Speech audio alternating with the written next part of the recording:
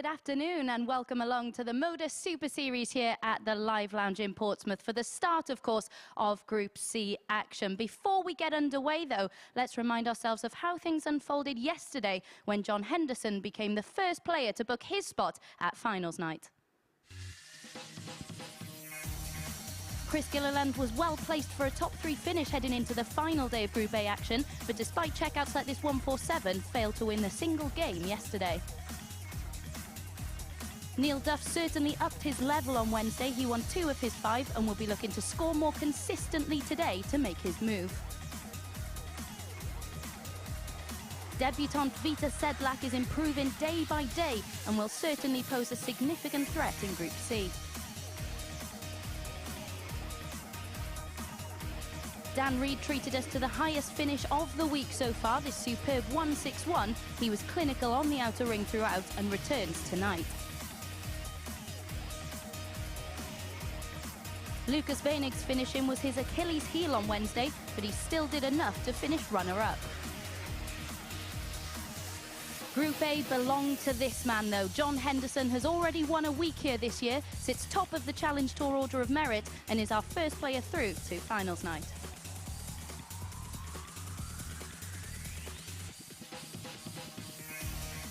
Yeah, delighted to be joined by Matt Edgar to reflect on what we've seen so far. John Henderson, it really is superb to see him back playing at this standard, isn't it?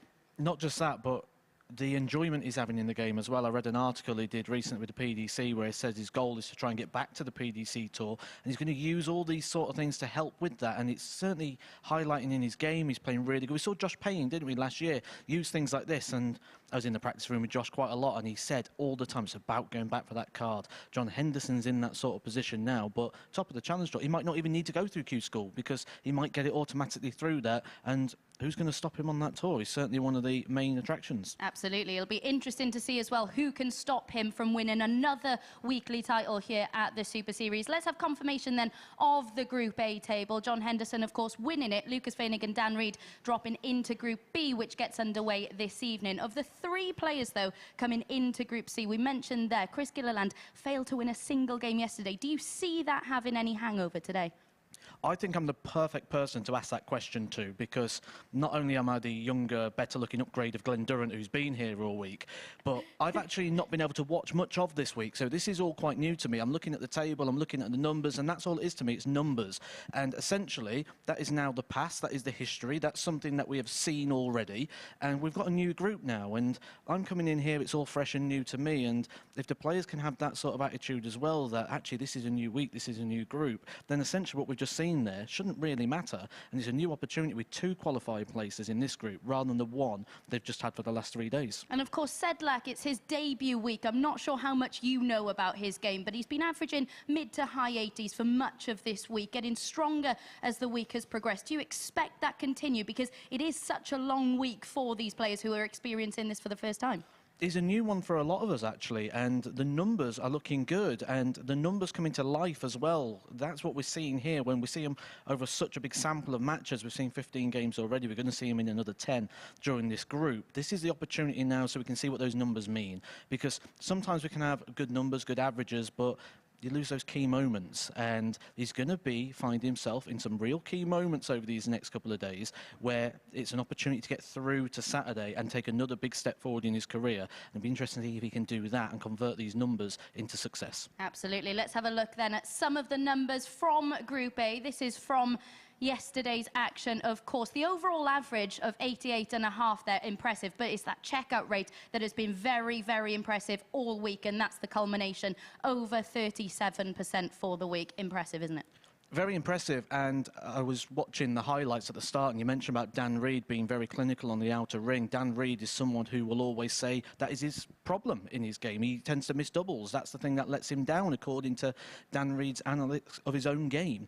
So again, that just shows, doesn't it, how it's all different on the day, all different on the week. We can get a guide, we can get an idea, and I think that's when we look forward to this group and we look at the dynamic and the different groups and the different types of players we've got coming into this, that I think there's going to be quite a lot of upsets when I look at the odds this morning. Yeah, it is very interesting because Dan Reid, I spoke to him after Monday's session and said that of all the players to have played over 100 games here, he has the highest checkout percentage. And he was so shocked by that because he always says that's the element of his game that lets him down. So maybe that's given him that extra bit of confidence coming into the remainder of the week. Let's have a look then at the bracket slide to see who is coming into the field in Group C. When you look at that field of players, it is going to be incredibly tough. Shaun Griffiths, of course, up first today, tipped as a youngster to achieve so much in this game. Of course, a two-time winner on the Challenge Tour as well. What do you like about his game?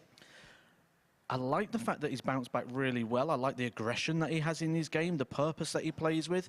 I've commentated on him the last time he was down here, and I looked at his stats for what he's been doing over on the WDF Tour, and I was concerned. I thought, this ain't the Shaun Griffiths I remember from years ago when we used to be on the PDC Pro Tour. However, he came here, he had such an aggression and a steeliness in his game, and he produced really good darts. I expect, again, that he's going to be one of these that's going to be battling for the positions in Group C, despite what the bookies think. Ryan Murray's another interesting one, isn't he? Because we have seen him produce here before, but when you look at his recent results on the Challenge Tour over in Hildesheim, he did make it to the last 32 of one event, but his average is very inconsistent. The one thing we've got, though, with a player like Ryan Murray is that proven quality. Not only just to have a PDC Tour card like he's had in the past, but to take that PDC Tour card and get into a World Championship position. That means not only you're one of the top 128 players in the world for that year, but then you got in the top 32 of those 128 to qualify for the World Championship. If you can do that, you can certainly win one of these. Most definitely. Let's have a look at the betting odds then for Group C. This is the player that they've all gone for to top Group C, Chris Gilliland. Does that surprise you slightly? I think the bookies have got it all wrong. I think there's value all day in different games. I'll talk you through those on commentary as we go through. Chris Mason's picked out a few as well. We're very impressed with some of the odds and possibilities. They will change throughout the day, as will these. We look at Shaun Griffiths, we just talked about there, at 9-1. Neil Duff, the reigning WDF World Champion, at 5-1. Chris Wickenden at the bottom of that there. He's playing some good stuff at the moment, running around the mid-80 averages. I think 11-1 is an absolute massive price, and we'll see how he sort of settles into this. But I know he does a lot of sort of exhibitions, and he plays on the stages with like 1,000 people in the crowd. This isn't going to daunt him, and I think 11-1 is massive there at the bottom. Right then, talk us through your selections. This is your ACCA for this afternoon session. Talk us through why you've gone for this treble that returns 7.82-1. I think realistically you could take many picks today. It's such a tough one to pick just three. I think every game's got some sort of value in when we look at things like handicap markets, 180 markets. Certainly on the match winners, I could probably have picked out about 8, I think, today out of the 15 matches where I'd probably been quite happy with. So today is a value day and a really good day for the punter. Absolutely. Right then, let's get into the action, shall we? And hand over to Chris Mason to guide you through all the action alongside this man. Thank you, Abby. And yes, I echo Matthew Edgar's sentiments there. I think the bookies have got a few things massively wrong today, and we will go over those as the day pans out. But I'm a big fan of this guy. Been impressed with Sedlak. But last time Shaun was here, he did play some wonderful stuff. Here is Vitezslav Sedlak, 32 from Unikov.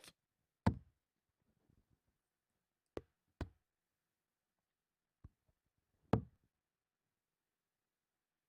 very much like Group A, I can see potentially nobody dominating this particular Group C. John Henderson. Well, no surprise coming off literally just off the back of having a tour card. Pretty much dominated Group A, losing just one game on each day. Delighted to be joined by Matthew Edgar. And both myself and Matthew looked at Shaun Griffiths' overall odds with raised eyebrows. And this game as well. We looked at this one. Even money, Shaun Griffiths. I think that represents value, especially having the advantage 85. Of throw as well. If it was one of those games that was later on in the day, I'd probably say this is a bit of a tip. But we know things can sort of happen on that first round of fixtures. And we don't know what kind of form Shaun's or how he's feeling coming into this match. But like you say, if this was If this was I don't know, a first round of a world championship and they made 60. Shaun Griffiths the money and we were allowed to bet, I know where my money would be going.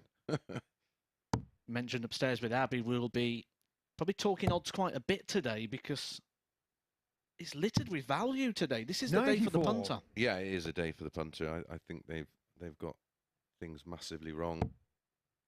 I sort of get, we've seen spells from Gilliland and we know he's got a high 100. ceiling. However, he's in a group of players that will make it very difficult for him, and if he gets slightly affected by a possibility of a poor run of results, that's why I just don't fancy him to win the group. Not that I don't rate him, of course. I think it's too much of a competitive group. And we don't know how that run of defeats will affect or how that's going to carry into today. 96. Exactly. He lost 5 out of 5 yesterday, didn't he? 133. That's tough to bounce back from.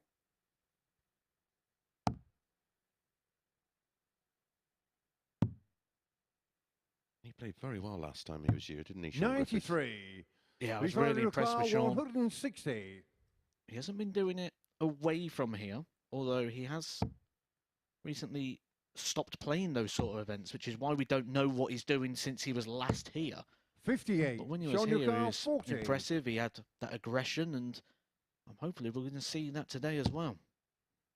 Yeah, I think when a player maybe winds down playing in certain tournaments, sometimes that can freshen your game up, can't it? Absolutely, because it gives you that time to prepare and focus on the events, and the events become bigger because of it. Game on. Why we thought today was a day for the punters, and we'll explain it more in depth as we go, but the odds will change. I mean, Shaun was even money to win this match, 8-11 Vitas. If Shaun wins this match and wins it well, look out for his odds in the other games, because they will begin to crash. 81. I think a game that really represents value for me is game number 4 today, which is Ryan Murray, 6-4. Against Vitas, yeah, that literally left me shaking my head, because 140. what we've seen from Vitas is he's fairly solid. Anything between 80 and 85. He's had one really good performance where he averaged 99.4, but overall his running average is around 140. 84, 85. Well, Ryan Murray will have no problem with that. Former tour card holder coming here in what we hope is good form. And that experience. He will ride the highs and the lows equally. 25. You can look at players that have done things like players that have played in World Championships, but I think as well you can look at how they got to the World Championships. There are various different routes to the World Championships, some of them a lot more 47. creditable than others.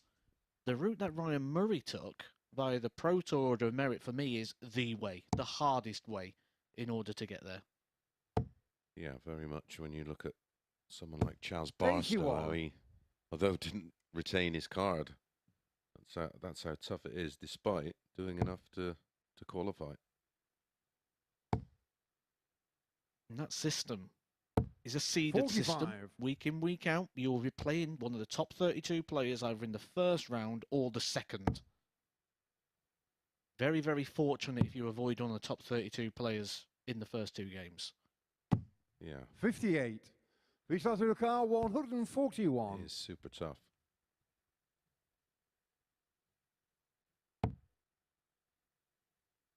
Griffiths here on the easier checkout of the two. 95. Shaun car 116. And he needs one treble in the combination. There's the one treble. One's tops for 2-0. 96. Vitezslav car 46. Scrapes the paint off the bottom wire. An opportunity. It's only going to be one dart, and that's provided he can fix the situation on the singles.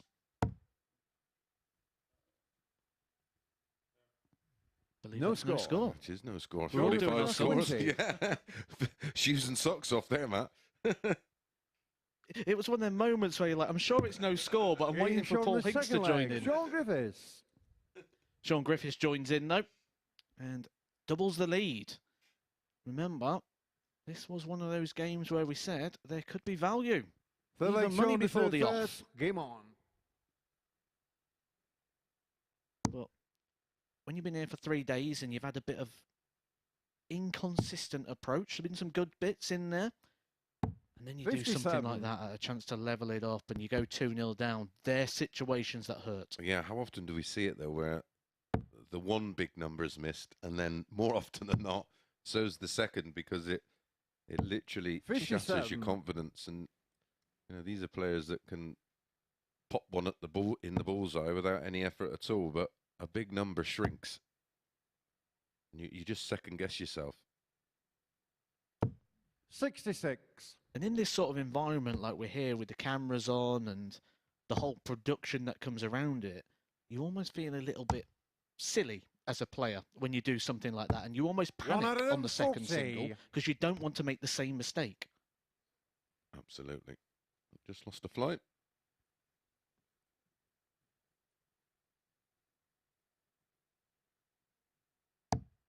Responded well there, though. His second 140 of this match. But this was something that Shaun Griffiths was doing a lot the last time he was here. The maximums.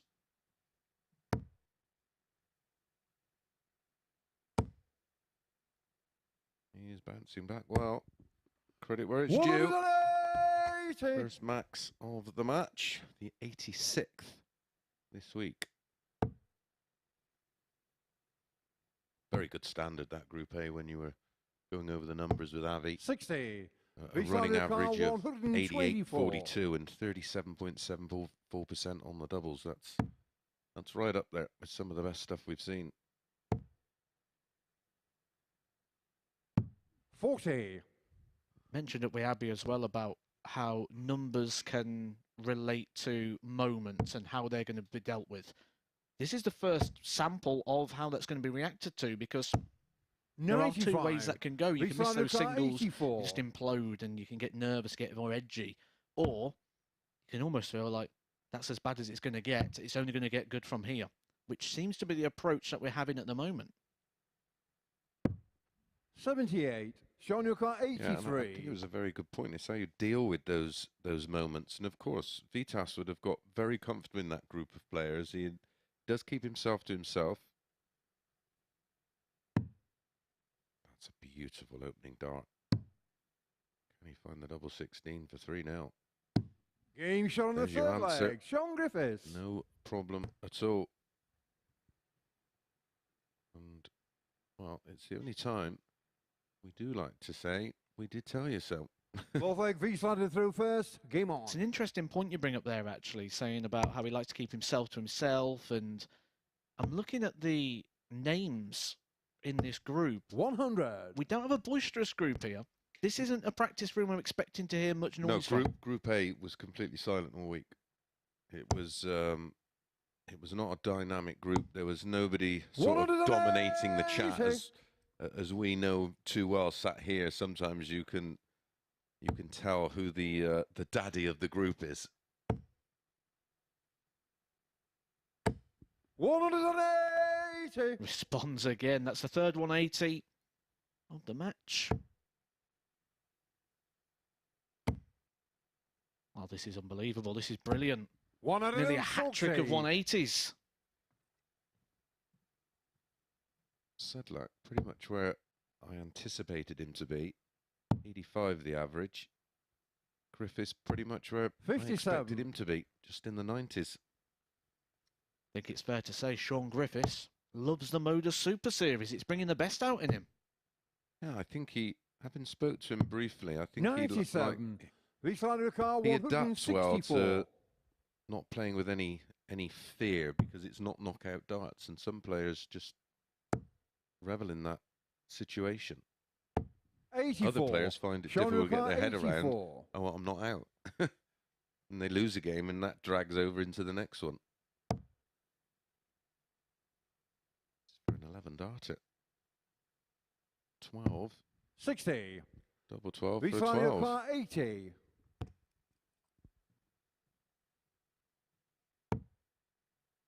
should get a dart at tops. It will be, as that stood up a little bit awkward. The movement to the right would suggest yes. 60. The dart would suggest yes. 24. Always catching the flight on the way in, wasn't it? Another opportunity to win this very, very convincingly. 12. Vitezslav 20. Hardest dart to throw in a match is the one that wins it. As Shaun Griffiths has just demonstrated. Vitezslav Sedlak. But if he's going to get more darts to win it, he's going to need to do a lot more to get there first. We go back to 501. And this is what I say to a lot of people as well when they talk about practice games and routines. You need to have the element of being able to lose in the practice as well, where you reset back to this position, because Shaun Griffiths was about to win. Now he's got to go back to 501. And then it only gets worse, because then you might be in a situation at the World Championship where you're there. I was going to say set play. You're 3 legs behind yeah, again. You're 1,503 points away. Yeah, it's 60. It is a different mentality, a completely different approach. And this is where maybe experience will play its part today. 100. Well, he has shrugged off the disappointment now. 140 and a ton. He's forcing big power darts here. You feel this has to go in the treble. 60. That is 6 darts without. And he's already 120 points behind after 6 darts thrown. Huge advantage, Shaun Griffiths. 47. Maybe that's that little cushion that Shaun needs to get over the line.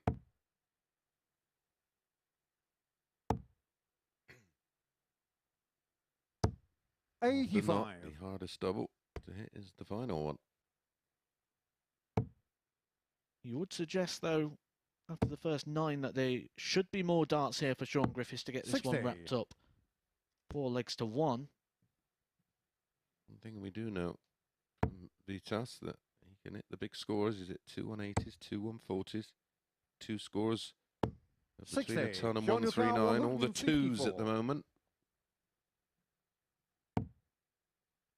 Do have plenty of ducks about. Just about to say, it used to be the ducks, didn't it, down the local when there was marking the board. They used to put the little wavy 80. water underneath all the 2s. 3 little ducks. We heard Paul Nicholson call the 88 2 snowmen.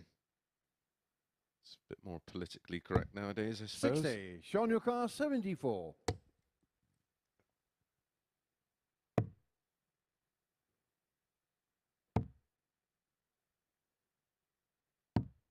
54. It's a 6th match now for Shaun Griffiths.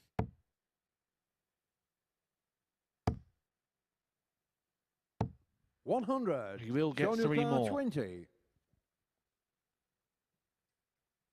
Sip of water. Sight the double. Slam it in.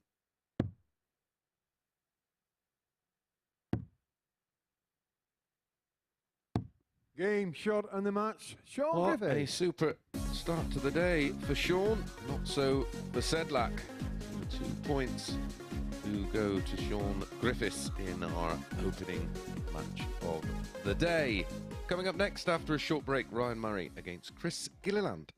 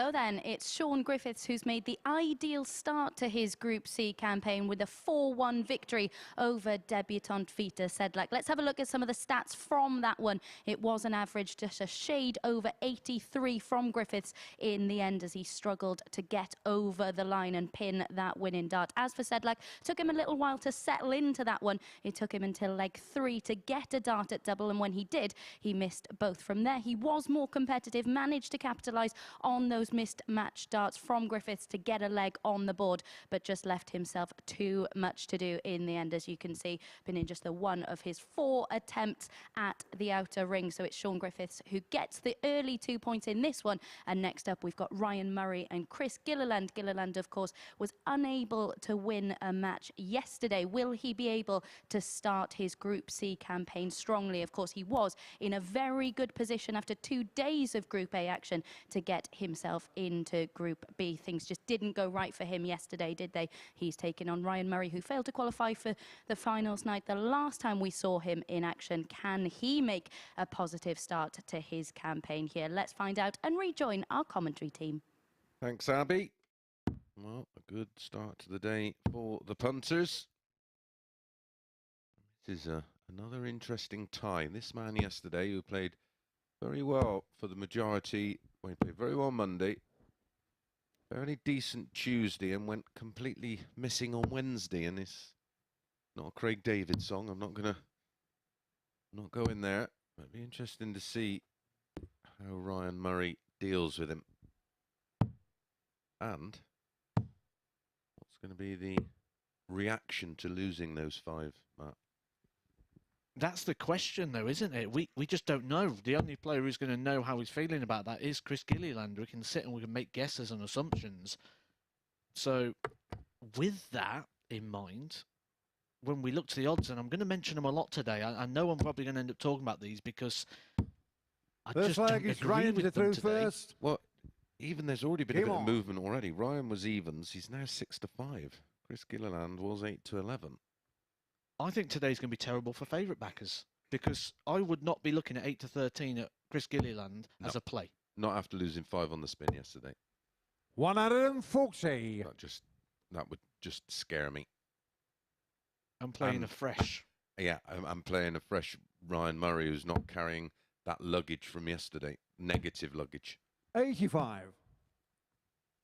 And of course, Ryan Murray, experienced player, former tour card holder. Barry, you must have met a fair few times on the tour. 81. I've met him. I don't think I've ever played him, though. Right. I don't think I've played him, but I've met him a few times. Big fan of the nickname Muzz Lightyear. Yeah, I thought you'd be into that one. 97. As soon as I walked into the players' room and I seen the back of the shirt, I thought, yeah, Matt Yeager would be all over that.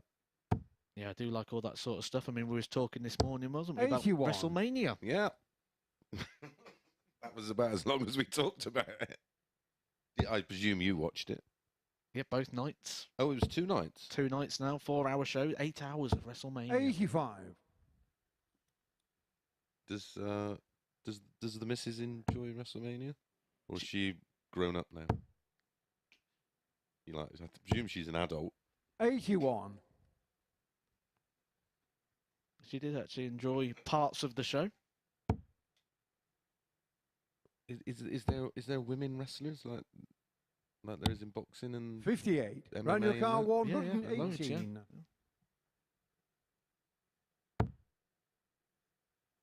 Single 18 for tops. 78. He'll be back. Gilliland left stranded on 176. Not for long. 136. Round your car, 40. This is where we talk about the advantage of throw. Because after 15 darts, they've hit exactly the same score, left themselves 40. Game shot on the first But by leg. throwing Ryan Murray. first in the leg, Ryan Murray gets the poke at the double and seals the deal. So come on then, who won the WrestleMania? Was it who you expected to win? Second leg, Chris to throw first. It was Game and it on. wasn't. So, Roman Reigns defended the belt. I kind of saw it coming. But it was an upset still at the same time in terms of the odds. Because you can actually bet on the wrestling. That's weird. It's weird. 91. There's nothing better than talking wrestling and watching Chris Mason's face change with confusion. Well, if that was boxing, it'd be outlawed, wouldn't it? Betting on boxing where you already know the result. 140. Sorry, any people out there that don't realise that the result is already planned. There you go. I admire the athleticism. 100. That's for sure, and they are incredible athletes. For huge men as well, because they're big lads. 41. Certainly didn't look like giant haystacks or Big Daddy. That was the wrestling on a Saturday back in my day. 140. Christian Carl, That was a special dart, that one from Ryan Murray. What a beauty. Especially to leave 170. Ooh. 130. Ran your car 170. 161, the highest of the week so far. 60. Christian car 10.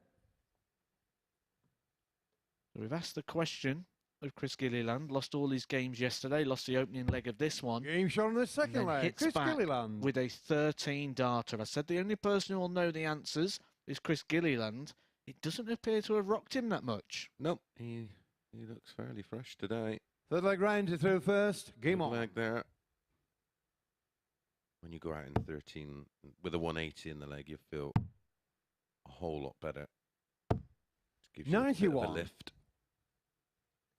You do feel he's going to have to time that, though, because you'd expect Ryan Murray to hold his throw in 18 or less, so that means somewhere Gilliland's going to have to find 137. 15 or under.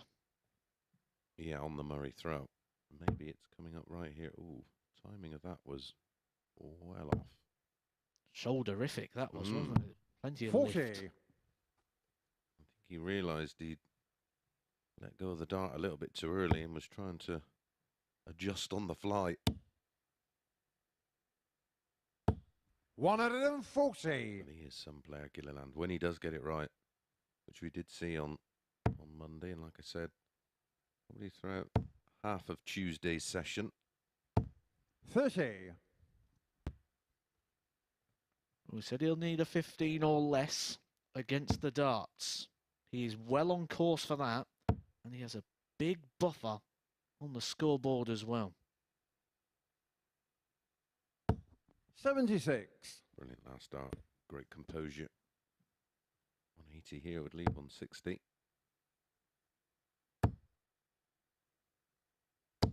140. Christian Carl 148. A bit of time on his side. Those 6 darts here at the 148. He'll be more than happy just to find a ton. Leave himself a simple 2-darter. A 2-darter full of choice. 48.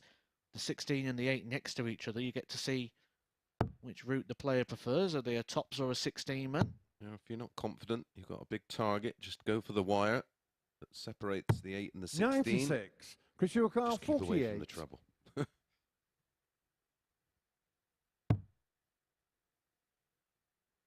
Tops. Game shot on there's the breaker leg. Chris throw Gilliland. that Chris Gilliland would have needed. It's a 13 followed by a 14. Any lag? Any leftovers of yesterday? None whatsoever, is Well there? played Chris to throw first. Right, Game he's on. gone and forgotten. I did see him this morning. He said he felt super confident about his chances today and qualifying 97. for Saturday night's final and joining John Henderson, the winner of Group A.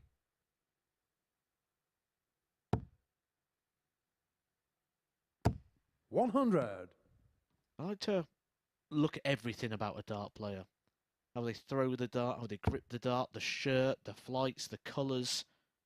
And I was just breaking them down bit by bit. 58. And I've got to Ryan Murray's darts. They look like what I'd call builder's darts because they've got a grip on them of someone who's had their fingers shredded for years and really needs something to feel in 100. the hand. Yeah, absolutely. They're, by modern day standards, they are very, very big. We're used to seeing 140. darts of that type, very thin barreled. They've got a combination of grip patterns, and they're very aggressive, aren't they, at the front? More like something that you find in someone's shed. You can tell that Ryan Murray hasn't had his hands in the washing up bowl too much. Mrs. Murray will be tweeting in a minute. No, he doesn't. They do it all the time.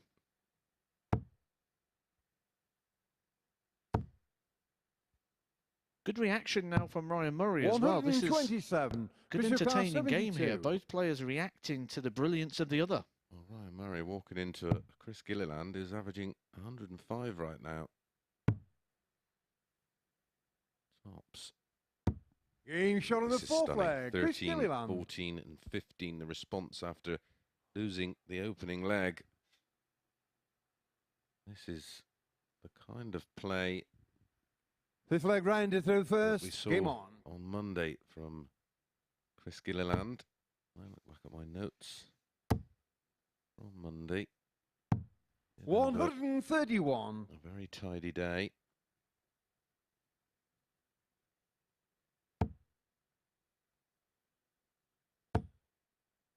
Highest average. Well, he had two really good performances, a 94-24 in a 4-1 win over Neil Duff and a 96-70. And that was in defeat to Lucas Fenig. 60.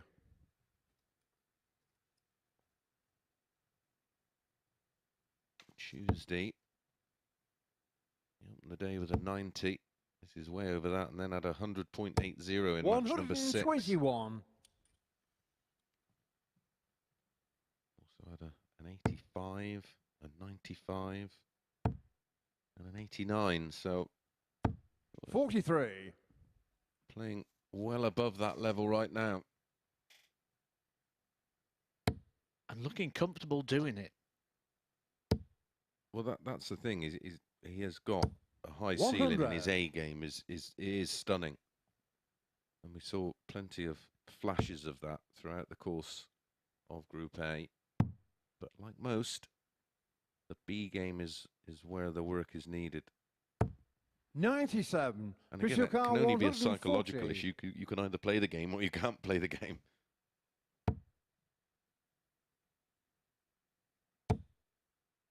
It's how you process and look 60. at things. We'll probably look at that later on when we look at Dan Reed, because the stats Abby was giving on Dan Reed are not the stats that Dan Reed would tell you would be expected. So it just shows you how he processes those doubles, and he concentrates more on the misses than the hits. Yeah, focuses more on the negatives than the positives.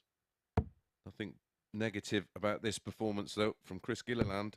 As he pops the double 10, and after losing the opening leg of the match, which was a 17-dart hold from Ryan, reeled off legs of 13, 14, 15 and 14 for an average of 104.15. Well, our final two players of this Group C are up after the break. Chris Wickenden up against Neil Duff.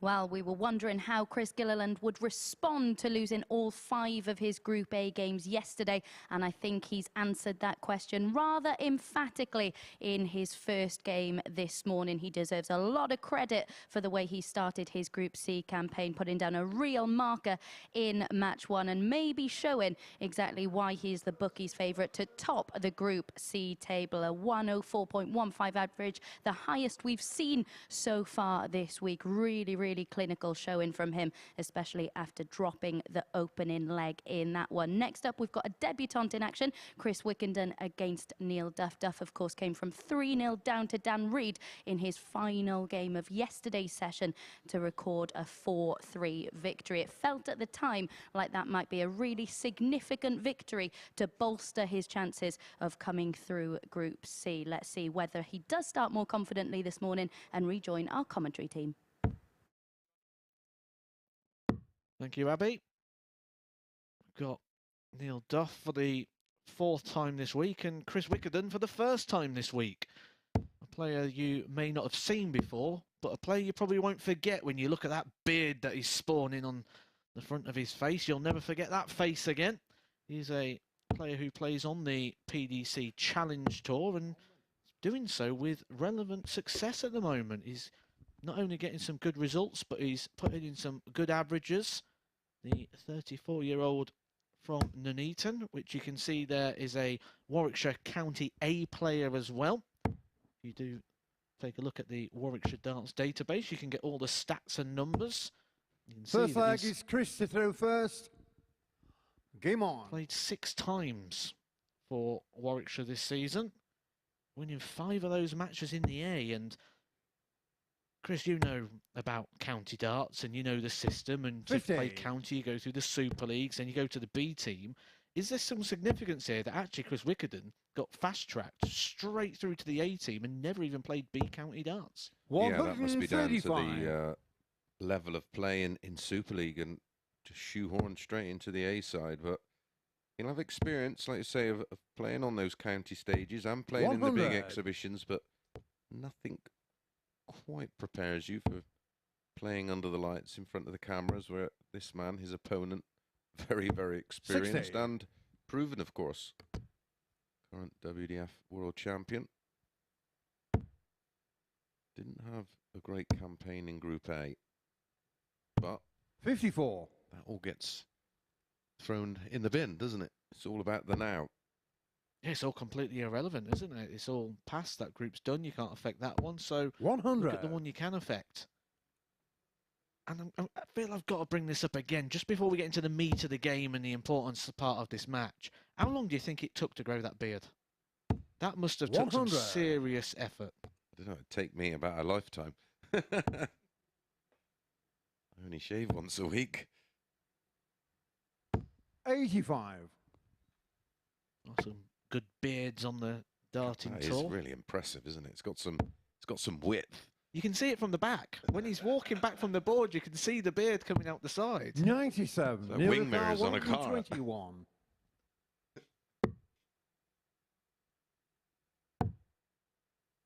$18 for tops. 81. Christian Carl 100. 2-1, does Neil Duff. I don't mind the start on the ball when your opponent is maybe on 170 plus. If there's any early nerves, this will settle it. 90. Neil Lucar 40. You feel like if Chris is going to beat Neil Duff, they're the sort of opportunities he's going to have to take. Yes, it was for the first tumpless finish that we'd have seen so far today, but it was 2 darts at key doubles. You know, it weren't like a couple of darts at a double 9 or a 7. Tops and 10s. And that is the breaker throw that Neil Duff going to require. 100. Does seem to be looking a lot better today than we have seen over the week, certainly in terms of numbers. And he did come in with a bit of form. 60. He played in Blackpool recently at the Seniors, the Champion of Champions weekend, which was won by Leonard 100. Gates. He actually won his first World Seniors title, did Neil Duff. beating Sean Abbas. Kevin Dowling, someone 45. you see down here quite a lot, a fellow Warwickshire County player of Chris Wickenden. Co Stompe, Barry Bates, Ian Moss, Leonard Gates, who won that title, and Robert Rickwood, who we beat in the final. Again, someone you'll see down here quite regular, who probably really liked Blackpool, actually, because Robert Rickwood is one of these players that like to keep hold of the pennies. Yeah, I've had a couple of nightmares 41. against him myself on the playing in the seniors tour events. Tough to beat. One person who'd be happy to see Neil Duff to get off to a good start today. His son Curtis, who's celebrating his 12th birthday today.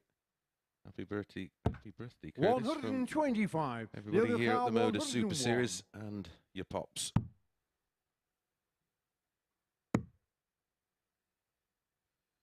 I think there's a real key point here we can pick up. 38. And that's just the lifestyle that we talk about of a professional dart player, how it's his son's 12th birthday, but he's here in Portsmouth playing darts. And I think that's that sacrifice and that commitment that comes with a professional career in the sport, 63. where those occasions go around your career rather than the other way that you traditionally would live your life. Yeah, absolutely. 51. At the moment, he's Christian very Carr, much 164. using darts as his main income, travelling around doing lots of exhibitions, playing lots of tournament darts. 58. Lots of money up for grabs Neil here. Carr, 12.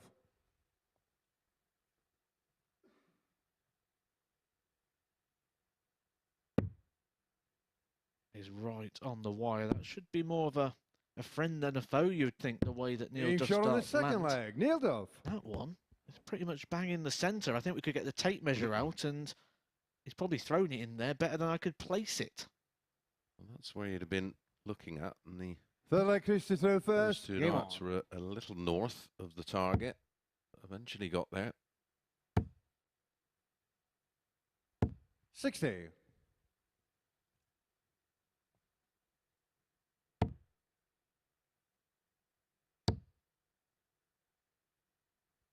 60. This is a little bit down at the moment from what we'd expect from Chris Wickenden, but what we will expect is that it will grow 55. as the day goes on. It is a bit daunting the first time you get up there and you're playing on that stage and under the microscopes of the cameras and everything that comes 44. with that, and probably not helping the fact that you're going up against somebody who's been winning titles very recently. He also played at the Circus Tavern 45. for the Seniors World Championship recently, Neil Duff. Beat Lisa Ashton in, was a very good game, 3-2. Had a 3-0 whitewash over Keith Deller before going out in the quarterfinals to the back-to-back Seniors World Champion Robert Thornton, who, when you look forward, 137. you think, who's going to be able to take that title away from him? Yeah, he's playing very well, though. I'm so impressed with Leonard Gates. So 55. impressed with him. Player we've seen plenty of over the years, but to come through that golden ticket qualifier in the 60. manner in which he did that, and then, well, the reward for that was a match against Phil Taylor, and then he never really looked back. Do you know the most impressive or strangest part 40. of that story? Christian Carr, After he 144. beat Phil Taylor, he then went and played in one of the Seniors Opens. I know. I know. He stayed on and played on the night. I was staggered. If I'd just beat Phil Taylor 45. in Blackpool, I would have been doing a lap of honour down the beach. I'd have probably gone down to the pleasure beach and gone round a couple of roller coasters to celebrate. I certainly wouldn't have thought, what shall I do tonight? Oh, I know, I'll enter a darts competition. Carr, No, I've 99. been having a great big Chinese and a couple of beers. That'd have been my plan. That leaves 42. Double 16. Game shot on the third leg. Chris Wickenden. Well, that will be a bit of a settler. His first leg here at the Super Series. Taking 4 flag Neil to throw 99. first. Game on. We're talking to the seaside. I wonder if you have any flakes in that. 59. A bit more than the 99 pence now that the 99 was named after. I don't think you'll get one for 99p. Might get the cone. 133. We mentioned those were the chances he's going to need to take after the opening leg. 42. Only 1 point lower than the 100 he missed in the opener. But it was actually a much trickier shot. I know Chris Murphy talks a lot about how 99's a harder 96. shot than the 100, but yet the 100 ticks the Tumplers checkout box, despite the fact this is a 2-darter where the 99's a 3. Yep.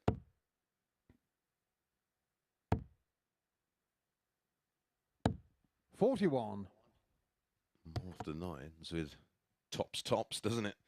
Single 19, leaves 80. It opens a real can of worms because we were talking about like different stats 59. and they could change them and then going, well, maybe you should change it to 3-dart combination finishes so you can include the 99. Yep. But then, you know, someone will turn around and go, well, a 107. 99. Treble 19 ball. So that's a 2-darter. So there's always going to be that sort of catch that you can never really please the stat. No. 79. People love to come out with stuff like that nowadays, don't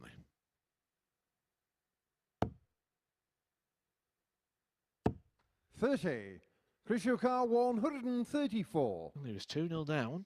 He needed a 99 to stop the rot before Neil Duff took a 3-0 lead.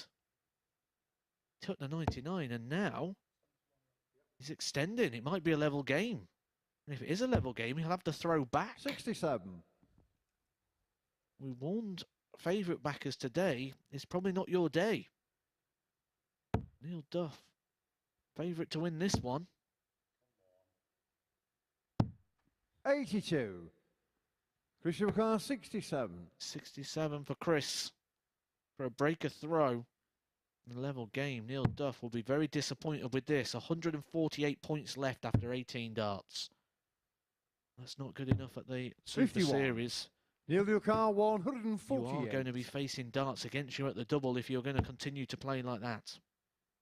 And he knows that. He's been around long enough. 100. Played in this plenty of Chris times. Yukar 16. Won titles. Will want to be here on Saturday.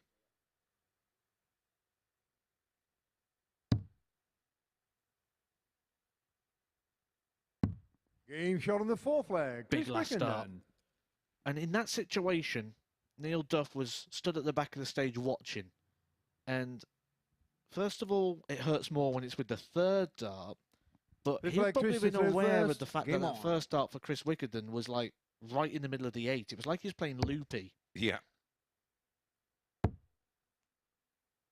When someone misses by that 85. much, you sort of stand behind them expecting that it's going to happen again, or you think you're nervous. Yeah, it's 2 winning legs. They've both been one in 21 darts. He's in the 95. mid-70s, and it'll be Neil Duff getting the more frustrated of the two because he will feel like playing an opponent averaging in the 70s is 100. the kind of game he should be winning comfortably. Especially off the back of winning a title. I keep bringing that up, that seniors title win. 40. Just because winning titles just gives you for a couple of weeks such a confidence and invincibility. It's such a great feeling. I didn't experience it much, but when I did, it was fantastic. 44. It's you just go into the next game, and even you could be 2-0 down, 3-0 down. It could not be going well, and you almost just don't care. No, you're just 66. happy to nick, if possible. And you just expect, oh, it's going to change at some point. I know I'm going to play well. I know I'm going to do this, or the game's going to turn around in my favour. He's going to miss something. You start thinking 102. where when it's not going well, you start expecting your opponent to hit everything.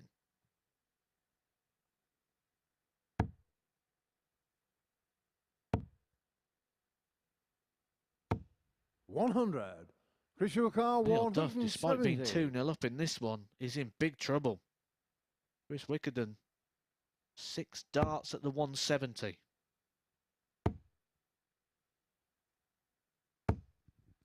85.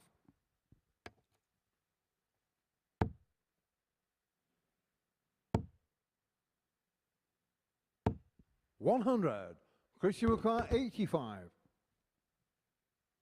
Here's that sort of high 2-dart combination again that we said could be the difference. That Chris is going to win. He's going to need to take these sort of shots. It's double 5. 80. Neil Ricard 100. Well, we've seen Chris go close. Neil Duff find the double 10. He's not happy with that one. It was a long way off. The angle of the dart is different as well. 80. A clear snatch, a clear late release. He is not comfortable at the moment. He might change that uncomfortable to angry. 1. Neil Ricard 20.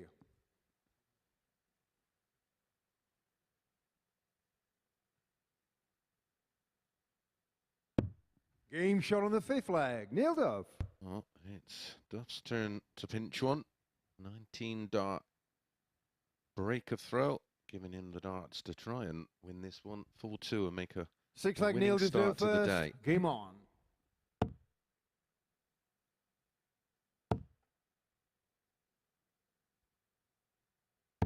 $40. How much baggage do you think Neil Duff carries around these days? Because that Lakeside title has got some legendary names on it, and that stage has been won on by 97. The biggest legends in the game. And going into this year's Lakeside, I don't think there was a favourite. It was one of those sort of events where you could literally say whoever produces 60. around probably about a 90 or so average for the week is going to be competitive here. And now he's on that roll of honour with those sort of names and those sort of legends. Does that carry a weight of expectation that maybe he's struggling to carry this year? Yeah, I agree. It comes with its own pressure, doesn't it? And I think he's felt that. 100. And I think he's mentioned it a few times. And you know, normally in one of those tournaments we can make a short list, but there was no short list for the Lakeside that year. It was a long list. And you could have made a case for many players lifting the trophy that week. Well, if you remember, the ranking system had been completely blown apart by COVID. So 123. you had players playing in it off the back of tournaments they won 2 years previous, which we ended up with some players completely out of form in that event, and some players 92. finding a bit of form but didn't even get into it. So it was a strange event that season. Neil Duff, the winner, very proud of that. 40. Got it tattooed on himself, I believe. 94. Correct.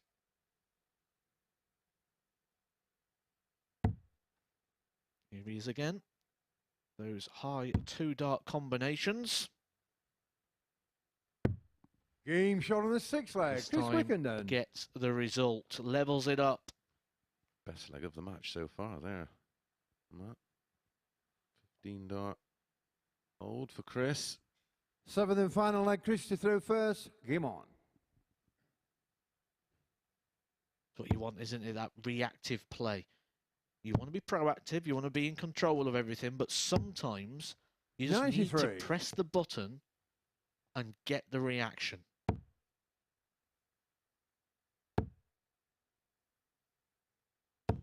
$100.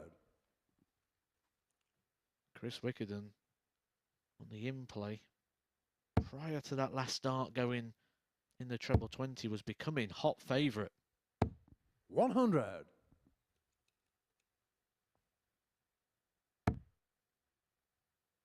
When you watch things like the in-play markets and you're watching the game, 55. in this sort of situation, they fluctuate so much that's probably the player's mentality as well, and the heart rates fluctuating so much, reacting to the moments in the games. 60.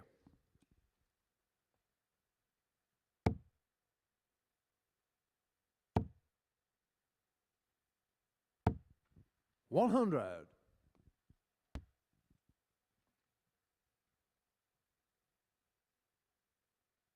Nothing in it. 2 points on the scoreboard. Nothing in the legs. 93.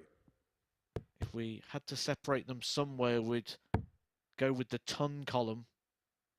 Chris Wickenden hit 8, Neil Duff 13, which just 100. shows he's being a little bit Car straighter. 155. But he's showing that frustration. He knows another treble there would have left him a much more likely finish. A likely finish, something Chris is hoping to leave. 99. Neil Car 146. Well, I'd be happy enough with that, Matt. Even 56. Unless Neil Duff Game shot in the match. combined Neil Duff. the double 16 off the back of 146. Where on earth did that come from? Well, people say, why are players world champions? Well, it's the reason why Neil Duff is the current world champion. Because he can produce a finish, a top quality finish like that under all sorts of pressure. Chris Wickenden was waiting on 56 for a big, big win. When we come back after the break, it is Sedlak versus Murray.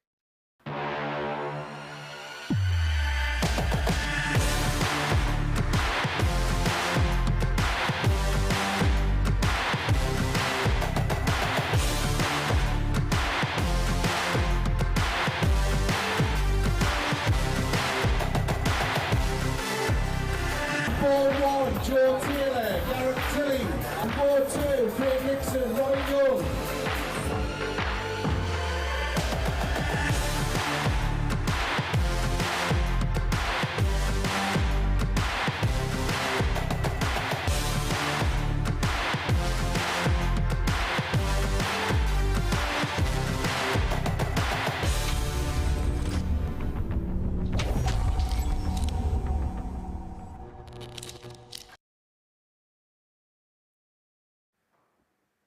Welcome back to the MODUS Super Series, where Neil Duff has just come through in a decider to get his first 2 points in Group C. He had a really tough time of it in Group A, didn't he?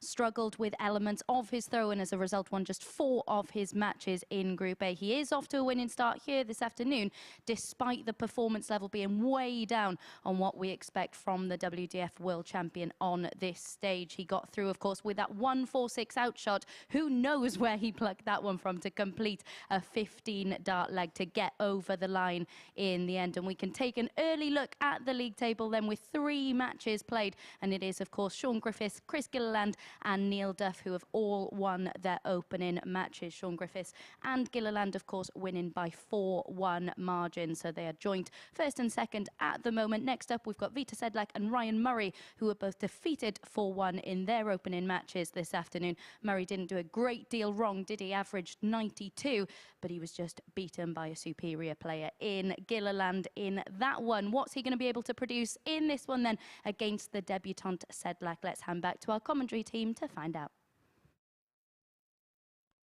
Thank you, Abby. Yeah, Ryan Murray, you say the superior player, ran into one with Chris Gilliland, 104 average. But this is a game this morning when we was looking through and was checking out the odds that whereas myself and Chris Mason stopped and looked at each other in a little bit of confusion to see the 6-4 available on Ryan Murray here. We'll see how that one plays out as it goes on, as Sedlak joins us for his 4th day of action. He only managed 1 dart at the double in his defeat to Shaun Griffiths, but he did manage a couple of 180s in there as well. Yeah, but he only averaged 80 in a 4-1 defeat to Shaun Griffiths, and Ryan averaged 92.15 in his defeat, some 12 points or so superior First to leg, the Vitezslav numbers through hit by first. Vitas. And the odds Game haven't on. changed. Vitas is still 1-2. Murray still available at 6-4. I didn't like it when I seen it at 10 o'clock this morning. I like it even less now.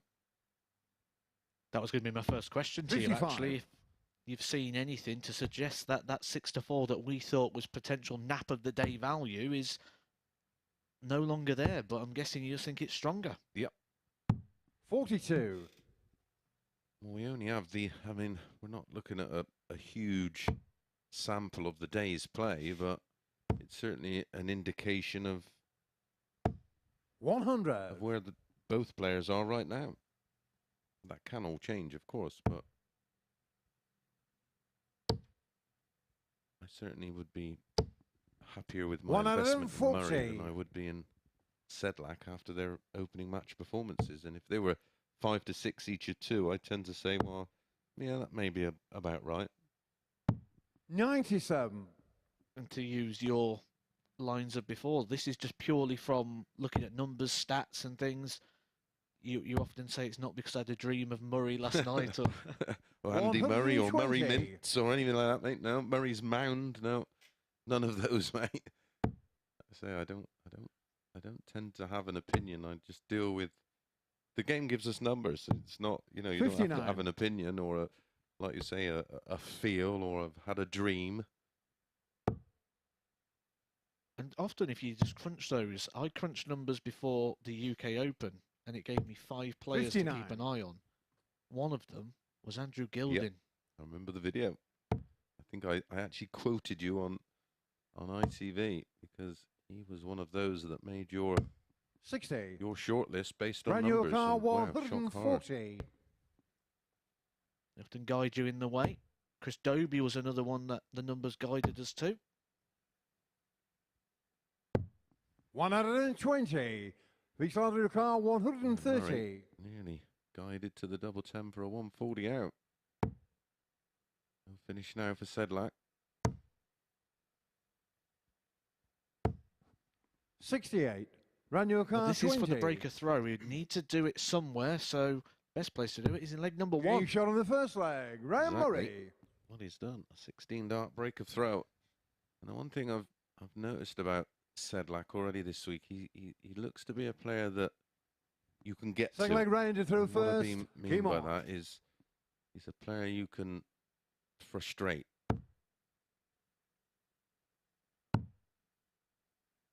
He gives off 77. some negativity, which a player of Murray's experience will feed off. Mentioned earlier on that I am one of those people that watch and analyse everything. 75. If I'm watching a movie, for example, and the window's up, then it's down, I'll notice that it's down. And I'm just looking at this here, and I'm just looking at the table. Normally people come out there, we see people 100. now almost come out with suitcase size dart cases. It looks like neither of them brought any spares out, but one of the players seems to have just brought one complete dart set up. And there seems to be 96. No running repairs there. If we get a Robin Hood or any damage, plan A is just change the whole dart for one player, and the other one's just going to persist. Yeah, even if the dart snaps, I'll look forward to seeing that. But yeah, I like the idea of. I always say, and I always give advice to this: is get yourself 3 or 4 sets that you rotate. 81. And then instead. I always found when I first started, especially be nervous and trying to put a flight in a stem, and I know they use these one piece setups now, but 56. Yeah, I always advise just have a dart ready to go. You just put the other one back in the case. You can repair that at the break.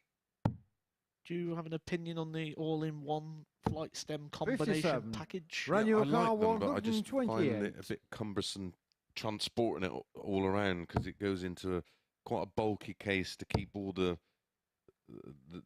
flight, well, the 79. Stem straight and the flight square. I mean, they do go through the air lovely, but yeah, I like having a little case I can put in my pocket. 60. Manual car 49. I don't really want to walk around with like one of them man bag things full of flights and stems. A couple of ghost throws in the background there. Vitezslav Sedlak 132. Getting a couple of practice strokes in. Will it pay dividends? That's the first part of it. He's staying on the ball. Double 16. For a 1-3-2, 100. I love that finish Manual as well. car 20. That first start in the ball, you couldn't have put it in a better position. High, left the open Game bed. shot on the second leg. Ryan and he Murray. just slotted the second bullseye in. It was perfect for him. Does come from a predominantly soft tip background. Does Sedlak. Third leg, Vitezslav to throw first. Game on. You're just going back to the all-in-one flight systems. 100. Hopefully someone can guide me if I'm wrong in this one, but I just think about the impact. If my flight hits the back of the flight that's in there already and it causes that impact and 41. that force that the flight is going to come off the dart, then where does that impact go? For me, surely it's going to change the angle of the point or the angle of entry on the 100. dart if the flight was supposed to come off, because the impact's got to go somewhere. So it's going to go through the material to the point side of the dart. Yeah, I get what you're saying. 135. They're so well designed that, although some of them are a lot stiffer than others, some of them have a fair bit of give in them, and they will flex slightly. And of course, 41. you take away that opportunity of a Robin Hood because there's nothing really for the point to go into. I think when you get to that stage where you're tightly packing and grouping your darts, that it's potentially more of a hazard. Yeah. Well, you do see some staggering deflections like you never would have seen before. 85. And I agree, that stands some of the thickness of some of these all-in-one systems and make the dart very heavy at the back. But I used the 145. I think it was L style I tried for a while, but you know, I did like them, but the flights get visually quite, because they are quite 59. stiff and there is Manual car very 40. little give, they get damaged quite quickly, and I didn't like that. So when I changed one flight, I had to change them all, and they were a fiver a set. Now, I'm not mean, but when I'm playing well, I was going through sort of 2 sets a week. 160. You'd have to work at least a minute a week for that, wouldn't you, to earn that sort of salary? 30 seconds, pal.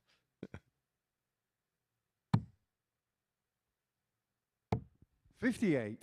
Manual car 36.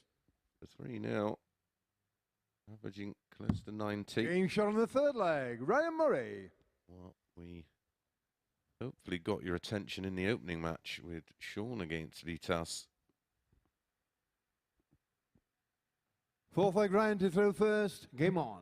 And we certainly marked your card in this one. This was potentially our nap of the day at 6-4. 97. I always love watching the bookies react and seeing all the prices change where they've got it completely wrong. And they will react. 100. Like I say, I don't think it was going to be a good day for those who like to back favourites. 95.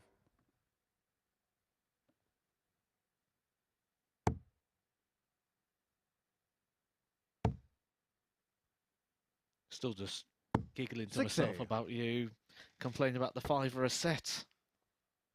Chris was wondering whether there was some straws in the commentary box for his drink, so he just rolled a £20 note up instead. 117. There's a gag in there, but I'm not going there because I get accused of all sorts of things. 59. He's got a very clear lead here, not just on the legs column, but the score column as well. 58. Obviously, you have an amazing YouTube channel. Have you reached the TikToks and all the reels and that yet? I do a little bit of TikTok. 60. Yeah, I've not Manual ventured car into TikTok, but 134. I've gone into doing the reels with some of my favourite music. Bit of MC Hammer, really like that. 40. I did used to like watching TikTok, but I've now completed it.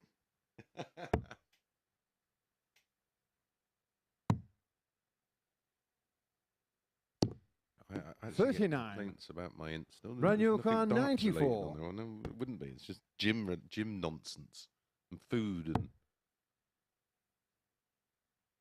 So it's boring. Don't follow. 54. Even I find it boring, and I'm the one putting it on there.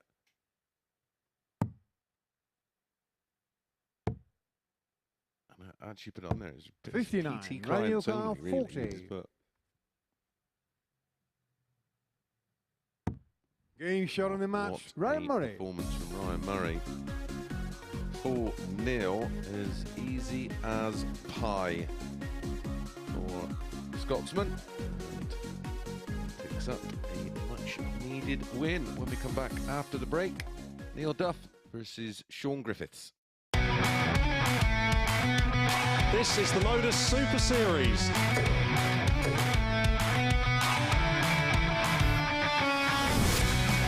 $182.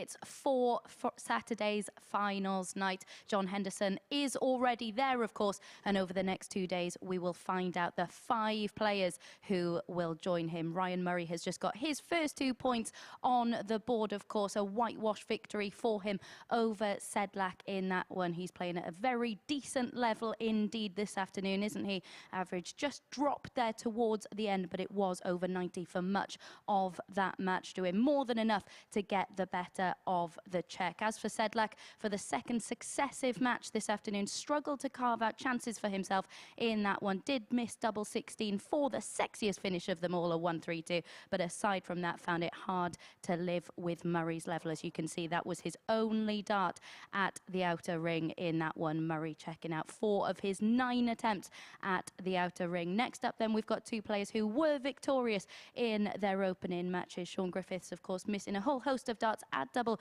to get over the line, but did eventually do so with a convincing 4-1 scoreline. As for Neil Duff, he took out a superb 1-4-6 to get over the line in his first match of the day. To see who comes out on top in this one then and moves on to 4 points in the table, let's hand back to our commentary team.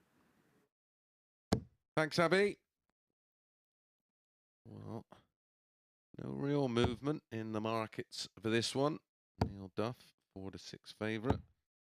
Shaun Griffiths, 11-10, and despite the beautiful 1-4-6 from Neil Duff,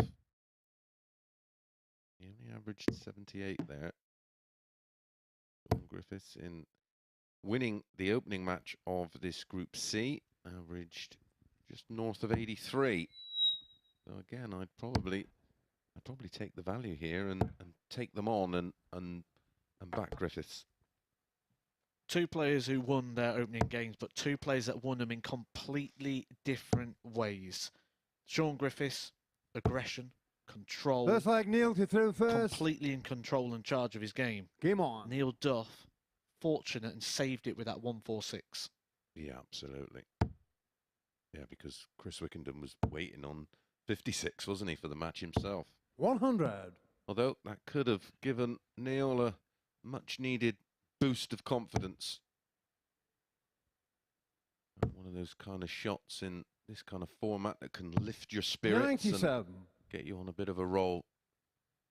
And the thing was, it was only a couple of missed doubles, wasn't it, towards the back end of the match that brought Shaun Griffiths' averages down to 83. He was well into the 90s, wasn't he, until the back end of the match.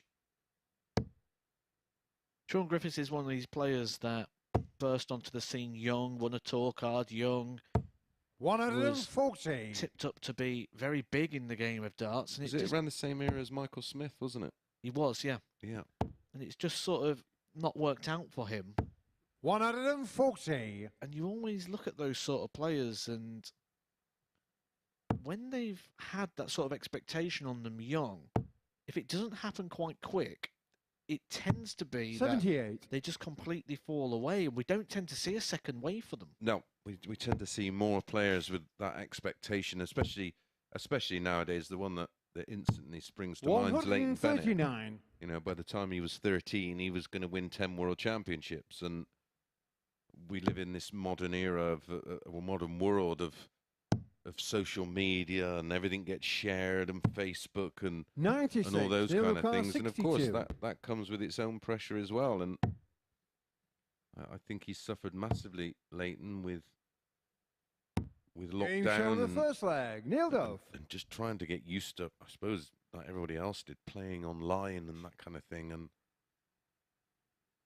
who knows whether he recaptured Shaun to throw first. Game on. Form that made him tipped up so heavily back then when he was 30. I mean, he did a tournament for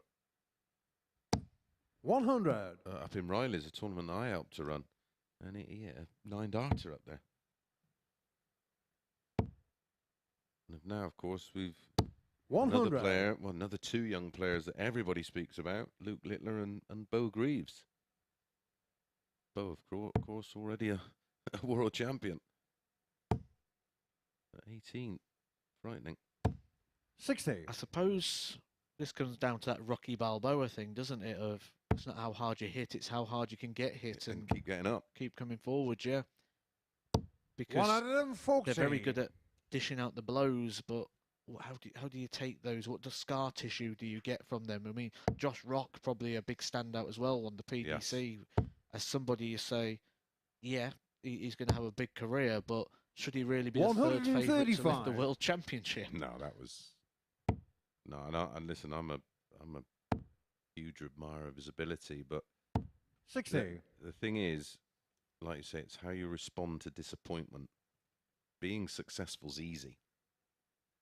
Winning and then winning more and and more. But when you think of, for example, that we spoke about the UK Open, what's that, the 7th different winner in 7 years, and there is so that the depth of talent now is such a deep pool, and they're all sharks in there.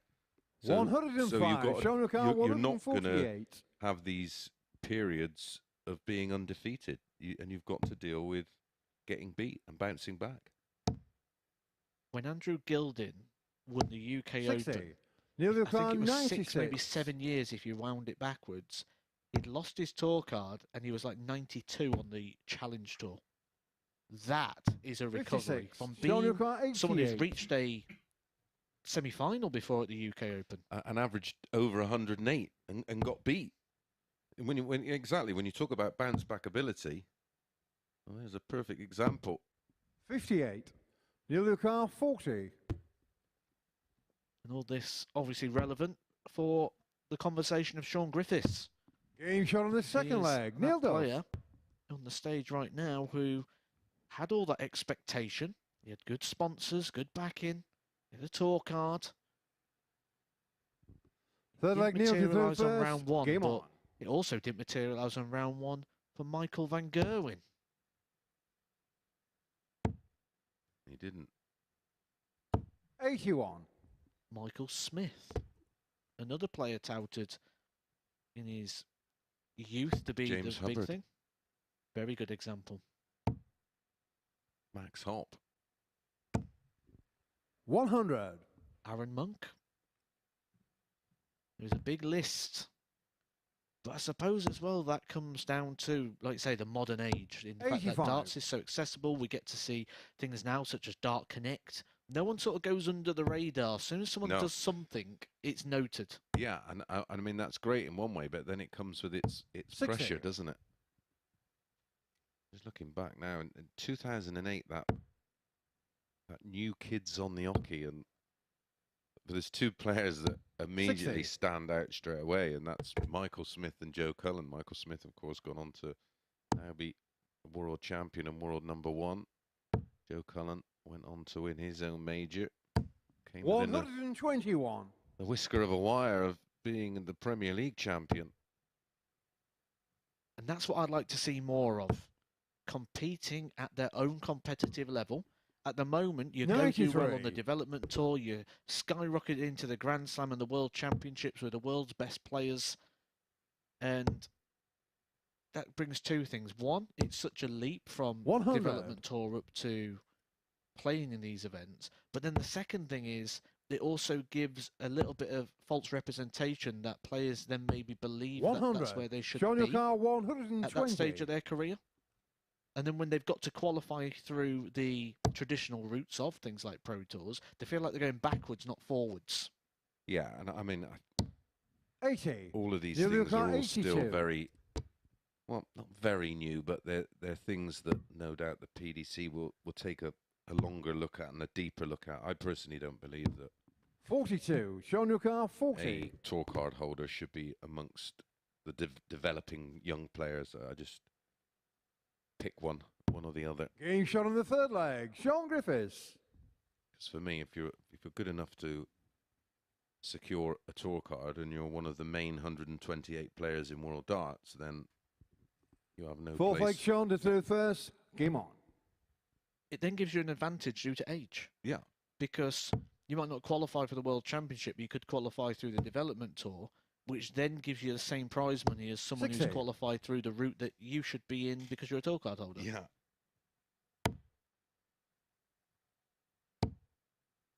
Could be the difference between losing or keeping that. One tour out of card. them 40. Yeah, absolutely. And you've only got to look. There's a reoccurring theme happening on that dev tour that's dominated by tour card holders. So it's very self-explanatory, isn't it?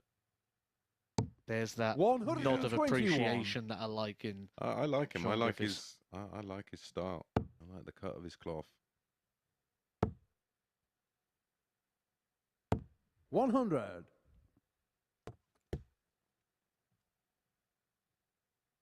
Makes you wonder what Shaun Griffiths still wants from darts. Does he still have ambitions to reach the very top and get back onto the Pro Tour? Or 137. is he mapping out a different journey? We've seen him play some WDF events, but he hasn't really committed to the travel side of it. Yeah, I think some players, once they've had 60. that taste of playing on the Pro Tour, and they're always frightened about taking a step backwards, which in some cases, more often not, is a step in the right direction. I think all players, I 55. said it to Glenn yesterday, like, go back to playing local league, learn how to win again, learn how to enjoy playing. And then you just continue to increase the levels of difficulty until you find your own ceiling. 177. Beautiful. Show your car 128. I think that's the beauty of looking deeper into the ADC stuff, where there's these level up competitions, and they run competitions for players at certain levels who are not averaging 63. over a nice Neil big Car sample, 24. so there can't be any bandits in there. Game shot on the fourth flag. Neil Duff. Lovely 4 darts there, 201 in 4. I think you hit the nail on the head there as well when you said about Fifth flag going Neil to back to third first. Game on. playing again, because the word playing is normally associated with fun. Fun is 100. normally associated with games. And what you tend to do is you tend to pick up darts because it's fun, you enjoy it, you meet with your mates, you have a game, you go down to local, you go to Super, you do all this because you love darts and you love to play in the game. But then it goes from playing a game to 58. being your job. That transition, that change, we've seen even at the very top level, people when they've made that move 100. go backwards because they don't enjoy that. Glenn probably being the biggest example. Darren Webster was another one. He just couldn't get on with only having to just play darts. 140. I believe there used to be there's a bit of a sketch on with Wayne Mardle when he stopped his job, and they did that he did a sketch in the office, 30. like I was leaving the office and everything, and never really continued the upwards trend that he was on at the time. Yeah, I think it's very hard when that becomes your sole income. And if you've got a family, or a young family, kids, whatever, and a mortgage, the pressures then from that part of your life 100. Show your car become a massive part of 123. your playing career, and it's a hard enough game at the best of times. And in the last leg, Neil Duff hit a big Game shot on the 177 fifth flag. to lead Shaun the double Griffiths. 12. Shaun Griffiths It's a big 180 and then takes out the 1-2-3. Both players very good at the back end of those legs. 6 legs, Shaun, well, to it was throw first. a 201 Game in 4 and then a 303 in 6. Stunning. Completes a 45. 12 dart leg as well for Shaun Griffiths, which against the throw is what you're going to need against this man. Yeah, but he only starts this leg. 85. A 45 after getting that break of throw, which is a 4th consecutive break of throw in the match. 97.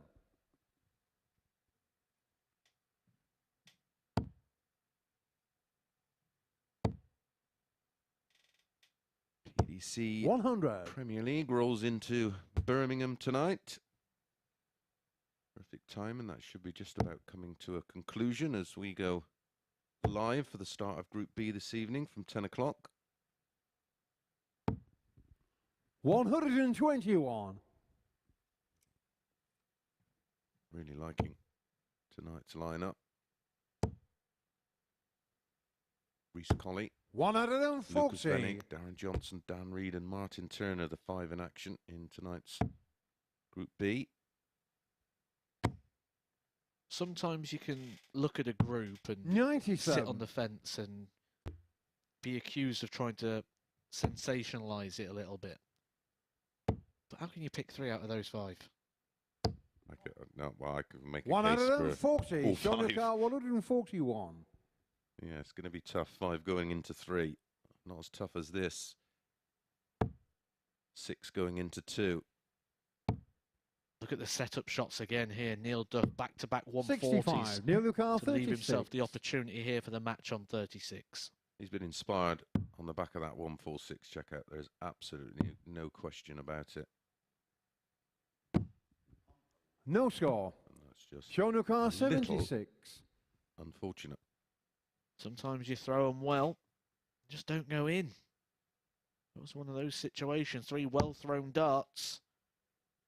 It might be 3 legs for Shaun Griffiths. 6 legs. Shaun Griffiths. Good, clean polishing up at the back end of these ones. Oh, it's been a quality game, hasn't it? Averages 92 Duff, 94 for Griffiths. 7th and final leg. Neil to throw first. Game on. Been a high-scoring encounter. Good quality finishing. 3 from 8 for Duff, 3 from 5 55. for Shaun. Advantage of throw is with Duff, but an opening in the opening visit. 36. Those players offering up a bit of an opportunity. And this is tension. When you start losing the line on the 90. 20s and you're going left and right. We're struggling to keep them straight at the moment. You get a bit of an overgrip, don't you? And the timing can go. 180. Time that.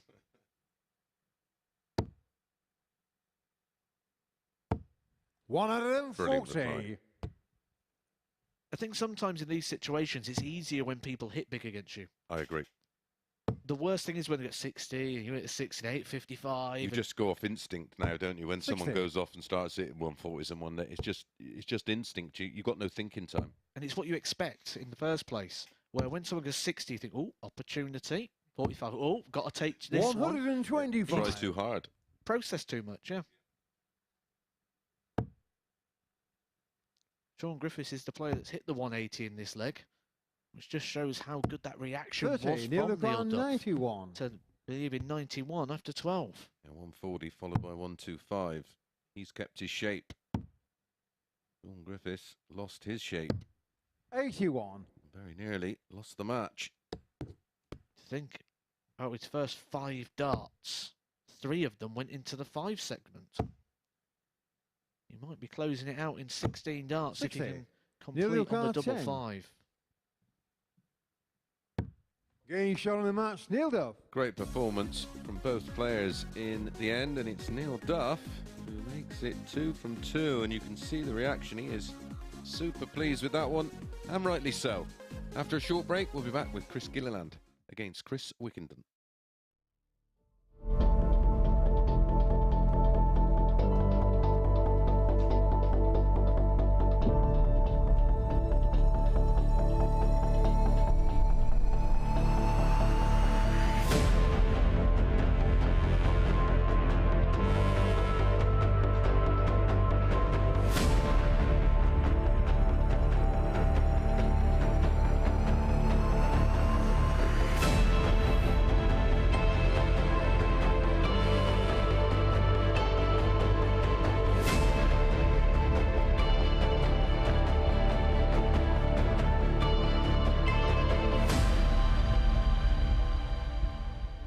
So then, for the second time this afternoon, Neil Duff has come through in a decider to pick up the 2 points. It was a far superior display from Duff in that one to his opener, though, of course, from a mid-70s average in his first match to that against Shaun Griffiths. Far fewer wayward darts and very clinical on the outer ring until he missed those 3 at double 18 for the match, allowing Griffiths to take the match to a decider. He missed 2 more match darts in the next leg before pinning double 5 to get himself over the line. Shaun Griffiths, of course, with that superb 1-2-3 checkout for a 12-dart leg in there. He certainly didn't play badly himself in that match. 2 180s to add to his tally in that one as well, and some clinical finishing from him. It'll be interesting, though, to see whether Duff can maintain that level throughout the course of the day to put himself in a very handy position going into tomorrow's session. But let's get straight back into the action and hand back over to our commentary team to talk you through our next match. Thanks, Abby. Well, we have spoke of value today and the danger for the short price backers, but as far as short prices go, Chris Gilliland with the dart share at 2 to 5. Well, I don't like to say too many things are a sure thing, but if you look at the opening match performances, Chris Gilliland averaged 104.15 and was 80% on his doubling success.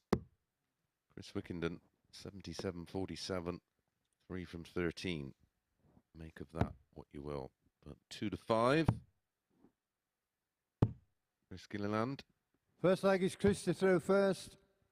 7 to 4 Game on. For Chris Wickenden. I know where my 50 pence would be going. I think I'd follow you on this one as well. Chris Gilliland, very impressive in his opening game.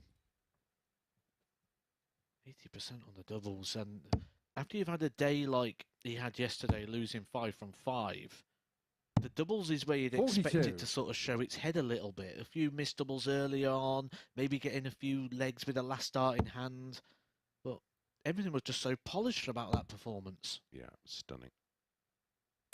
60.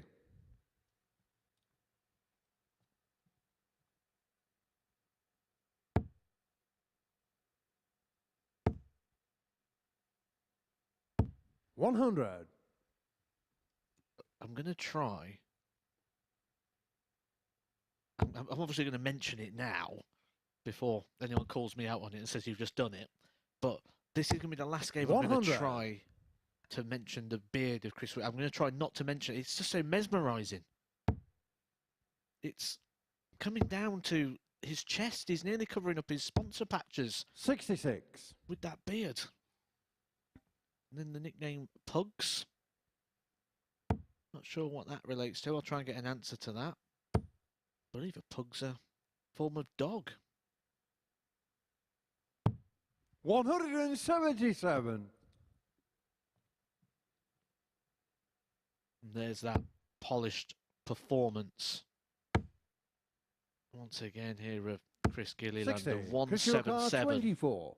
to leave himself the double 12. And he's 200 points ahead.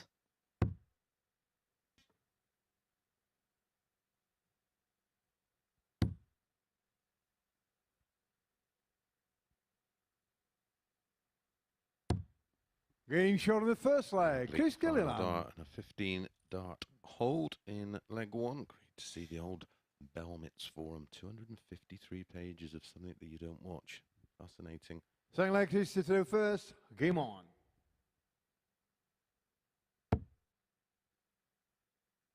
He's right up against it here. You will have 140. watched that opening match performance from Gilliland in the players' practice area. Very nice in there, isn't it? We don't talk about that very often. It's 96. nice, comfortable seating and their own big screen in there. We've now introduced a new monitor. Have you seen it? That allows them to keep up to speed with the table and positions and 99. I can't say that as a player I would want that personally, but I can see why some people would. yeah, I think on some occasions it's got so close to players that just didn't know the scenario. And what's the expression? Ignorance is bliss. yeah, I don't like. I just go up there with the same mentality, just try and win. Because that's the thing, 92. isn't it? The league table only matters when you're losing. Because if you're winning, you know where you are. You're on top. Absolutely. And if you're worried about the league table, then you're playing to try and play for a position or a place, rather than just trying to get the job done. Official car 170. Good response here from Wickenden. 140, 99, 92. 98. And 98 to leave 72 after 12. Don't forget, if you want to come and show us how good you are, all the potential pro dart players out there, get yourself along to the ADC. Official car 72. Get yourself qualified.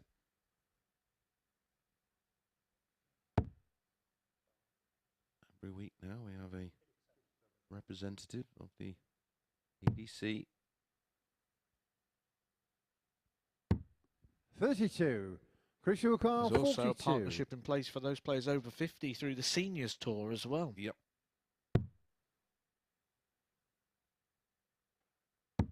Game shot on the second leg. Chris Gilliland. 15 darter, backed up. The 14 dart break of hold, and he averaged 104 in the opening match of his Third day. leg, Chris Chris Gilliland, first. he's averaging Game on. 103.66 here.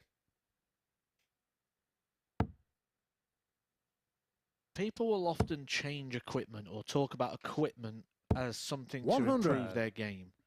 The first thing to do is obviously get the technique down and all the fundamentals. We can see that Chris Gilliland has done that, but I think he's found the equipment that's perfect for his throw. If you watch how he aims the dart, 87. he aims the dart with a very flat dart, then the dart angles to go up onto that journey so it's all ready to go on,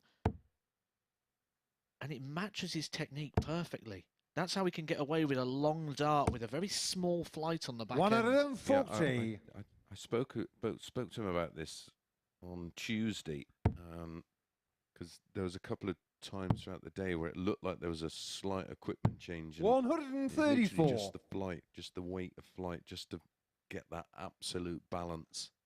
And I agree, he's got it down to a T.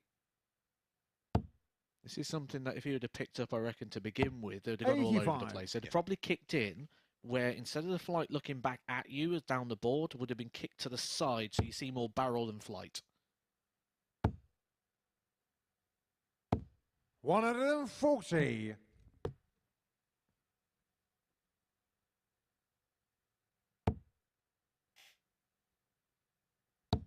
He is mightily impressive today.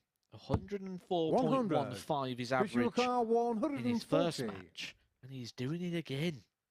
104.41 so far in match 2. Yeah, well, we've seen plenty 40. of Official car evidence of his 76.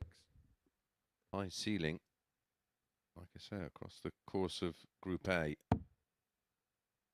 Our biggest fear, which why we questioned the favouritism Game for shot on this the group, third was leg. how Chris how Gilliland. was he going to respond after the disappointment of yesterday? How would he deal with losing 5 on the spin? Well, we asked the question. Fourth leg, Chris Chris Gilliland through has first. provided the answers. Game on. He's 3-0 up with winning legs of 15, 14 and 15. 95.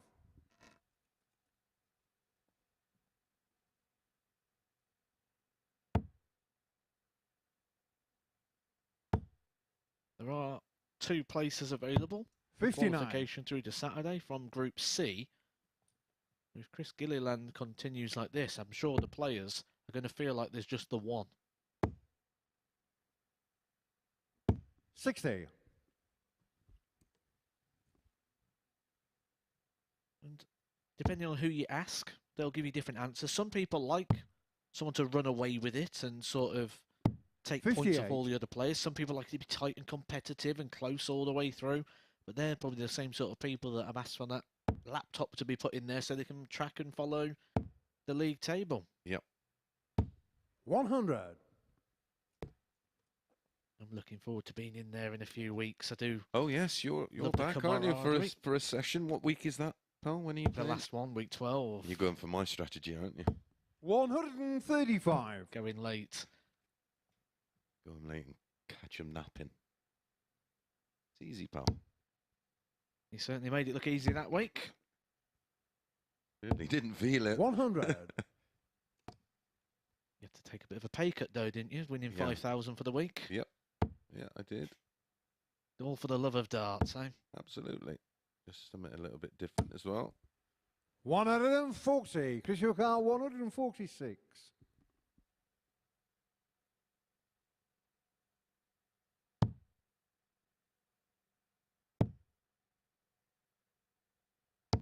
$98. Chris Yukar, Was nice that 109. I was allowed to remain in my penthouse accommodation, which I get supplied down here in Portsmouth, which was very pleasant. Spent so much time in hotels that this penthouse 53. life tends to. Chris Yukar, I think it just suits me 56. now. Sorry, 48. Well, this to keep the game alive. The way Chris Gilliland's playing, you don't expect he's going to need more than one opportunity to polish off the 56. Big dart. Game shot on the Big fourth hit. leg. Keeps Chris it Wickenden. alive. Big beard. 18 dart hold there. You just fear it may be just a Fifth bit leg, of a Chris to consolation first. leg. Game on.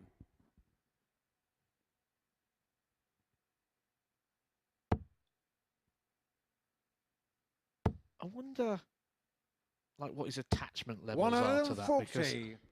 I'm not going to name the price it was, but I remember having a conversation with Ryan Searle, which was around would he shave his hair off for a certain price for charity, and he told me 140. what the figure would be, that he would do it for that price for a charity. I wonder if Chris Wickerden's got a price in mind, what would be for the beard shave.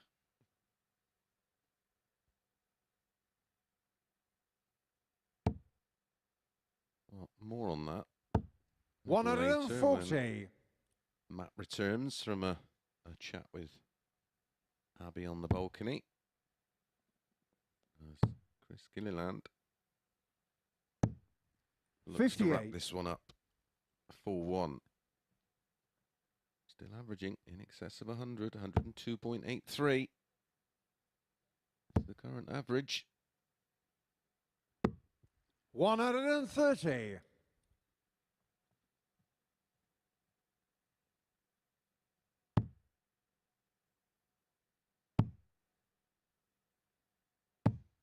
$133. Chris Yukar, 91. There's the 51.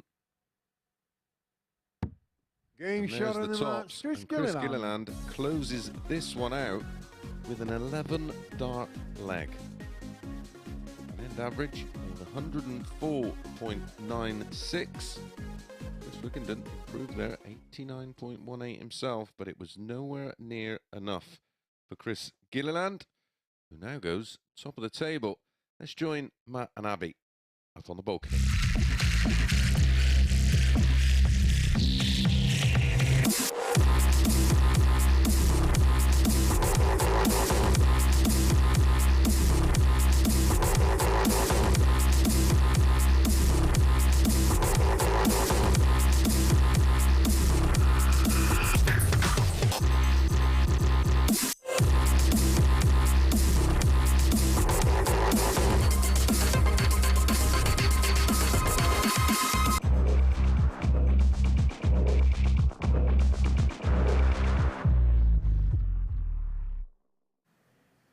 Welcome back to the MODUS Super Series. I'm delighted to be joined by Glenduran's more experienced, more beautiful younger brother. Do you think that was good enough there?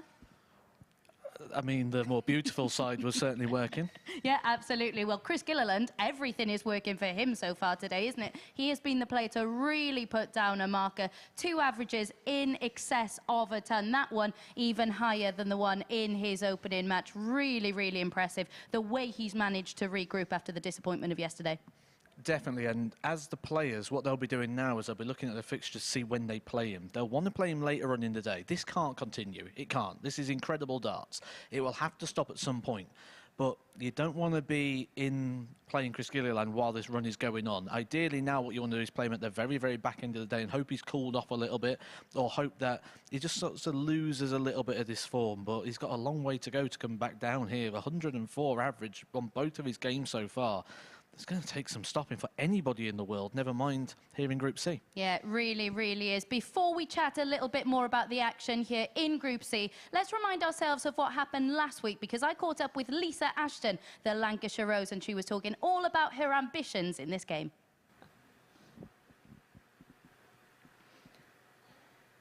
Lisa, back here at the Live Lounge in Portsmouth, but I want to start by talking about your year so far. How do you feel you've been playing in 2023? And I've set off, my form has been up and down. I've struggled with a bit of health issues, but I'm getting through them now. First setting off, like the first women's series, I've been up and down, wasn't well. But I know I'm getting through that now. I'll sort myself and start picking myself back up now. And you mentioned that first block of women's series events there. The overall standard is improving every single event. Of course, Bo is now competing in them as well. It does mean that you've not been the dominant force on the women's series that you previously had been. How do you deal with that? It's brilliant to see Bo's actually come across and the standard she's playing, and it just shows it's not just me and Fallon no more. It's brilliant. It's showing what she can do for her age. I'm happy I can still get a standard at my age and still competing with the young guns. But it takes pressure off me a bit more now, because I did so well in the last year. Now Bo's taking it. Bo's taking pressure off me, so now I can just go and play. People still expect a lot, but I'm happy. My game will come back, and hopefully I will compete more at my level. I know I can. Yeah, and when you take yourself away from the situation itself, and when you just look at what's happening at the women's series, you've got so many youngsters coming through. Katie Sheldon, Robin Byrne, you've got Aurora Focasato coming through. Does it make you quite proud to know that you've played such a significant part in seeing the game where it is now? Yeah, definitely, yeah. I'm happy. I've given them inspiration, showing there's no age. You've got Bo at the lower end, I'm at the high end. There's no age in darts. And I'm happy to help them. And the standard they're raising now, even I've still got to raise my standard with these kids. They've no fear. But it's brilliant to see they're all interested, and more ladies are taking part now. And they're raising their levels, so it's brilliant. We can just keep pushing them. Does it inspire you to keep going when you see so many youngsters coming through, that you want to compete at that level again?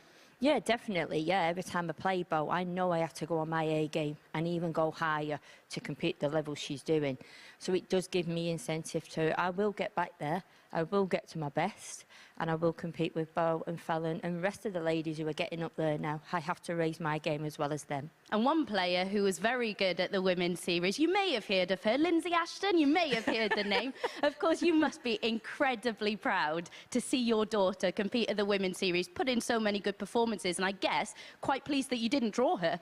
Yeah, definitely, yeah. I'm always happy not to draw any of the kids. Yeah, it's great she's come back. She's loving the game now. After her daughter's getting older now, she's enjoying it. And I'm happy I didn't draw her, yeah. It's nice to see she's enjoying it, and she can play darts, and now she's enjoying it. She can raise her levels, and hopefully I don't have to draw her. Absolutely, and we know that you've achieved so much in this game already, but for you at this stage of your career, is there anything that still stands out for you that you really, really want to achieve? Yeah, definitely. I'd love to win one of the seniors, to be first woman on a senior tour. I still want to get my 5th in the WDF, I can do now, and I still want to win one of these. So I still got a lot of aims to do, and that's what keeps me going. And I guess that first win on the Ali Pali stage would be another thing that you really, really want to achieve. Yeah, definitely. I keep going there every time, and I'm determined. I ain't going to retire until I definitely get one win on one of them stages. Yeah, absolutely. And let's take it back to Blackpool last year, because the inaugural women's match play competed in that. Were you quite surprised at how maybe overawed you were with that occasion? Because obviously things didn't go your way. I remember seeing you there and you seemed quite nervous about it, because it is a home tournament. It's something you always wanted to do, play at the Winter Gardens. Were you quite surprised at how big a magnitude and occasion it was? It was, yeah. I've always watched it, been and watched them all, but to get on that stage, it was massive exit and so much pressure I put on myself with being my hometown and everybody wanted me to do well. I wanted to do well for everybody else as well. So I know now how it is. So next time I'm just going to relax, enjoy it, and let the younger ones take the pressure this time, because they're more favourite than what I am. Enjoy it, and hopefully I can be the victor on there. Absolutely, and we speak a lot about your experience, but I guess you probably learned a lot from that experience as well, didn't you? Yeah, definitely, yeah. When it's your hometown, there's so much pressure on you, and you want to do it, and you want to be the first. So you just do. Even at my age and all the experience, you can't help it. It's in there, and it's still got to come out. But yeah, and now I know how it works, and it's ironic, that stage. You just can't beat it. So hopefully I can be one victor on there one day. Yeah, absolutely. The person who obviously went on to win it, Fallon Sherrock, we've spoken about her already, but a lot of people talk about the rivalry between the two of you. How friendly would you say it actually is? Yeah, we're friends. We get on and everything like that. It's just more the media put it there, and we say, oh, have you seen it again? We go, yeah, we've seen it, and we just get on with their games. When we're on the hockey, you're both enemies. You both play your game, and that's it. Off it, we just get on and get on with it. We just let everybody else do the rivalry, and we just laugh at it and just say, oh, here we go again. Absolutely, and I guess it's quite good that so many people are taking notice of it and putting that pressure on you, because it inspires you to produce your best. Oh, yeah, definitely, yeah. There's always rivalry where you want to beat this, you beat that, and we do. We just want to beat each other on the hockey. Off the hockey, we don't. We just get on with it. But when you're on that hockey, you want to beat everybody. Yeah, absolutely. And you are such an incredible inspiration to so many, a role model to a number of the players coming up at the moment. Do you see it as maybe a duty that you have to try and help nurture the next breed of darts players coming through? Yeah, definitely. You always want to help the next year. You hope the young girls and the girls what are playing now to keep going. Like I said, at my age, and I'm still doing stuff and still breaking and getting through into tournaments. So there's no age where they think, oh, this drug. No, you keep going. You've got a long time to go. Never give up, no matter what you do. Do you ever feel a little bit like you envy what the youngsters have now, because this structure wasn't there when you were starting out? Do you kind of wish that you could have had this when you were in the earlier years of your career? Yeah, definitely. Like, I never did the youths. I never played. I was 20 when I first started. So I wish now I did start younger. But the opportunities the youth have got now is fantastic. I wish they was there, so I would have started younger. But it's brilliant they are there, and they're improving for them. So hopefully they just keep improving and more opportunities for them, and just say, well, hopefully I pushed it on. Absolutely, and we hope that you keep going for years and years to come. But when you look back at your career, what are your fondest memories going to be? I think my world titles, they've got to be. And doing twice back-to-back, I can't take them away from me. They're my best achievements. And then to play on that Ali Pali stage was my next achievement. Best experience in my life in that crowd. So I can't complain. I'm happy what I've done. And I think they all mean something to me. So I'm happy with them. And hopefully there'll be number 5 around the corner in the not too distant future. Thank you very much for chatting to us today. Cheers, thank you. Yeah, fantastic to hear that the 4-time world champion still has so many ambitions in this game. We'll be back with more Group C action after this very short break.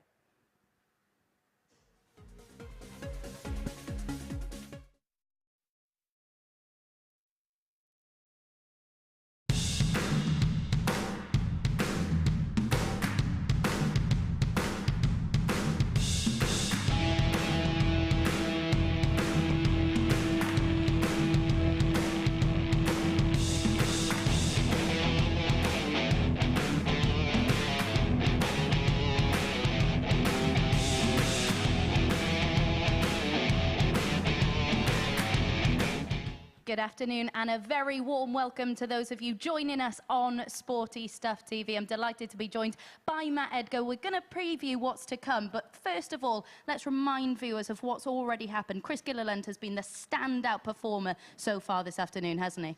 By far. 2 averages of 104 so far, and looking comfortable in doing so. Sometimes we'll see people putting these big stats and it feels like a stretch. At the moment, I'd say Chris Gilliland looks like he's got a little bit more in the locker. Yeah, and for Neil Duff, as you can see, 2 wins for him so far this afternoon, but a massive improvement in Game 2. What do you think the main differences have been from Game 1 to Game 2 for him? Sometimes you sort of settle into it a little bit. You know, when we go to tournament play and we do all that side of darts, we always say the hardest game's the first one on the first round, and that was probably the same sort of situation here. Just settle into the group, get that first win on the board, and then you can see the real darts come through. And that last game for Neil Duff, significant improvement. He had to be, because he was playing against Shaun Griffiths, who pushed him all the way to the line. And Chris Wickenden, of course, 2 defeats for him so far this afternoon. How do you think he'll be reflecting on what he's produced so far? That's the question. That's the big one. How does he reflect on that? I'd look at that and go, well, I know Chris Wickenden's a better player than what we're seeing so far, so I'd expect him to play better at some point. Does he see it that way? Does he feel that maybe this group's slipping away from him a little bit? One thing we say with these groups is you can afford to lose 3 matches. If you lose any more, then you're looking at a little bit of hope. And he's already lost 2 of those so far, so he's probably only got 1 life left in terms of safety in getting through this group. So how does he process that? Does he just keep looking at this as, I'm playing okay, I know I can play a lot better, it will come, or does panic set in? Yeah, let's have a little look at the league table then and remind you of how things stand at this moment. It is Chris Gilliland, of course, with those 2 sublime performances, who is sat top. And as you just mentioned, for Chris Wickenden, having been defeated in those 2, but for Sedlak as well, I think he's been maybe perhaps the biggest surprise, given how he's not been able to replicate that performance level that he showed yesterday in Group A. What do you think he needs to do to really up his level for the remainder of this campaign? Well, up his level is the big priority there. We look at the leg column, -7. He's won 1 leg so far. The last game, he only managed to have 1 dart at a double in the entire match. He was well and truly beaten in that last game by Ryan Murray, 4-0. He's got a lot to find. He's got to find some way of getting straighter. He's losing the line. He's going in the 5s, going in the 1s. He's not even getting down to the doubles, so we don't know what he's doing in that sense at the moment. And he's got a tough game here against Neil Duff. Absolutely, and the worrying thing for him is that Neil Duff has got the better of him in their 3 meetings in Group A so far this week. Will it be the double-double for Neil Duff? I believe a football team did that over the weekend. Let's hand over to Chris Mason to find out. Thank you, Abby. Thank you, Matt Edgar, who will be hot-footing it. And down from the balcony to join me. Well, it's our first real shift in terms of the initial odds. Before the off, midday today, Vitezslav was quoted as a 4-6 favourite for this one. Neil Duff, your man in shot here from Ballyclare, Northern Ireland, quoted as 11-10. This is the biggest significant movement because they're now 5-6 each of 2. That, of course, is a reaction to the fact of Sedlak only winning 1 leg in his opening 2 matches. Neil Duff has made a near perfect start in terms of results. He was 3-3 with Chris Wickenden before producing beautiful 1-4-6 finish to win the match. 93. A much better performance in another match that went all the way against Shaun Griffiths, where he won that 1-4-3 with a 92-26. Delighted to say that's back in the hot seat, and I was just saying, Matt, that this is the first significant movement in terms of the odds. 43. They're now 5-6 each of 2. When it started this morning, Vitezslav the 4-6 favourite. And I think there's still plenty of value in that as well in terms of Neil Duff, because, like I said upstairs, it's not just the fact that he's been losing, it's the way in which he's been doing so. He's 59. Been well and truly beaten. Only 5 darts at a double across 2 matches that's not going to cut it against 85. a player like Neil Duff, who's growing and getting stronger as the day's going on. No, an averages of 72 and 80. And they're effectively scoring averages 59. with so few darts at a double.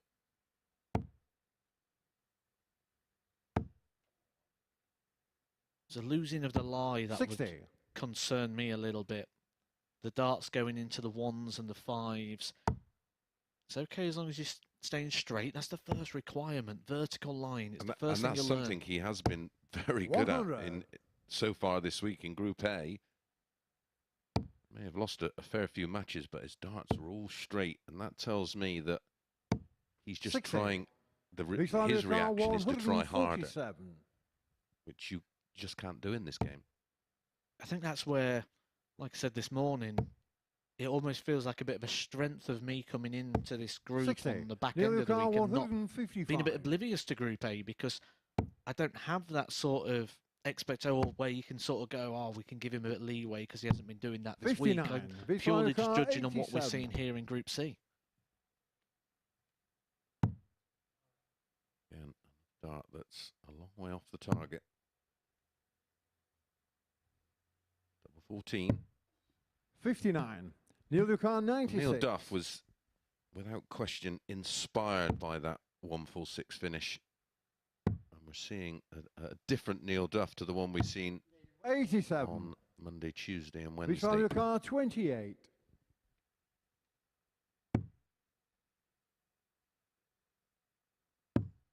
He'll just be feeling a bit alien to him here, having 3 darts at the double. Game shot on He the finds first it with the leg. last one. Vitezslav Sedlak. I think that dart at the double 14 on the last visit being so far off was a sign of the lack of darts at the double, and you could see how he built in Second leg groove nailed it through first. with every Game single on. one of those darts towards the double and hit it with a 4th. You tend to find as well that you get that little bit of panic setting because he haven't had a lot of darts at double. He might have even been worried about coming inside and chasing around and splitting. Yeah. Well, the breakdown's not pleasant from double 14. 59.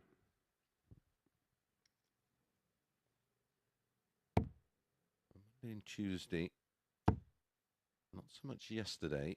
Neil 60. Duff was reactive negatively to what was going on in front of him and the opportunities that he wasn't taking. 100. Where today the reactions so far have been positive. This leg being a perfect example. 2 missed darts at a double to break throw in leg 1. Rather than dwell on that 43. negatively, he starts the leg with a max.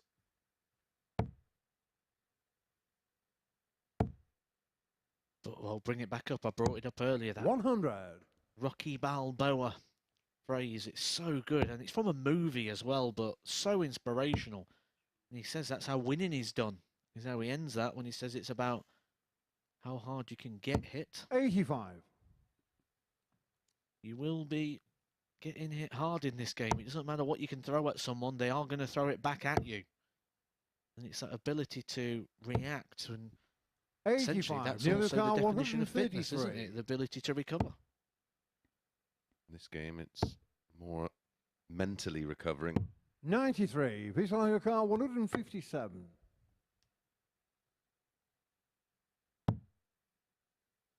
We'll be back at tops. Treble 18. 97. Neil Car 40. Bit of pressure on this, but 3 in hand. Getting shot on the second Wins it. leg. Neil Duff. I spoke about that this morning on the way to the arena in your limousine about Third leg the Vitezslav through mental first. side of the Game game, on. didn't we? And how it's one of those things that until you've sort of lived it, I don't even know if I've got the vocabulary 100. to fully explain how it feels when you're playing professional darts. A sport where there is no guarantees. You 78. get to sit on the bench. Tiniest of margins. Yeah, small, fine motor skill. You sit on the bench for your football team, you still get your full salary. Here, 85. you put your preparation in for 3 weeks, you go to a tournament, you play well, you lose out to a seed 6-5 in a last leg shootout, you don't get paid. Then your preparation starts for your 60. next tournament in 2-3 weeks' time. Now you're playing a 6-7 week cycle, not a 2 or a 3 week, before you get paid. And Well, that's why you see so many silly things written about the sport by people who've, and it's not, you know, we're not overprotective, but unless you've actually been through that grind and experienced the pressures of 83. if you don't win, you don't get paid, and you can't pay bills, and the responsibilities that come with that. why I admire people that have 60. gone on to win things and had that level of success and continue to do so as well. But we are seeing a lack of consistency here from Neil Duff, 160. which might be one of the reasons he hasn't had that level of success which matches the ceiling he has shown 82. us with something like a Lakeside win. Yep. Which may have not been unexpected for him, because 100. he was super confident Vitezslav from start to finish, 78. wasn't he? You can win as many opens and knockout tournaments, but nothing 66. prepares you Neil for 80. being under the lights and being able to perform under the lights. Never mind go there with such a positive attitude. 40. Absolute belief from start to Vitezslav finish. 12. Even in adversity, when he was way behind against Jim McEwen and looking like he was going to go out. Game shot on the third leg. Vitezslav Sedlak. Vitas has doubled his tally for the day in this one match. Fourth leg, Neil to throw first. Game on. It gives a couple of tells. I'm seeing what you mean. Even in winning that leg, didn't look happy. 60. No, and that was something I picked up on day one. He was winning legs, and yes, they weren't spectacular, and all he was oozing was negativity 59. and frustration. And the more experienced players will, of course, jump all over that. Looks like he's putting performance over result. 85. Where all that's important at this stage in this environment and format is results. It's points. And that is 45. one of the biggest downsides of modern darts, I believe. You know, the amount of people that will discuss averages. You look at people who post online, they might have gone, oh, I've just won my ADC tournament. Not congratulations. The question is, what did you average? And I'm like, the guy's just won the tournament. Does it matter what he averaged? Because it was obviously good enough to win whatever the event was. Exactly, and that's why I coined the phrase, they don't write averages on 59. trophies or the check. And I've never walked into the bank with a check and the manager goes, but what did you average before I cash this?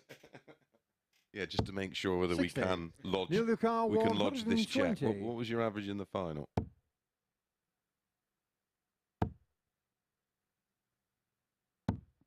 $100. The dart tops for the 120, but he's got plenty of time on his hands. We are being a bit starved of the big tongueless finishers today. We've had 2 so far. Neil Duff gave us one of those, the 146 to win his opening match. The 1-2-3 from Shaun Griffiths as well. That was it against Neil, wasn't it? In that wonderful sequence of play from Shaun, where he did the 303 in 6 on the back of This leg, Vitezslav to throw first. Neil Duff doing the 201 in 4. So with that in mind, when Neil Duff's on the stage, we should expect to see a tongueless finish. So you've got a couple of legs left, lads.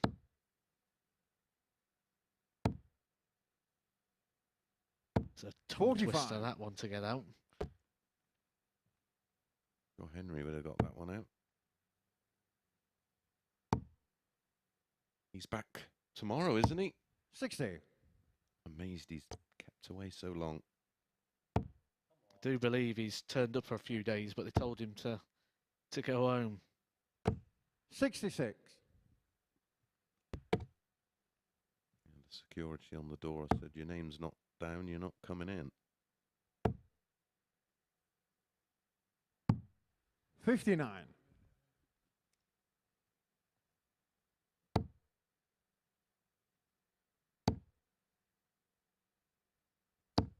100. Neil Duff is playing a day today where it's safe to say he's not being good 100. all the time, but he's being good enough when it's the time. And this game, just for me, feels like it's 60. going that same sort of way He's where he's going to get drawn 142. into a bit of a battle at a level that he knows he's more than capable of seeing off 4-0. And then he'll just produce 9 darts of excellence and pick up 2 points. 118. Did it the hard way against Shaun Griffiths. 135. Vitezslav Sedlak 24. All 3, and he did it the hard way in his opening game. Game shown the Chris fifth leg. Wickenden, Vitezslav all Sedlak. 3. Maybe that's the theme of the day.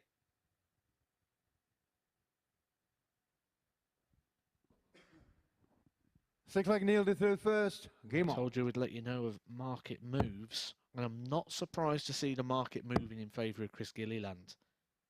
I'm looking ahead to his 100. games, and I said to Abby that the last thing you want to do now is be the next player to play him. You want him to sort of run this run out before you come into him and play him sort of later on in the day. It's Shaun Griffiths 100. who has that task in his next game. Chris Gilliland opened today 8-11 favourite. He is now 4-9. That is a sizable move. 100. Yeah. And a reaction to that level of play. He's averaging in excess of 104 across his opening 2 games. That's the highest level of play 57. we've seen all week consistently. And I think the key point there, as you said, over those 2 games, anyone in this field can come up and average 100. 104, but to do it again in the very next game. And how often do we see it where a player does produce a really big average and they almost then play with nerves in their next one they're almost frightened to back it up. 96. Not so with Gilliland. He backed it up and some. 41. First mistake in the leg. It was 3 straight tons for Duff. It's at a time where if we can find a 140 here, 100. Really Neil have Duff opened up the door. 160. Yeah, really needed another treble, you feel. We could go on to 18s here. 45. Vitezslav Sedlak Come on. 148. that's the frustration. He now knows he has to take out a 3-dart combination. Well, it's been a bit of a 82. theme for Neil him. Duff 115. Rescuing a situation. Can he do it here? I'm not a fan. I think that's double 18. 79. Vitezslav Sedlak 66. Well, this is for the match. And on the basis of play, you'd have to say would be a bit of a mini upset. His first 2 points of the day. 46. Neil Came Duff around it. 36. Came a little bit low. And is this the moment that Neil Duff can set himself up for those Game shot 9 on the darts sixth that we leg. Neil mentioned that Duff. he's going to need to find? A big slap on the leg. Frustration from both players up there on the stage. Both players will feel they should have won this already. I think that's certainly the vibe you're getting from the body language and the movements. On Monday, Neil got the better of 100. Sedlak 4-0. Tuesday, closer affair, but again, Neil winning 95. 4-3.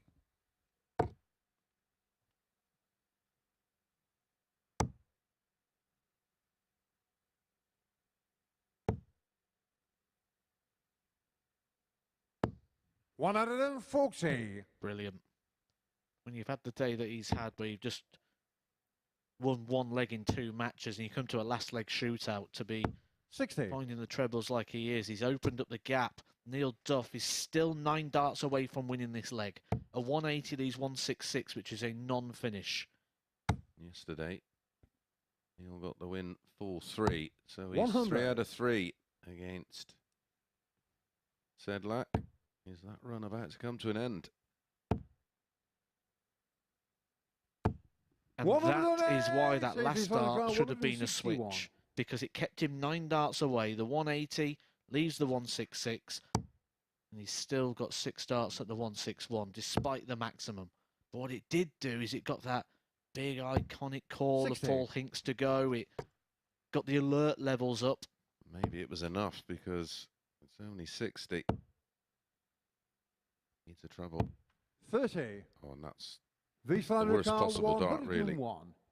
Not to just find a single 20, which would have given him a combination that only requires the 1 treble. Maybe all academic. 85. Neil Carr, This 136. could be the last chance we get to see a tumblers finish. We said we see him when Neil Duff's on stage. He's won a game with a 146 from nowhere, 120. and he nearly followed it with a Vitezslav 136 16. again from nowhere. Yep. Game shot on the match. But it is Sedlak. Vitezslav Sedlak who picks up his first win of the day, and it's the first defeat of the day for Neil Duff. Enjoyable game that at times like the highest quality, but certainly didn't lack drama. When we come back after the break, it is Ryan taking on Chris Wickenden.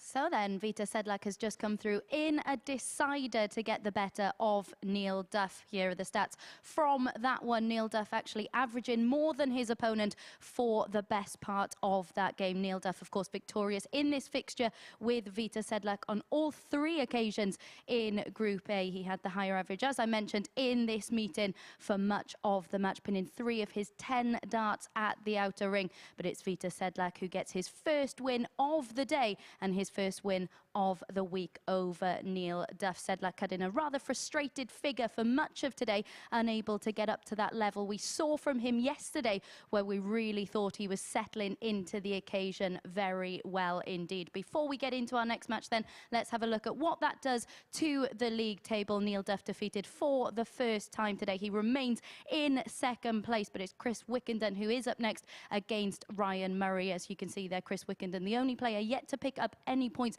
and you feel this is a really important game if he is to keep his hopes of qualifying for finals night alive. As Edgar mentioned a little earlier, we know he has a higher level than he's shown so far, but can he get that first win in this next match? Let's return to our commentary team to find out. Thank you very much, Abby.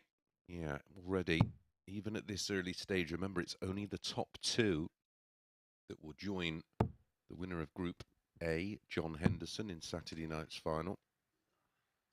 And then it's the top 3 from Group B, which gets underway at 10 o'clock tonight. And don't forget, if you want to join us on Saturday night, head over to www.dartshop.tv, reserve your ticket, and join us here at the Live Lounge in Portsmouth Saturday night. Doors open at 6:30. Play gets underway at 7:30. And if you've got a spare £10 note, you might even get a photo with Chris Mason. First leg, Ryan to throw first. Of course. Game on. Well, on this day, This is a bit of a mirth. I'm not going to do mirths on this day, but I'm going to do the birthdays of significant players born on this day. Happy birthday to James 91. Wade, who celebrates his 40th birthday today, and Scotland's Anne Kirk, who was born today. It's always strange when you say 60. James Wade's birthday on his 40th, considering he's played darts for 52. Yeah, I know. Yeah, I know. I can't get my head around it. It just, well, I've known him since he was 16, 42. so it just feels like he should be older.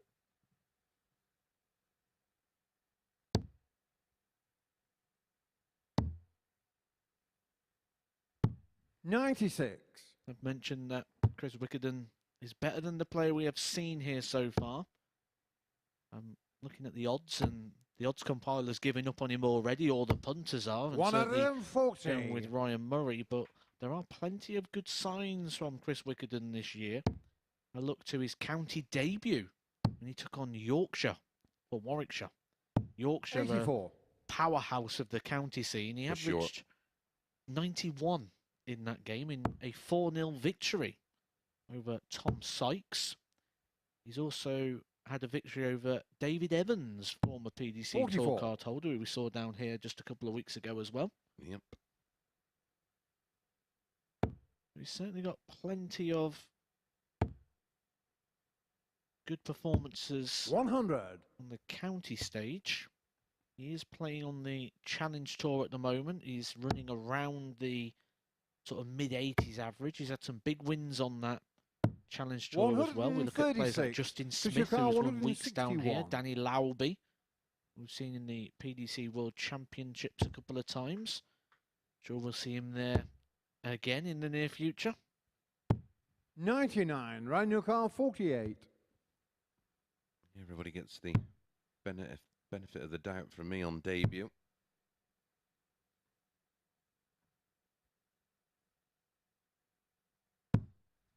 $16. Chris Newcar, 62. It's a tough school, and on debut he's been thrown into a tough group.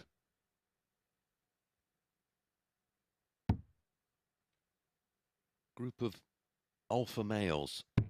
Game shot on the first leg. Chris Wickenden. And that's better already there from Chris Wickenden. A nice clean polish up there at the 62. And those sort of shots where you got one dart in a hand at double, they're the confidence building Second leg, Chris to throw first. Game on.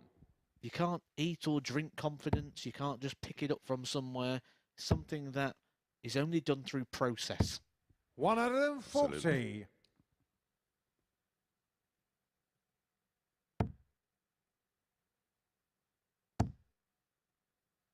He's a 80. very solid sort of County A player. If you had to sort of pitch where you think he'd be, that's where you'd say his sort of best years will probably be for him, where he'll get the most levels of success. He does obviously have plenty of years in front of him. Plays in the Central England Darts League, which takes place in Leicester. 140. It's a weekly Just league. imagine that's a very decent standard as well. There's a lot of good players up around there, isn't there? Yeah, you get a lot of people travel to take part in that as well, Down because from Sheffield 91. and Yorkshire and around those areas. over from Coventry and Yeah.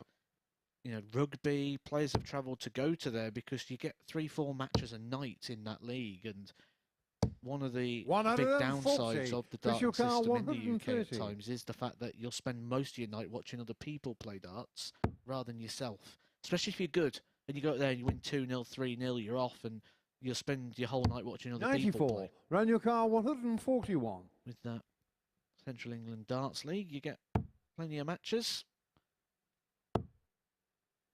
I certainly think that's more of 65. Chris Newcar, the 36. future of our sport. I think the county style system in its Game current shot on the second leg. Chris format Wickenden. is pretty much coming to the end of the road.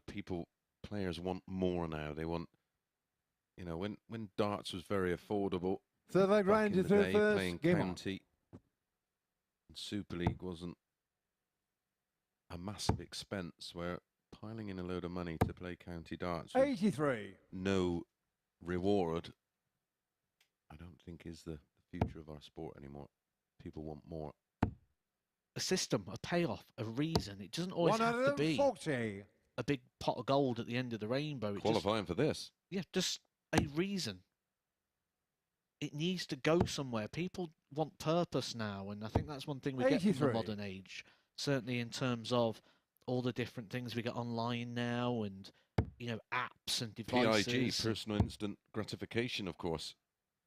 But that's the thing that's 100. taken over the world: instant gratification. But to get As greedy as a pig. to get something of true value takes time and a 96. process, and you need to know that that time and process that you're putting in is working towards something. And you're absolutely right. That county system at the moment doesn't support that process. 125. You go travel round, you get your WF points, you're chasing Lakeside. You go on the challenge draw, you're trying to get a tour card. You go to the ADC, you're trying to get into places such as the Super Series. There's 29. got to be a Official car reason at the end of 136. it. Yep. I just don't think being picked to play for your country, if you are lucky enough, because that always used to be a bit of a 100. click anyway, that does it carry that the same kind of credibility it once did? I'm not so sure. And when I speak to players, it's not really anything they 100. say Official anymore. car Where back in my 36. day, the goal was to get in the embassy, and the other one was to represent your country, which is something I absolutely adored. In fact, the other day it was 18. Brand new car 110. 3 years to the day that I made my England debut. Did you have a pair of those naughty red trousers? I did. Don't know where they are. Game shot on the third leg. Ryan Murray. Well, another ton plus checkout at a key moment. And that's what they've all been so far. And that was key. Fourth leg, Chris to throw first. Ryan, just to get Game a on. chalk on the board.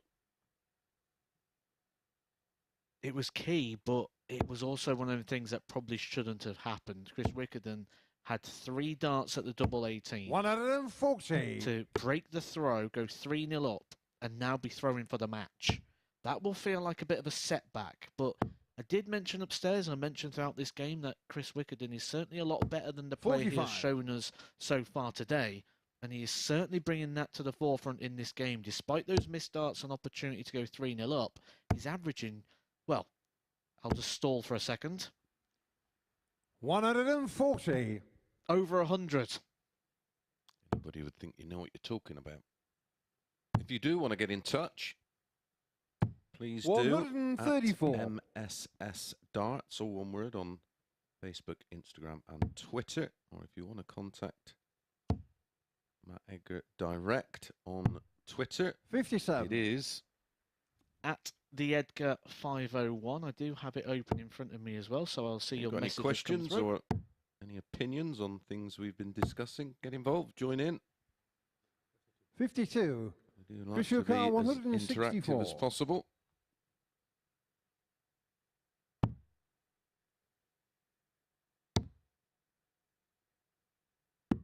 $64.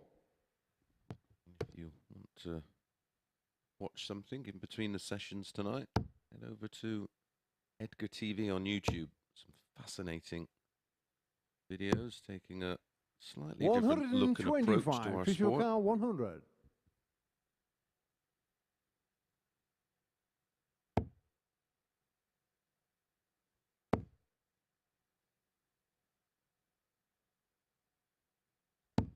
$60. Brand new car like the lie there. 145. Does have a very flat dart, so I don't blame him for it.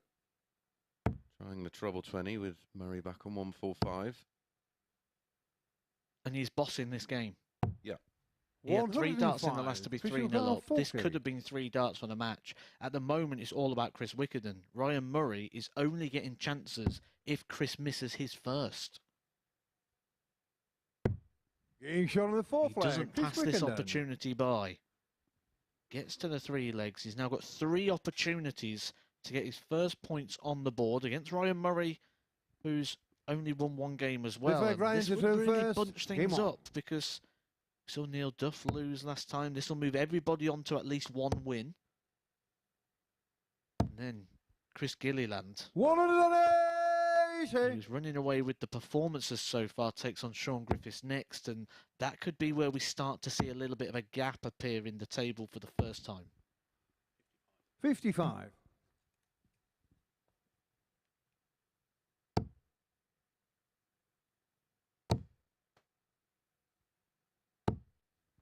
85.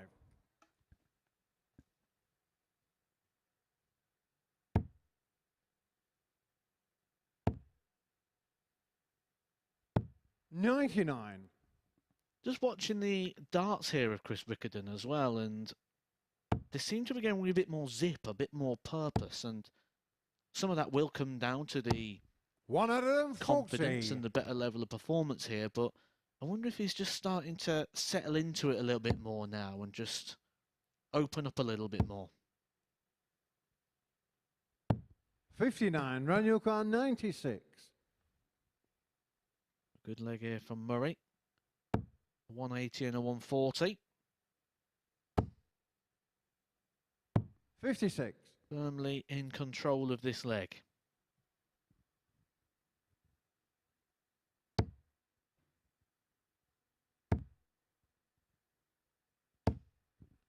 Chris Wickenden 95. yet to treat us Ranyukar to a 40. 180, but that would have been a perfect time to get his first.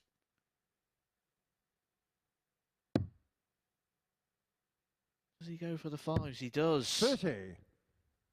We do see some people in those situations either chase down the two to switch to a better breakdown or just bust it in general and go back to tops. He comes inside. 60. Maybe Ranyukar regret that 10. choice. Game shot on the fifth leg. He does go Ryan inside. Murray. Inside the wires. Good leg that from Ryan Murray, who's been relying more on mistakes of Chris rather Six than his leg own Chris to brilliance throw until first. that Game leg. on. But only a hold. He's going to need that break back. Running out of legs. 60. I was just saying about how much I felt the darts was going with more zip, and then that comes that moment of pressure and it went soft again. Yeah. Are we seeing 43. the flaw in Chris Wickerden's game that under pressure he throws soft, he tries to hold back a little bit, which is a very natural thing to do. Well, look at the difference in the angle these went into the angle the 58. three went in the previous throw. I agree. Previously, he's attacked the treble 20. We see it often where a player just tends to throw it in the 121. general direction. Safe darts. Well, it just goes a bit floaty, doesn't it? And just makes the dart stay in the air a little bit longer, which will change, obviously, the angle of the entry of the dart. 140. That'll make him feel good. His sixth 140 of this match so far. 180. But that's going to make him feel good. His second 180. This one is warming up. It's far from over. Oh, look at this for a response. 180. And look at the angle of those darts. 157. Flatter again. It weren't angling down a bit Phil Taylor-like when he throws with that purpose. Oh, my. Oh, Game shot on the wow. sixth leg. Ryan Murray. Ryan Murray's last 9 darts. 121, 180, 157 finish. Chris Wickenden hit a 140 and a 180. 7 and final leg. Ryan to throw first. Game on. Didn't even get a shot. 3, 3, 7, and 6. Trumping the 303 in 6 from Shaun Griffiths a little earlier. It's almost like 135. Ryan Murray was sat next door and heard us say we're getting starved of the big tumpless finishers and went, don't worry, lads, I've got you. Chris 100. Wickenden, all things considered, could have won this game 4-0. Yep. Ryan Murray is stuck in there, and now he's starting to land the big blows. He's on it again. Well, their levels have changed in direction, as you can see. 180. Wow. These last shots from Ryan Murray. He's had a 180 in each of the last 3 legs. 84. Well, his last 5 visits have all had 2 trebles minimum. 2 of them have had 3. This is power scoring at the highest level in any arena. 60. In any part of the world. Example there on your screen from both. Super game of darts, this. 59. Manual car 126. Doesn't need to go on the 19s.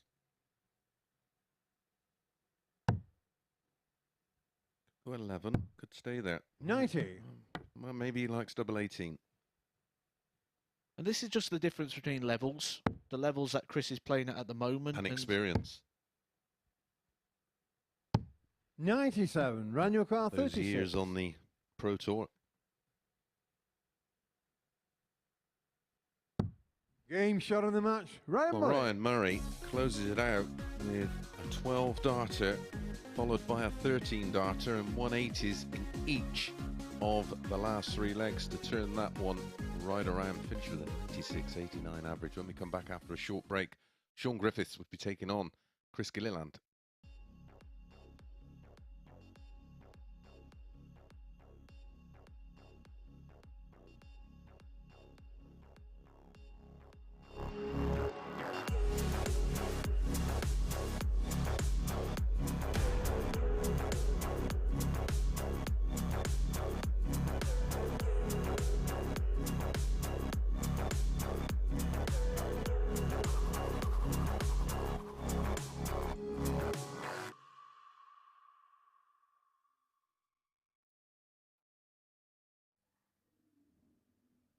Live Lounge in Portsmouth, where Ryan Murray has just come through in a decider to pick up his 2nd victory of the session. We said prior to that game that Wickenden had higher levels in his locker than he'd managed to show in his opening 2 games. He certainly showed it early on in that last match, didn't he, to establish a 3-1 lead. But Ryan Murray, to force a decider, produced an absolutely sublime leg of darts, a 157 to complete a 12-dart leg, and from there motored towards the finishing line. Maybe his superior experience of getting over the line here and in these big occasions proving costly there. An average of 96.89 for him in that match. Really, really impressive. Someone else who's been very impressive indeed, Chris Gilliland, is back in action next. 2 averages in excess of 104 already this afternoon. Fantastic response from him, having of course lost all 5 of his matches on the final day of Group A action yesterday. Can he replicate that here against someone else who's been very impressive as well in Shaun Griffiths? Let's find out how this one unfolds then. Really looking forward to this one in the company of our commentary team. Thanks, Abby. And another bit of a market mover here. Start of the day. Shaun Griffiths was even money. Chris Gilliland was an 8-11 favourite. Now 13-8 about Shaun. Chris 4-9. I'm not surprised, and I think any game that Chris Gilliland plays at the moment, it's not a reflection on Shaun Griffiths, it's a reflection on Chris Gilliland, because 104.15, 104.96, he's only missed 3 darts at a double in his 2 matches so far. It is all at the moment about Chris Gilliland, and punters would have watched and would have seen and would have be experiencing exactly what we are, but at the moment, game on. Chris Gilliland is playing the best darts of anybody, not just this week, but this series. Yeah. Well, those averages inflated because he's not missed darts 26. at a double. I see that silly argument about, well, that's not a real average, is it? One can be a scoring average. The other one can be very much down to his finishing. But when 100. a player combines both, we see those kind of numbers, very much like that incredible Bradley Brooks 120 plus average, which is highest PDC average we've 30. seen this year. I believe it's the highest average we've seen anywhere so far this year. It's the stat of the year so far. It's going to take some beating, but 43. I think it might also get toppled. Well, I did have a 11 darter the other night. It was 1 leg. But I suppose that doesn't count. 134. I was running at 100 average the other day as well. I opened the match with 100.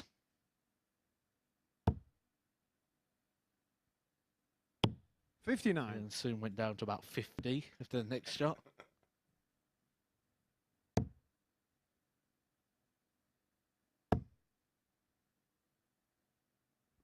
60.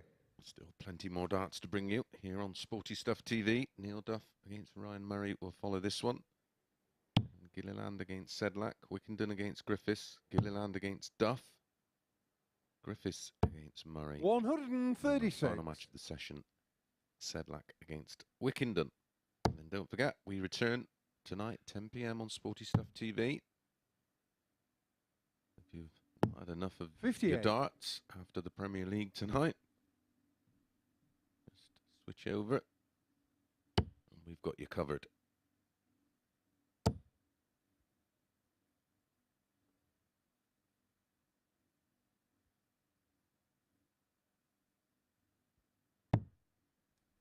$91.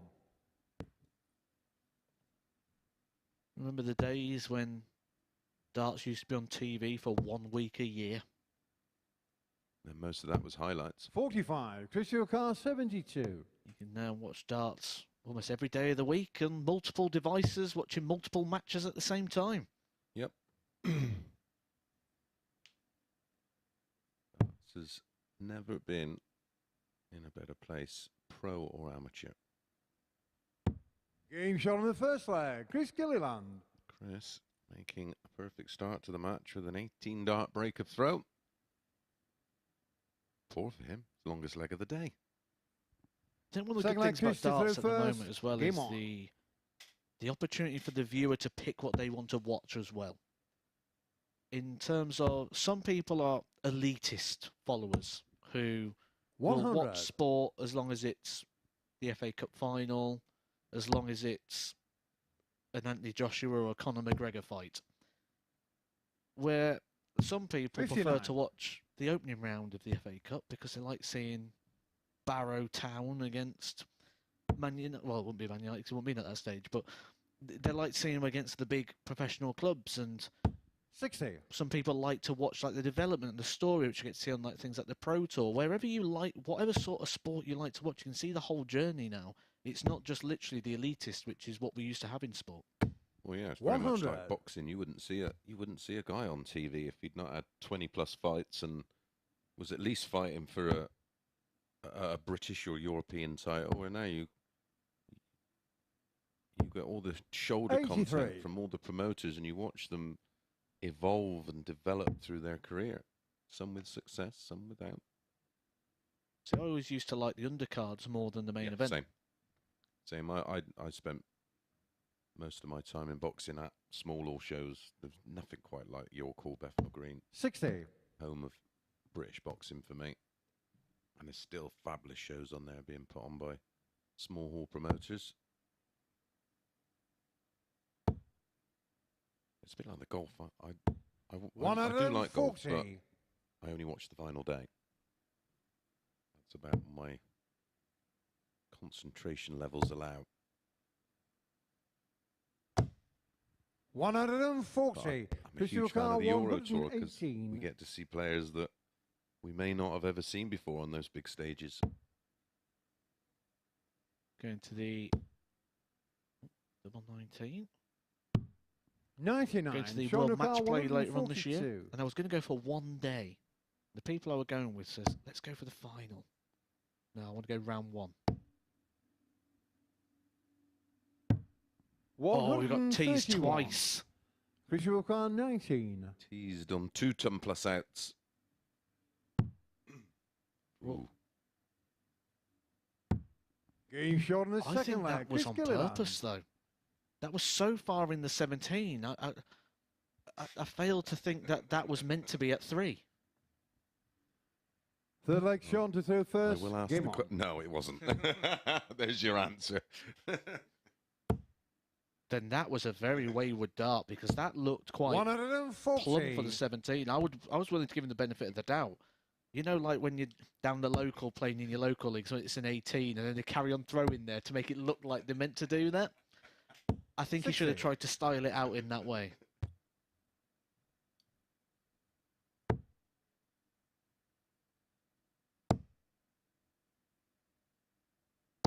$95. One of the dangers of playing so well like Chris Gilliland has is when you come off of that level, it feels like everything will feel like you're playing bad, even when you're playing either your normal game or even better. 140. Yeah, you can try too hard to replicate those high levels rather than just 41. knuckle down and worry about winning. I say playing well comes with its own pressure. Moment. 100. May not be happy with his performance, but he'll certainly be happy with the current scoreline, 2-0 up.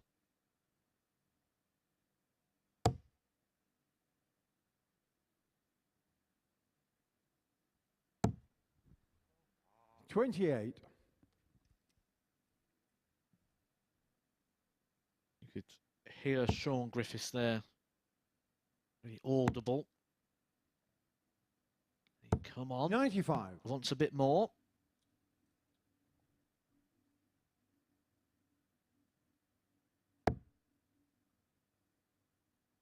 The switch there, the way his darts stand up quite aggressively, that's 93. not an ideal first dart. 106. You'll want that dart on the top wire, just inside. A reverse Phil Taylor. 66. Shaun, your car 104. For the third time in 3 legs, double miss for a ton plus out. We're going to get a fourth. That was a great guide, wasn't it? Beautiful 88. marker dart. Christian car 40. Yeah, I was just saying about what a dart would be suitable for Shaun Griffiths, and that would have been the one. Chris Gilliland has not been in this situation much today. 30. Shaun, your He's car missing 16. those doubles and needing to find it with a last. Getting shot on the third leg. Shaun The first Griffiths. time today, he makes a mistake.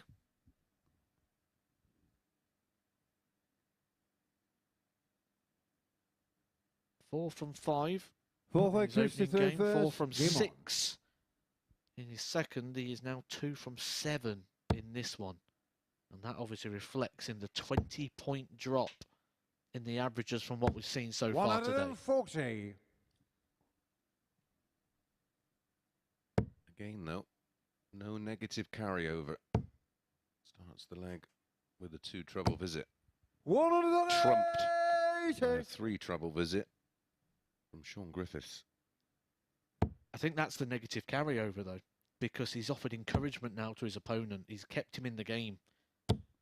We saw what happened with Ryan Murray in the last game when you kept him alive in the match. He managed to turn around a game he should have lost 4-0 into a 4-3 victory, where he averaged nearly 97 in the end, and all that came 85. in the last few legs. Yeah, well, the last 3. 180 in each of the last 3. Including that beautiful 12-darter bang in the middle, where he produced the 337 in 6 darts. 55. 180 followed by the 157 out.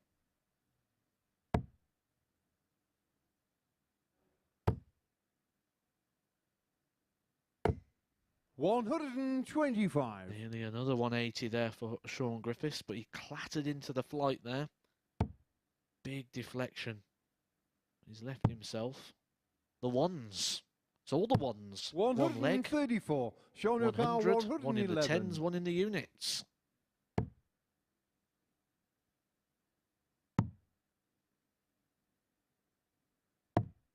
$51. Christian car Almost 32. the full Nelson.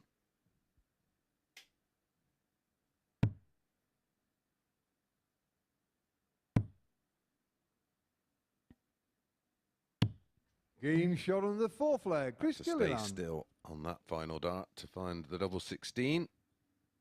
Best leg of the match. 15 dart hold. Well, had he not His leg scored Shaun darts at a through double in leg first. 3, Game on. this would have been full zip.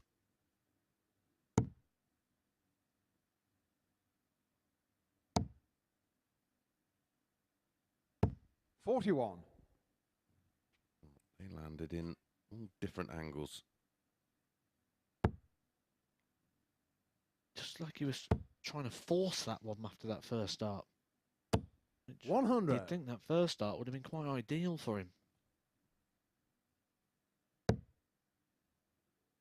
That, again, inviting. 85. You can see by the reaction after dart 2 and 3 that he thought exactly the same, that the invitation was there. But the RSVP got lost in the post. 100.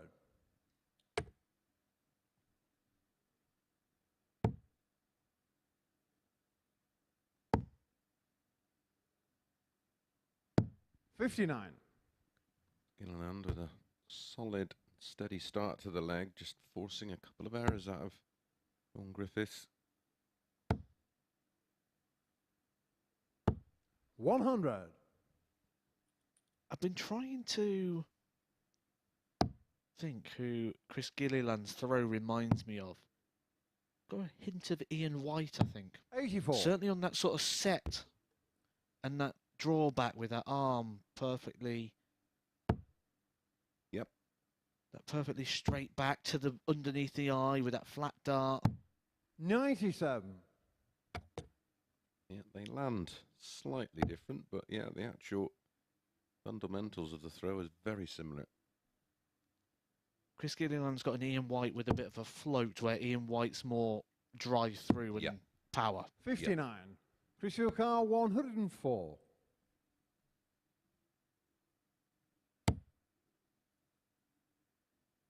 Moves him to a non-finish.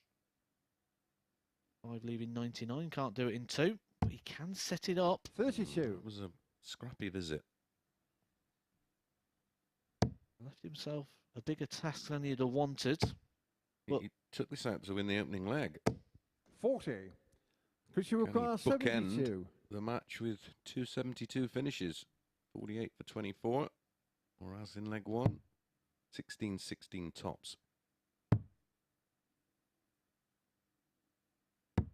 Game shot in the match. Chris and whether he Gilliland. plays his best game or a game, Chris Gilliland is picking up the points today. He didn't win a single game yesterday, but today he hasn't lost a single game. That is 3 from 3 for Chris Gilliland. Coming up next, we've got Neil Duff taking on Ryan Murray. This is the MODUS Super Series.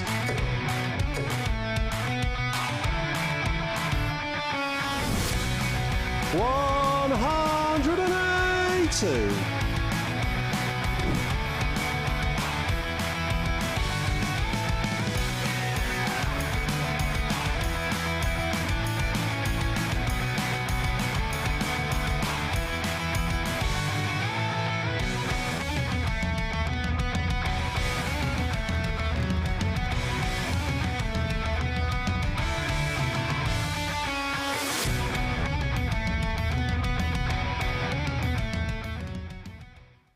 And you can visit dartshop.tv to book your tickets for finals night on Saturday. Of course, John Henderson has already booked his place in the field, and by the close of play tomorrow night, we will have all 6 players confirmed. It's looking very good for Chris Gilliland at the moment. He's just won his 3rd match of the session. Well, there was definitely a drop-off in terms of performance level from the Ginger Ninja in that one, but it would have been pretty tough to maintain that 104 level over the course of the day's play. Importantly for him, though, it's a 3rd win of the session, and he now sits comfortably at the top of the table, yet to be defeated. A fantastic show of resilience from him. 4 out of 11 on the outer ring, an 87 average in the end. Next up for you this afternoon, we've got Neil Duff up against Ryan Murray. They did meet in the Welsh Classic last year, and it was Murray who was the 4-2 victor on that occasion. One of these 2 players will move on to 6 points with a victory here. Which one will it be? Let's hand back to our commentary team to find out. Thanks, Abby. Well, another little move in the markets prior to this one getting underway. Neil was an 8-11 favourite before the off. Ryan Murray was even money. They've now gone 5-6 each of 2.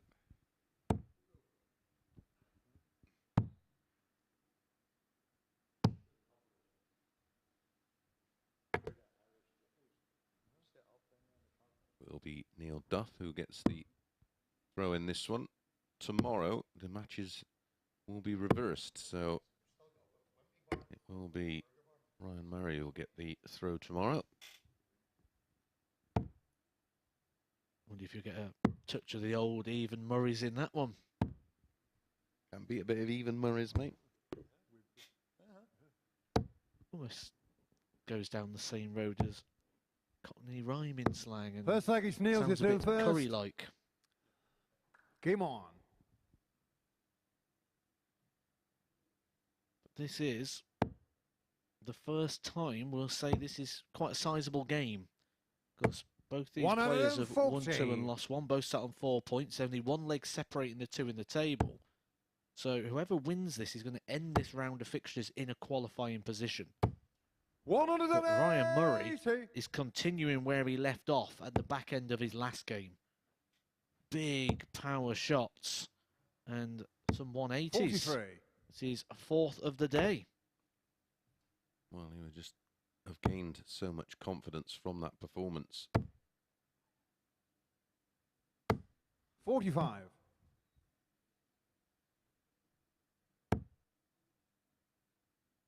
Surprisingly, when you look at those big power stats, the 46. 180s and the tumpless finishes, Chris Gilliland has a total of 1 tick in those boxes, which is 1 180, despite the 2 104 averages and the fact he's top of the table. Yeah, looking across his stats, he's not the most prolific 180 hitter. 105. He only hit 2 yesterday. On Tuesday. 95. Neil the car 167. Hit 4 on Monday. 45. Raniel car 81.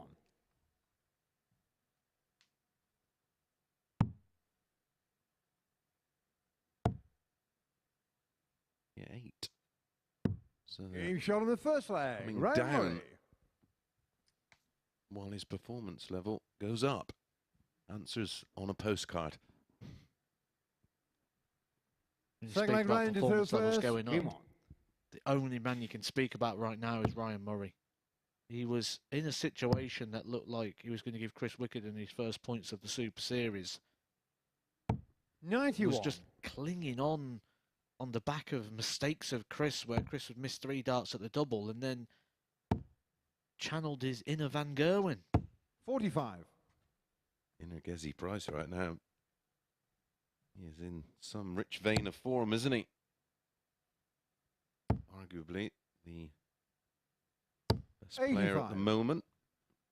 May not be ranked number 1, of course, but in terms of performance levels, I can't think of anybody else playing at his level right now. 140. I do think this is the year we'll see Van Gerwen regain that top spot. I think we'll go into 80. 2024 with Van Gerwen with a little number 1 next to his name. Yeah, wasn't that? Didn't you do sort of a projection type ranking video? 140. Crunch the numbers and see where it guides us to, and quite often it tends to guide you in the right direction if you take a big enough sample and you can 100. work out how to differentiate a number, which is something I said about Sedlak today. I can see the numbers, but how does it translate 90. in terms of the Raniel car moment? So when you combine the two 145. together, you can normally get a really good guide. Where do those numbers happen? What is the pattern of the numbers? You can average 60. 100 in Neil one game car and 80 in 86. another and go, oh, I'm averaging 90. But you can only win one of those 2 matches. You're not going to win with an 80.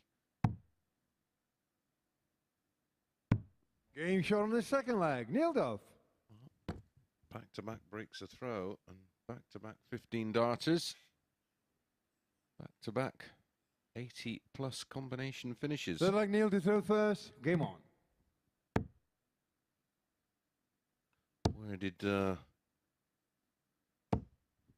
Where did you feel that Peter Wright may end up around the same kind of time that MVG may regain that #1 spot. I didn't expect 55. Peter Wright to be doing what Peter Wright is doing, but on the same aspect, we've seen this before where you can have a terrible Premier League campaign. Going Price did this a couple of years ago and then went 100. and won titles. There's nothing saying Peter Wright's not going to go and do that, but he is defending some big prize money this year. Yeah, it's an absolute fortune, isn't it? 81.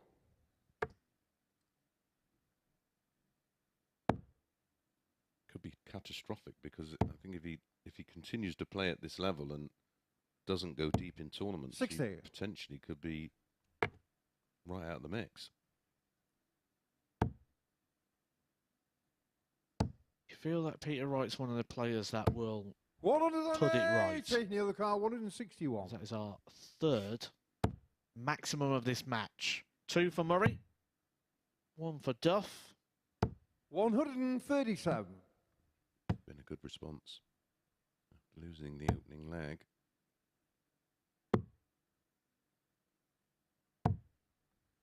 149. Neil the car, 24. Puts a different spin on this double.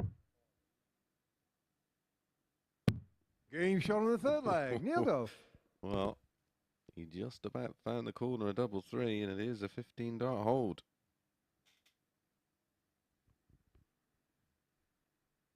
Fourth leg round to throw first. Murray Game there on. with a very similar type of scoring. 180 followed by 149 to leave a double. And then your opponent goes and hits it with a last start in hand. Just to give you that 45. hope. And especially with that #6 being quite far away as well, Ryan Murray would have been quite hopeful at that point, thinking, #3, no one likes that. But when you've only got one dart, you've got to attack it. And 60. Neil Duff put that right in the top corner.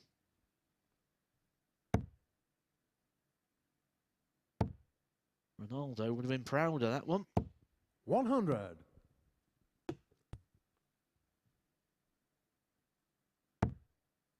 Should I say, Ollie Watkins, the goal machine at the moment, as I'm now expecting to be 140. tweeted in by many people saying that's your go-to for a goal machine, is it? Ollie Watkins, Who does he play for, mate?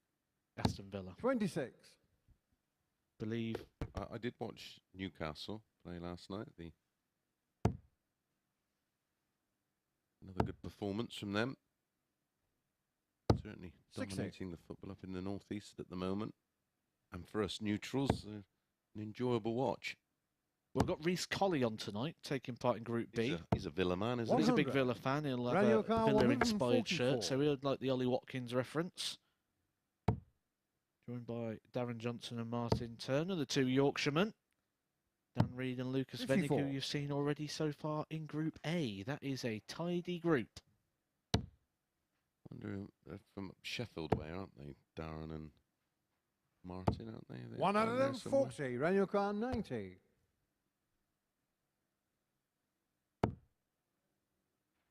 Might support Rotherham. 65. Neil the car, 90.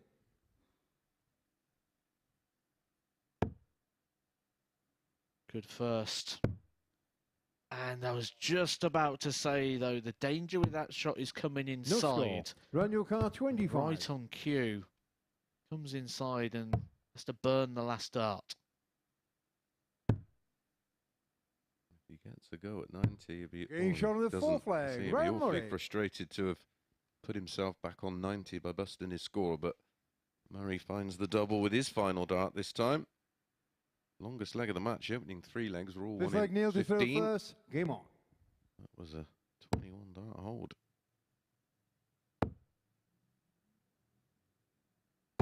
140.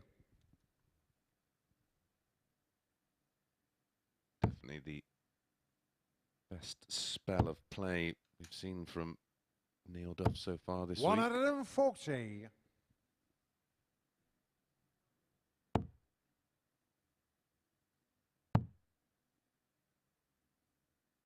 96. They had it down as a pick-em, a coin flip. They're right so far. Very little to separate the two. 134. In any department.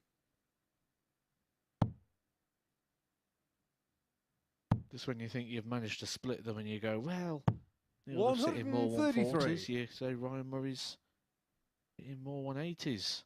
And he's got a fractionally better checkout percentage.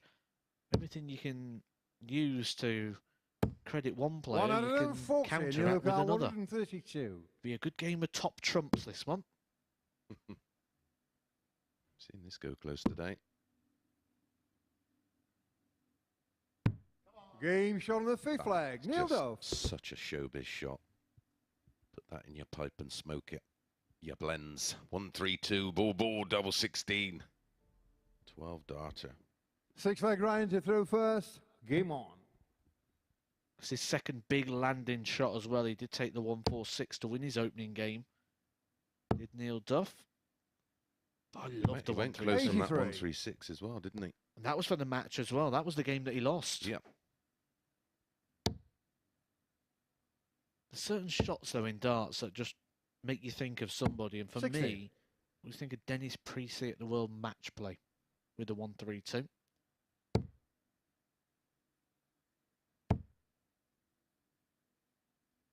The one I remember the most from the match play was the Phil Taylor James Wade one, where he went about 4 feet right to try and find some kind of angle into the ball and 60. Managed to find the target.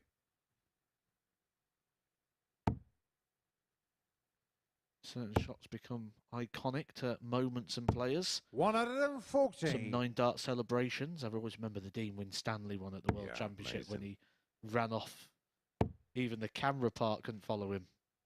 Alan Norris's when it was 140. rolled over and it was up at 35 grand and he didn't even know. I was talking about it with Jackie in a mid-match interval and he 81. texted me, is that right? I went, yeah mate, 35 grand. Didn't even know. Nearly fell off the sofa. 138 of Della to win the World Championship against Bristow. 97. 170 from Lloydie to win the match play. 170 for Edgar to beat Gary Anderson. Yeah, you've never really mentioned Game that. shot on the sixth flag. Ryan Murray. 14 darter. This is a beautiful game. Those players averaging well into the Seventh and final leg. Neil to throw first. 90s. Game on. Both players 45. over at 50% on their doubles. A match that's produced 4 140s, 4 180s and 11 140s. 91.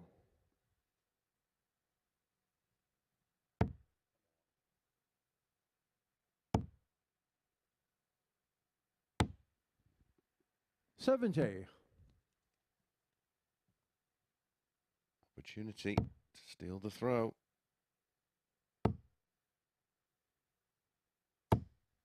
He hasn't needed 95. much of an invitation today, Ryan Murray. He's been more of a party crasher rather than someone you've invited.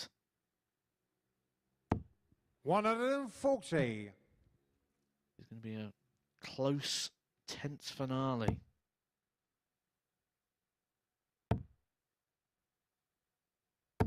$26. And that was a result of the 140 from Duff. They're close and tense. That is clear sign of tension. 100. Also a small portion of frustration.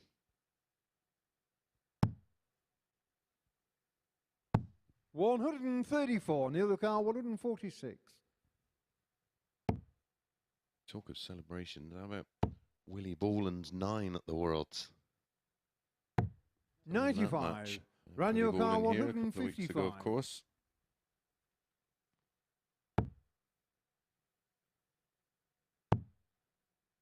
A moment that inspired Adam Warner 139. Neil Lucar, 51. take the darts more serious.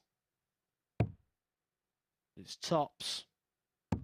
for In Neil shot Duff. of the match, Neil Duff. And Neil Duff gets it wrapped up in a really good tussle there between the two. It could have gone either way. It was to and fro, but it's Neil Duff that gets over the line and gets himself to 6 points. We'll see him one more time later on today. Before then, we've got the table topper Chris Gilliland coming up next.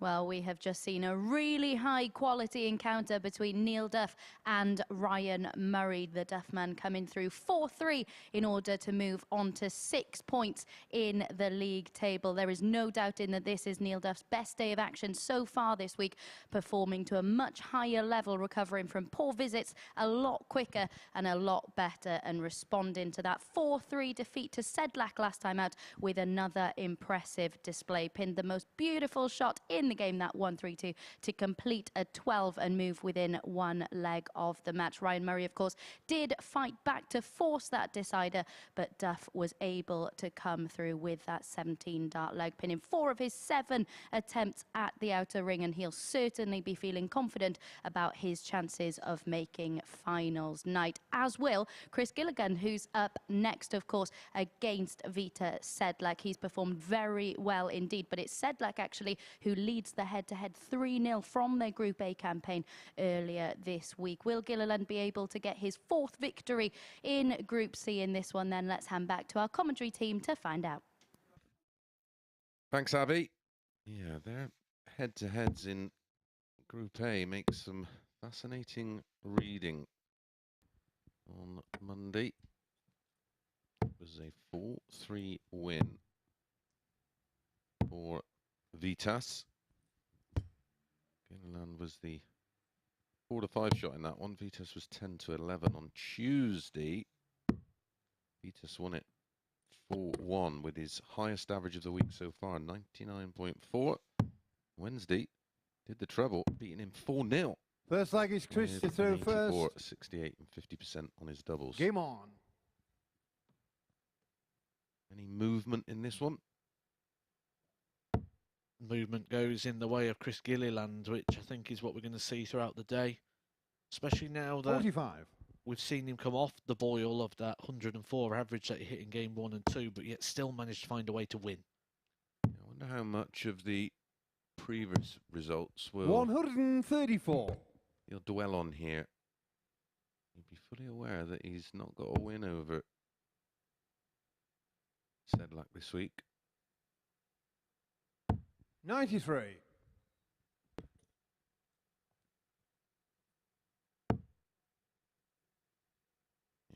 Fully aware of the 96. ceiling of Vitas, because on Tuesday he was stood behind him, scratching his head, wondering what on earth he'd walked into. 134. In that Tuesday match averaged 91.21, hit 180, was 3 out of 4 on the doubles, just didn't get enough opportunities at a double. 59.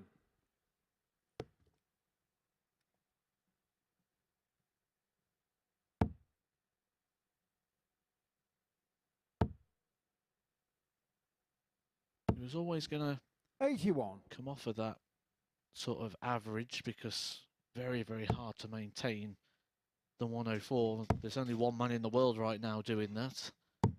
100. Is Gerwin Price. 148. But it does make everything else just feels a bit flatter within your game. You feel like you're not playing anywhere near. 140. Despite the fact that you can be averaging 90, 92, it just feels so far off. Just because you need the extra visit to the board. And that's what it is, isn't it? It's an extra turn. 88. Christian Wilcar, 8. He's got this leg in his hands, though. 3 darts. The double 4. Game shot on the Doubles first are not a leg. problem Chris for Chris Gilliland. Gilliland. He has thrown today 22 darts at doubles in his previous 3 matches. Converted 12. Second leg, Vitezslav to throw first. Game on. Yeah, that's a very good return.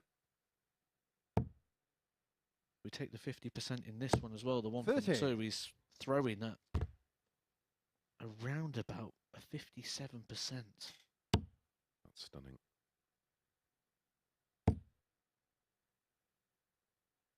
A 59. player worth his salt that wouldn't be happy with that return.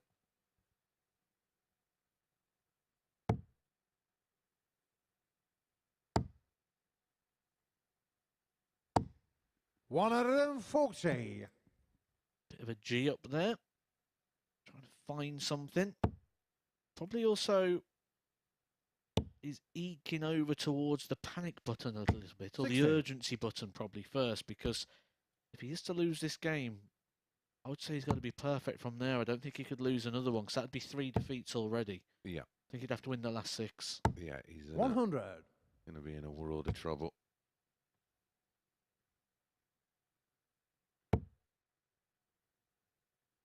One of the big issues, of course, is the leg difference. 140. Currently on -6, the table as it stands. Gilliland, the only 96. unbeaten player so far today. 3 from 3. Neil Duff, 3 from 4. Ryan Murray, 2 from 4. Despite this, you just picked up on that, didn't you? Had a look at his running average for the day. 135. Yeah, Ryan Murray's running average for the day. 93.11. To only win 2 games 46. is That's just running into the wrong person at the wrong time. It's just timing, isn't it? Because that's a good enough standard to win a week.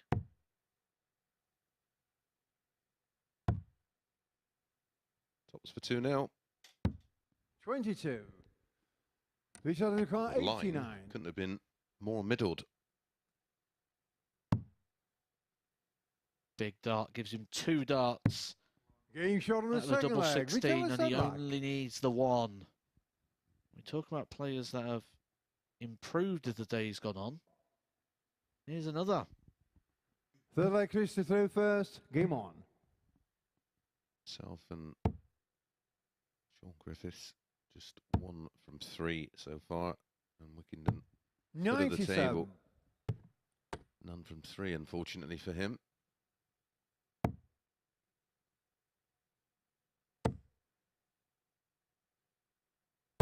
$90. Unlike Group A, which is played over 3 days, of course, you can almost rescue the situation. But this Group C and Group B this evening just played over the 2 sessions. 85. Top 2 from today join John Henderson, Group A winner, and the top 3 over 2 sessions from Group B, which gets underway tonight, will make up the 6-player field. And the first real bit of aggression from Sedlak.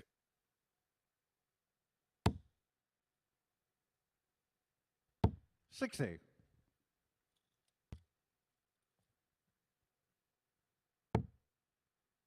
You got to feel that the rest of the practice room are probably hoping that Sedlak keeps this up as well, just to keep Chris Gilliland in the pack, keep 2 places open. Chris Gilliland continues to win, it'll essentially close off one of those positions. He's only hit 180 today, but that one just as good as. Certainly in terms of the context of the lag, because 67. Chris Wilcar, he should get at 85. least a dart at the ball.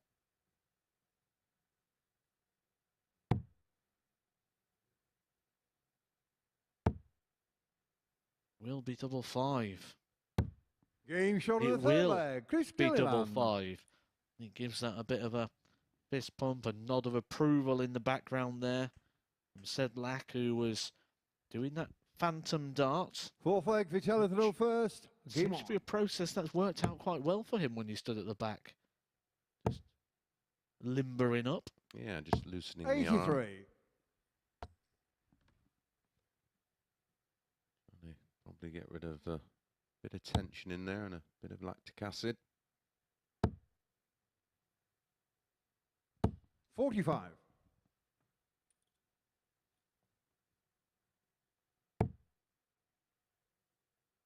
Tend to see that a lot from the Asian players, don't we? The phantom throw. They tend to use those sleeves quite a lot, don't they? Which is meant to compression for the blood. Yeah.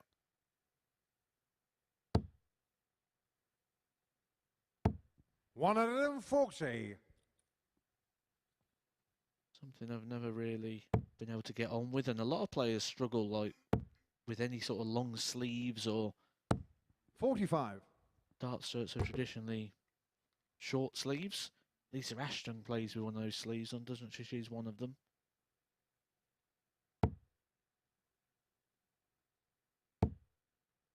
Yeah, I think Fallon will sometimes play with one of those under vest type things with the long sleeves.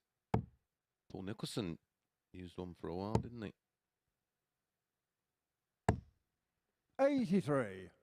I think that might have been a temperature thing though, because I think Yeah.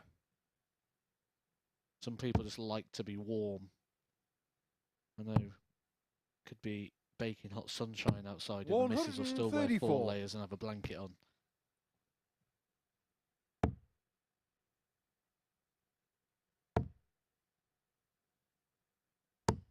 $140. Chris Gilliland 82. Break a throw opportunity here. Gets the ball. Seen that a few times today, haven't we? Game shot on the fourth leg. Chris 15 dart Gilliland. break of throw. His winning legs so far in the match. 17, 15 and 15, and he's creeping back towards the level we've seen in the opening 2 matches Fifth leg, today. Chris to throw first. Game on. In fairness, Sedlak has upped his game. Just not upped it enough. When we talk about those confidence building moments, 82 is one of those. I tend to find with the 82, it's one of those shots that if you take it out in 2 darts, it just 140. makes you feel like a world champion. When you just go ball double 16, nice clean kill. You'll walk back, you'll just have a little glance at your opponent just to see if they've noticed. 60. Something we sort of see go out the game a little bit as well. People trying to read things, like if you watch an old Phil Taylor, he'd be taking the darts and he'd be looking back at you to see what you're doing. Yeah, he'd try and engage you, wouldn't he, to see where you are mentally. So much that used to go on as well in the practice room before a dart was thrown on stage. That's what I can't wait for, to be back in a darts practice room in a couple of weeks' time, and I just hope I've got a group that you can 171. have a bit of fun with. 121. For the match. Treble 17 and ball. It was a great 171. Very much like the 174 reply to the 180 by Gilliland in leg 3. Old school. I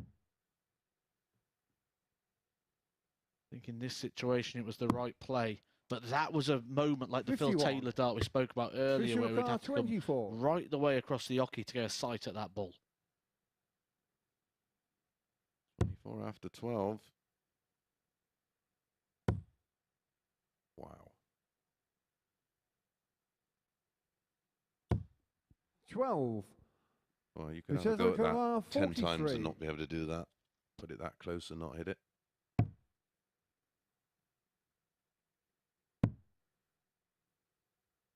This is a bit of a reprieve.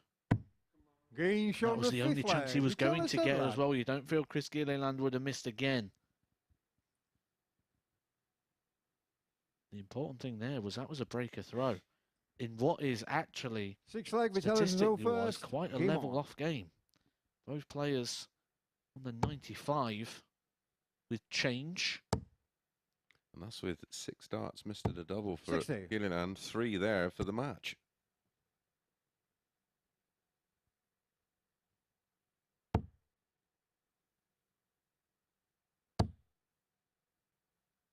The interesting thing here for Chris Gilliland is that 180 column. The one that we were talking about when there wasn't very many in there. He's put that. They must be able to hear us in there. 42. He's hit 1 in his earlier matches. He's hit 3 in the 5 legs and a bit that we've seen so far in this one. 140. Almost like he's flicked a switch. There's so many players who miss multiple match darts and then it gives them a bit of a hangover into the next leg. 180. We've seen 5 180s, a 171 and a 174.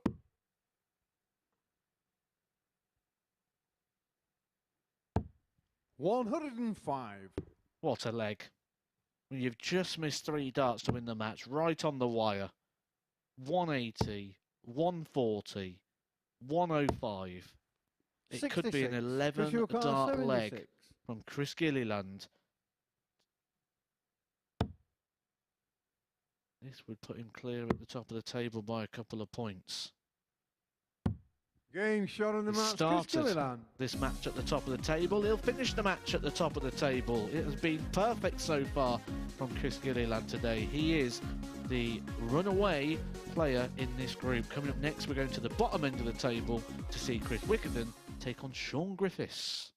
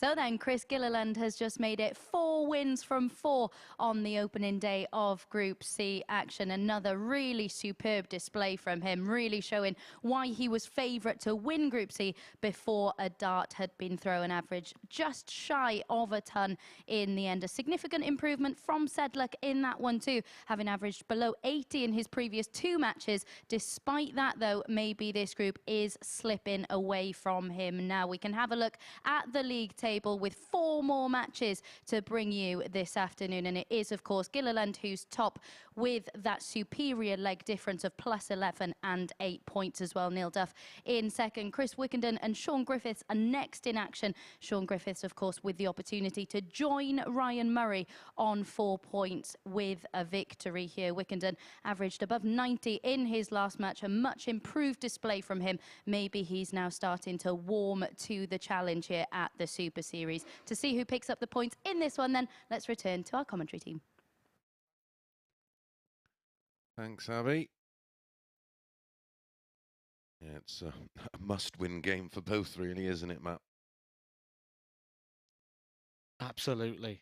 More so Chris Wickenden, because he's not got any points on the board so far, and he's probably going to have to go clean from here, but he's certainly shown those levels of improvement like Abby just mentioned there. But to add even more context to that, he probably should have won that last game as well. He had darts in hand at multiple opportunities in that game.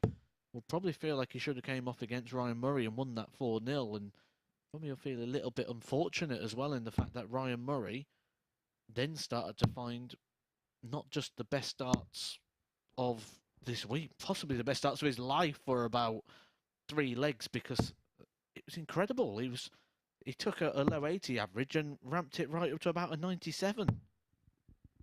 First leg is Chris to throw first. Yeah, we've seen some Game on. really good spells. It's all about converting those spells into a entire match or into a match-winning 57. position.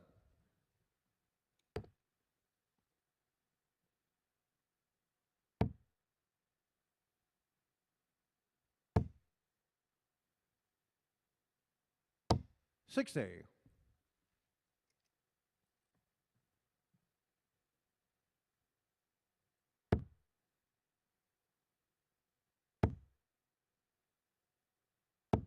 $100.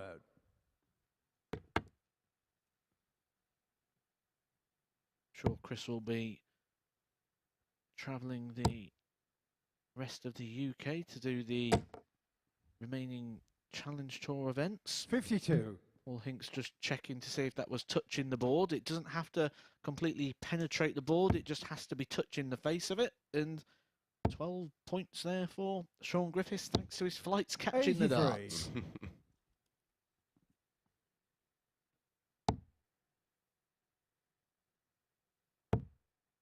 Such a heavy schedule 45. right across the board at this time of year. Euro Tour off to Munich this weekend. 140. Next week, Players' Championship returns and Euro Tour qualifiers. 100. Chris Car 121. Then the end of April, Dutch Darts Championship, another Euro Tour in 97. Leeuwarden. I'll be commentating there alongside Chris Murphy and Dan Dawson. I'm really looking forward to that. And then the Dev Tours return on the 85. same weekend. Chris Car 24. Challenge Tour, 5th of May.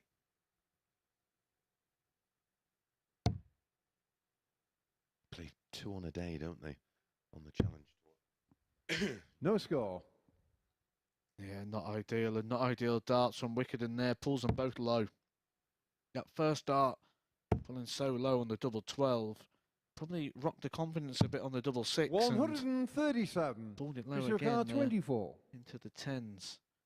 And he put that out of his mind and get it wrapped up on this occasion. Game shot on the first leg. Chris Wickenden. Good darts there from Chris. It's always nice to see when a player is challenged with one of those Second leg, questions Shaun that we to posed first. based Game on on. the previous visit, that they just put it right straight away. Seen a lot of that today. 100. We're going to see a lot of that tonight as well. I think we've got a really intriguing mix of players coming up tonight. Reece Colley. A real mix 96. of experience as well, isn't it? Exactly. Reece Colley and Dan Reed, two of the more younger players of that group. We've got Martin Turner, who's recently won a big WF title over at the Isle of Man. 180. Lucas Venig, who's won a Group A here before. Darren Johnson, who's been doing quite well on the Seniors Tour recently. And on the WDF, both of those players are going to be in the 60. WDF World Championships in December, where Neil Duff will be looking to defend his title.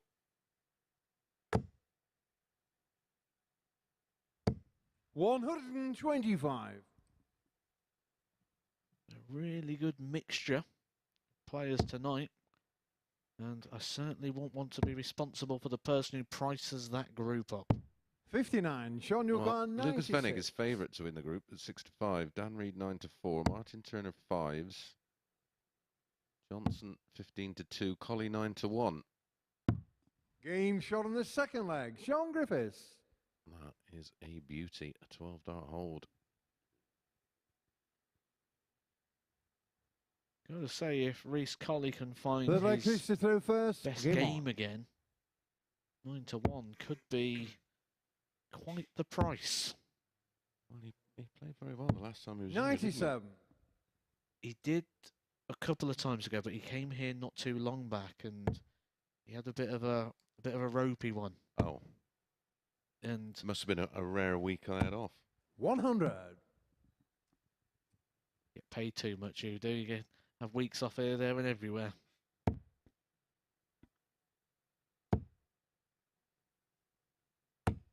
$140.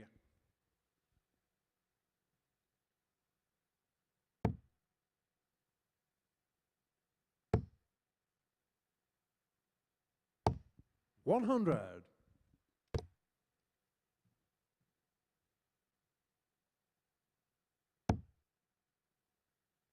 thing I like about the Super Series is getting to see the journeys of 58. players and see them at different stages of their careers. Like we mentioned, we've got 2 players tonight towards the back end of their careers in Martin Turner and Darren Johnson, but in the contrast to 58. that, we're seeing a player like Chris Wickenden who's making strides on the county scene. We've seen players come through the ADC system who are on that same sort of system and scene, and who would have ever predicted like the Adam Warner 60. story? Oh, brilliant. When I went from a university player to winning a week here to winning a tour card.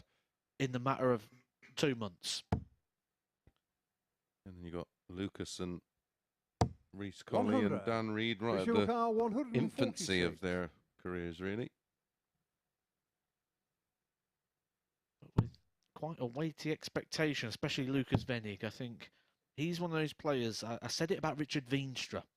I think he's one of those players that when he gets his card will 80. do better Shaun than car when he's not had 143. it. I think it'll move him on. Yeah, it blossom.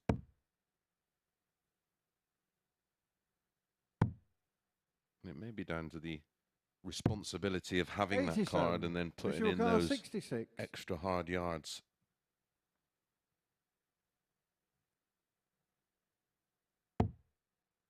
I think he wants it too much. Lucas. 34.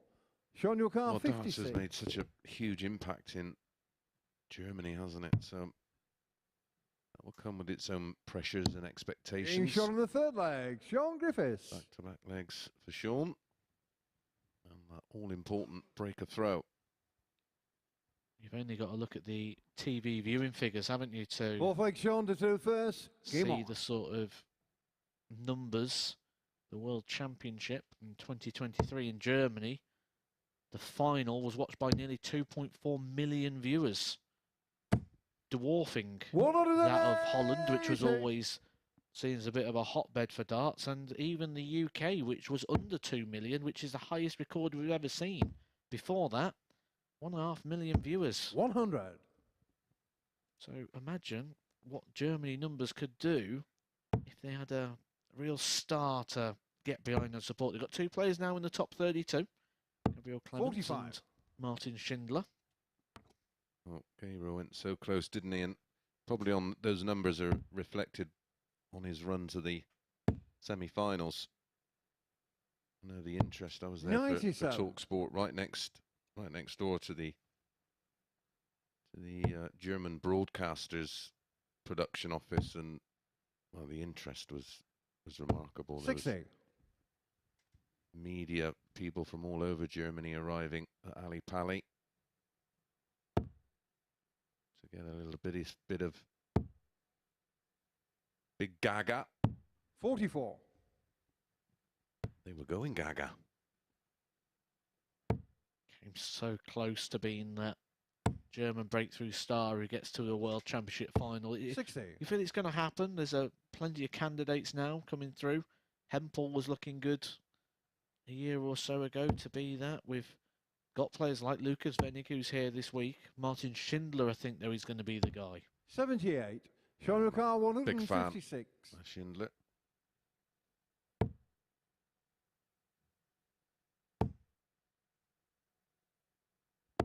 $85.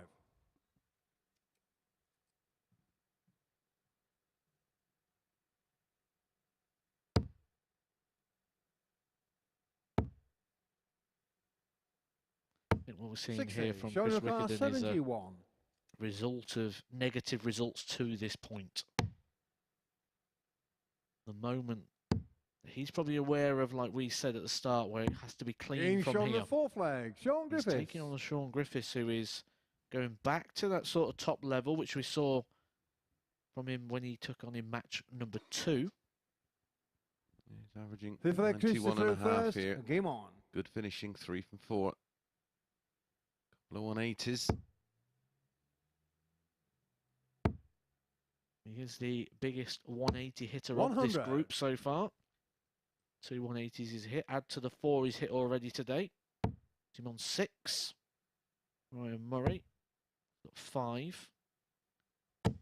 140. Gilliland, Duff all on 4. Chris Wickenden just the 1. 100.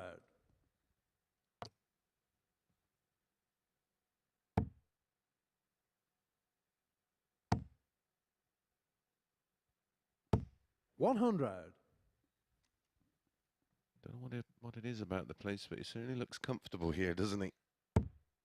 Just polished clinical display really here from Shaun Griffiths, not getting flustered, not getting too involved with the game, just doing what needs to be done. Ticking along quite nicely and keeping himself well in contention. This will move him on to 4 points, and if he gets the legs, will move him into 3rd place as well.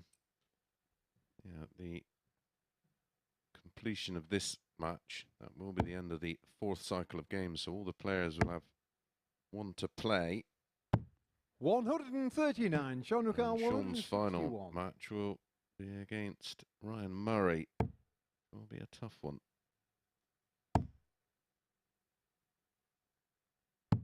137. Pivotal game, because that will be 3rd versus 4th, and the winner of that will stay well and truly in the mix, where the loser of that will be needing the reverse result when they take each other on in game 1 tomorrow. Game Shaun on the 5th leg. Chris Wickenden. Nice leg from Chris there. A 15-dart hold, forcing Shaun Griffiths to serve it out. 6th leg, Shaun to serve first. Game on. Shaun would have been just hoping for an opportunity there. He did everything right, set himself up for the 24, but didn't come back. And when your opponent's only got 1 dart in hand, you quite often think or hope that you are going to get that repeat visit. 3rd 180 of the match for Shaun. 100.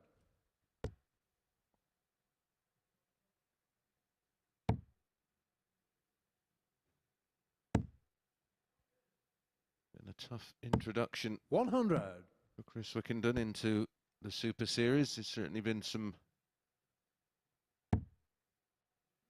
gentler groups he could have made debut in, that's for sure. 78.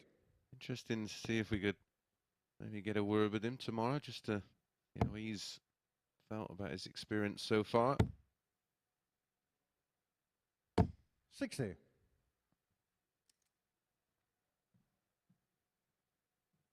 Many players bounce back from a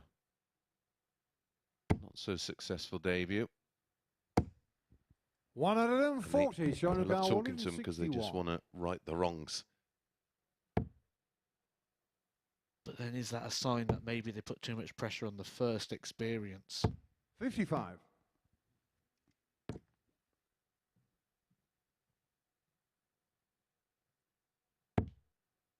I'd say you can play all the counter you want, but it's a completely different ball game. 159. Shaun 106. It's a big setup though. Really has asked the question here of Shaun Griffiths on this 106. And he will come back at the double 12, and that will be to level us up, 58. to break the throw 24. and have the advantage of throw. This is a big moment, not just in this game, but in the group, in Chris Wickenden's week. One more chance. Game And he does not let it slip by. He is now probably the favourite to win this by having the advantage of the throw in this last leg. I tell you what, I have been impressed with him One dart in hand, last dart. 7th and final leg, Chris to throw first. No Game fear, on. that's for sure. Back-to-back 15 darters takes us to a deciding leg. Credit to him.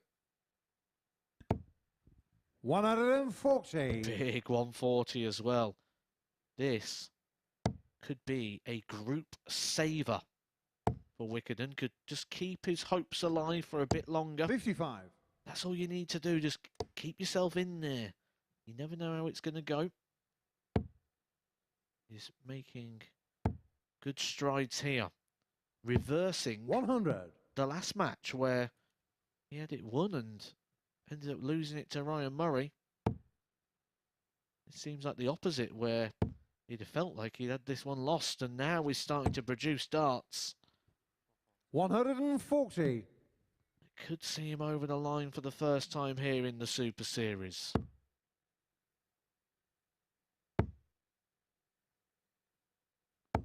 $100.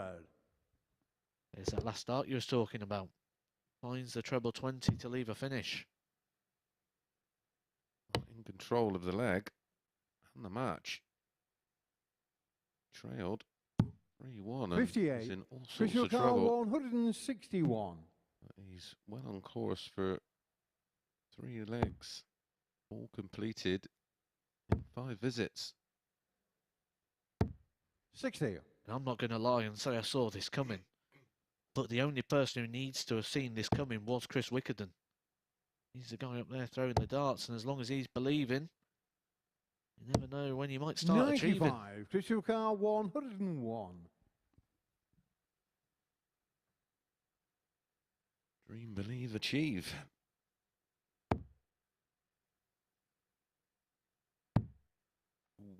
Right next door. Somebody will be 61. Shaun Griffiths 153. still fancying the job here unless... No, not this time. I'll be back at tops to complete the comeback.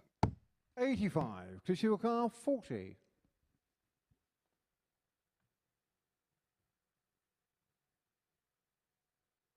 The match again comes low. This double 10 might be a more Game shot suitable on the match, shot. Chris Wickenden. Chris Wickenden gets his first victory here in the Super Series. It's 2 points on the board and he keeps his hopes alive. But just stay tuned for when Abby runs you through the stats on that one. We say averages don't mean everything. They don't in this one. Coming up next, Chris Gilliland, Neil Duff.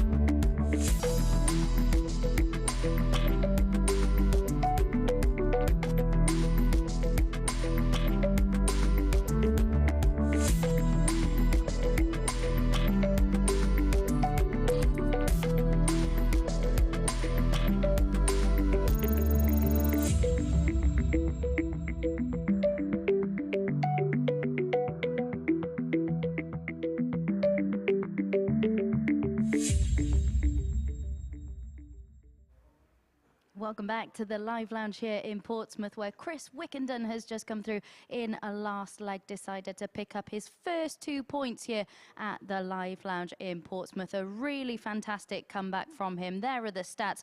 Well, full credit really must go to Wickenden after that one. It looked as though he was learning the hard way about the mental strength and resilience needed here at the Super Series, but hauled himself back into that match against Griffiths, despite Griffiths averaging 10 points more than him for much of that encounter. 4 out of 11 on the outer ring for the debutant in that one, and he'll be feeling a lot better about his chances following that. Griffiths didn't do a great deal wrong himself, did he? Averaged over 93, pinning 3 of his 4 attempts at the outer ring. Next up then, Chris Gilliland and Neil Duff as we enter our final round of games. Let's have a little look at the league table with 3 more matches to bring you in Group C this afternoon. Of course, these two up next know each other very well indeed. Neil Duff Duff has the opportunity to join Gilliland on 8 points, or Gilliland could move clear, complete the Lou Reed, the perfect day, if he is to collect the 2 points in this one. It's Gilliland who leads the head-to-head for the week, 2-1. Duff, of course,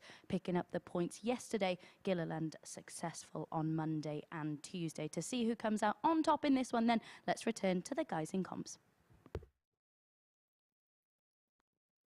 Thank you, Abby. We did mention at the start of the day we will be talking odds quite a lot today because they're going to be so relevant, and the moves. There has been a move again. We are seeing top of the league Chris Gilliland take on second place Neil Duff, but top of the league Chris Gilliland has now moved 2 to 5. If you was active this morning and got on early, you'd have got 4 to 6 about Chris Gilliland, and the reason for that move has got to be down to the brilliance of Chris Gilliland. Yeah, for sure. He's been outstanding. I mean, when your only blip in the day is an average of 87.03 in a match that you still won 4-1 anyway. First leg is Chris to throw first. He's been rightly so moved in to 2 to 5. Averages of 104.15, 104.96, 87.03 and 99.57. Absolutely top draw. When we collaborate that together to give you a running average for the day, 98.92 for Chris Gilliland. World class. If we give him the 0.08, we'll round it up. It's 99 average. To put that into sort of perspective. 93. Season, not 3 matches, 4 matches. The season for Gezi Price is around that, isn't he? 47. But if you're watching at home or play yourself, take inspiration from what Chris Gilliland is doing right now, because he lost all his matches yesterday. No 2 days are the same. Just because you've 84. lost all your matches one day doesn't mean you're not going to win them all on the very next. And that's the thing I've been hugely impressed with, is that bounce back ability, and he's played with 0 negativity despite having that disastrous, woeful Wednesday. One for you, Murph. We miss you. 140, near the car, 153.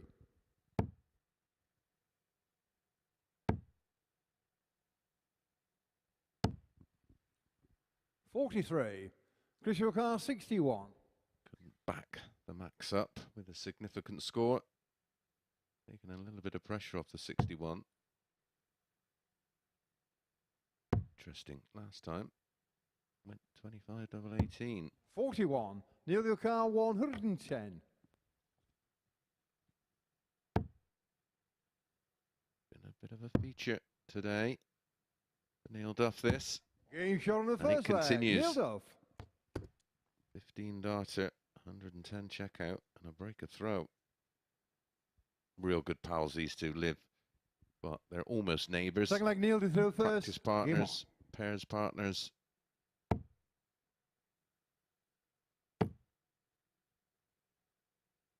You do feel like it was going to be a moment like that, a ton plus finish in a leg where he's already hit a 180 as well, that is going to be what is needed to topple Chris Gilliland in the form that he is in today. Yeah, you'd think you're going to have to 93. Produce darts of that ilk just to try and upset the rhythm of Chris Gilliland. 100.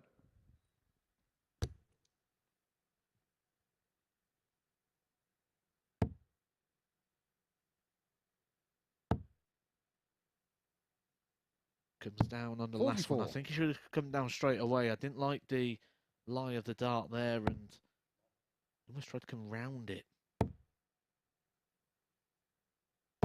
80. I know you can bend a football, but I'm not sure you can bend a dart.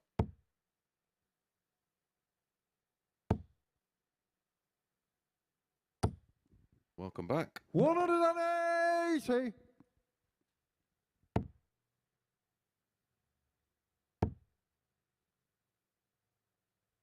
95.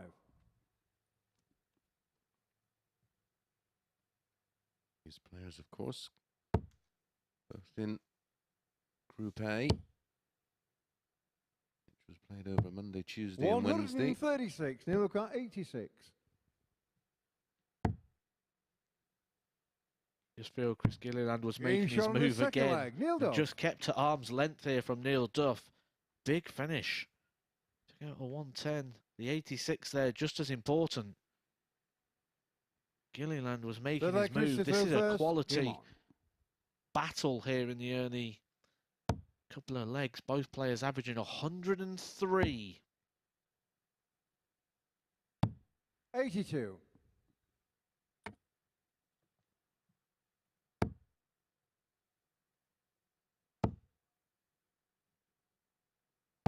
$60.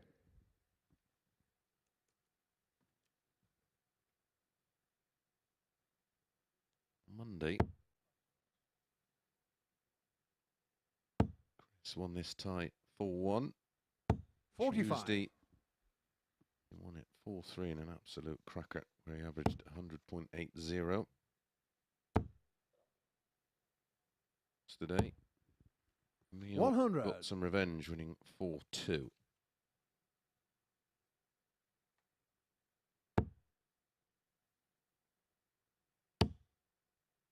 Yesterday was pretty much a write-off for this 100. man.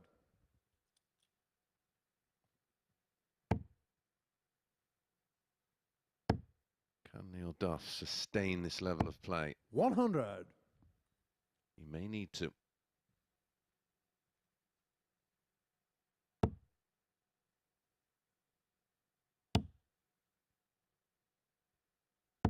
$58.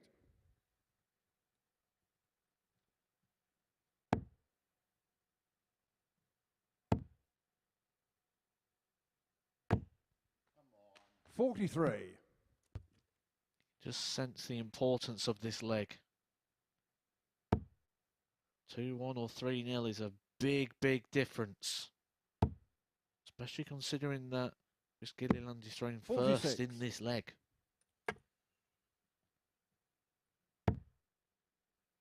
Be the perfect time for a couple of treble 20s. 58. Chris Car 170. The foot is just coming off the accelerator slightly here for both.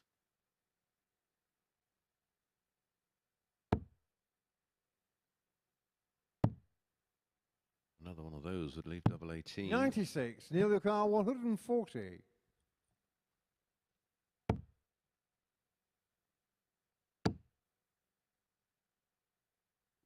$100. Chris Car 74. Just for a second, I thought that was in.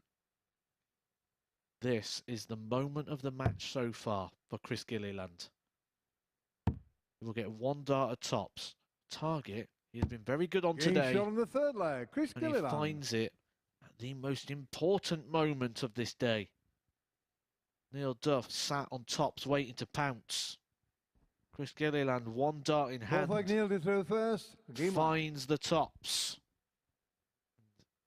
You would say if he missed that, the likelihood was he was 3-0 down. Yeah, absolutely. 100. And then in an absolute world of trouble.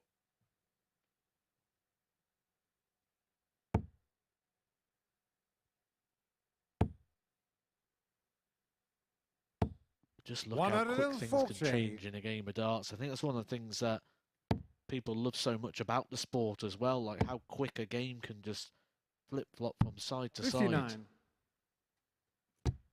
As Neil Duff goes for what I call a bit of a counting error there, switching down to the 19s, leaves him the 3-4-2.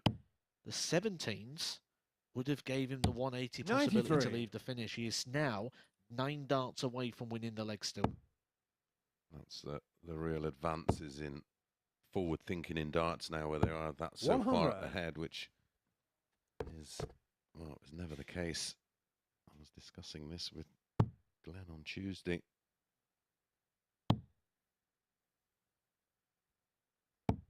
$58. Well, you've just got to give yourself every little advantage that you can, because the difference between winning or losing just becomes so small margined 60.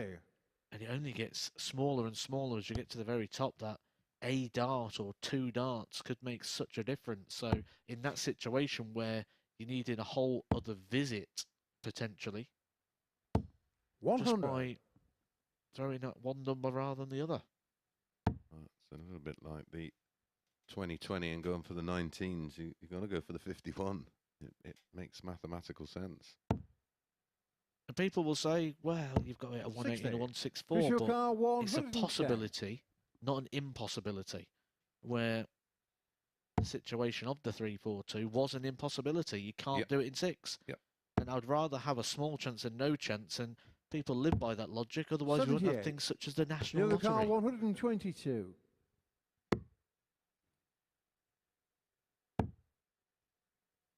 Ooh.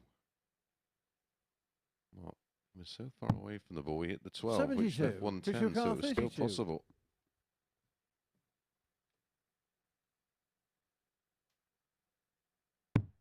Getting shot on the 4th flag, Chris Gilliland.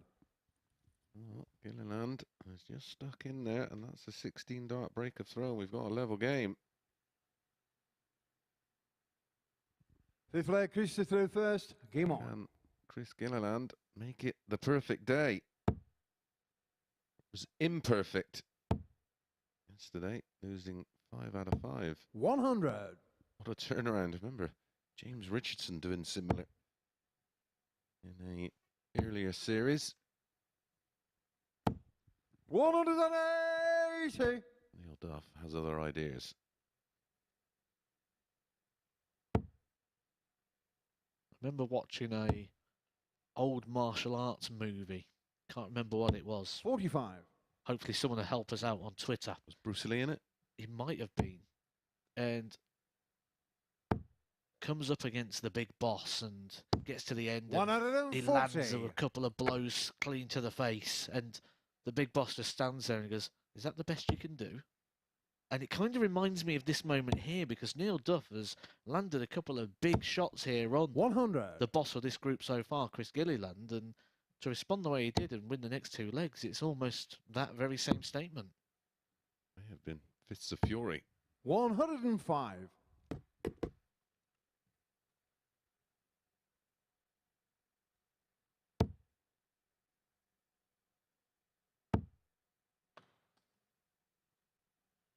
Drops the dart.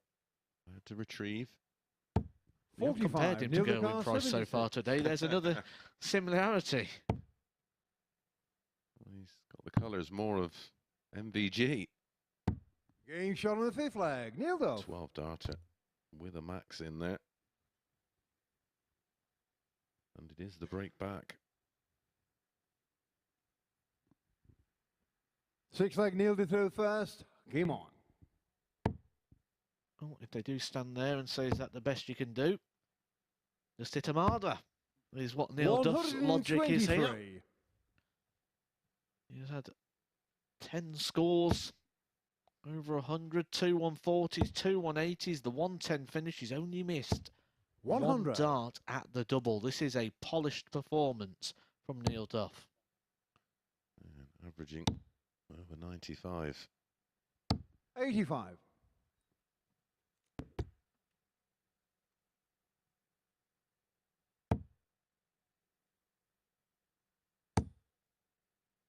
Shaun and Ryan up next, our penultimate match 140. of this session of Group C, and then it will be Sedlak versus Wickenden. 180. It's a third for Duff. This is a good way to end the day. You always want to leave here with a good positive performance. 140. To get this, he will join Chris Gilliland at the top of the table on 8 points. Yeah, they're only going to be separated by leg difference. 72. Official car 121. Said earlier the 74 was the biggest moment. I would say it was the biggest moment so far, because it is now this one here, the 1-2-1, which will not go. So Neil 97. Duff, Neil your car 41. take your pick. Picks tops. 1. Chris, your car, The 24. frustration is visible there. There was 2 well-thrown darts. After the first dart went in on the top wire, was certain he was about to hear Paul Hinks call game shot.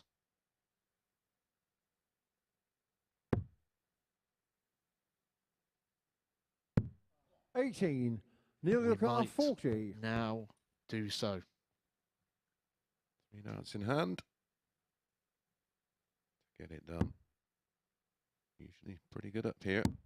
Game And shot in the match. He Neil is Duff. pretty good up here in a very, very tidy performance from Neil Duff that produced 3 180s, 4 out of 8 on the doubles, and a very impressive 12 dart breaker throw. Penultimate game when we come back after this short break. Shaun Griffiths takes on Ryan Murray.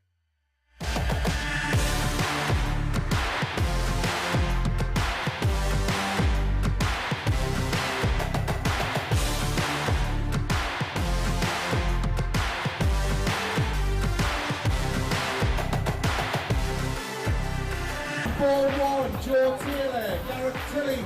Ball 2, Craig Nixon, Robert Young.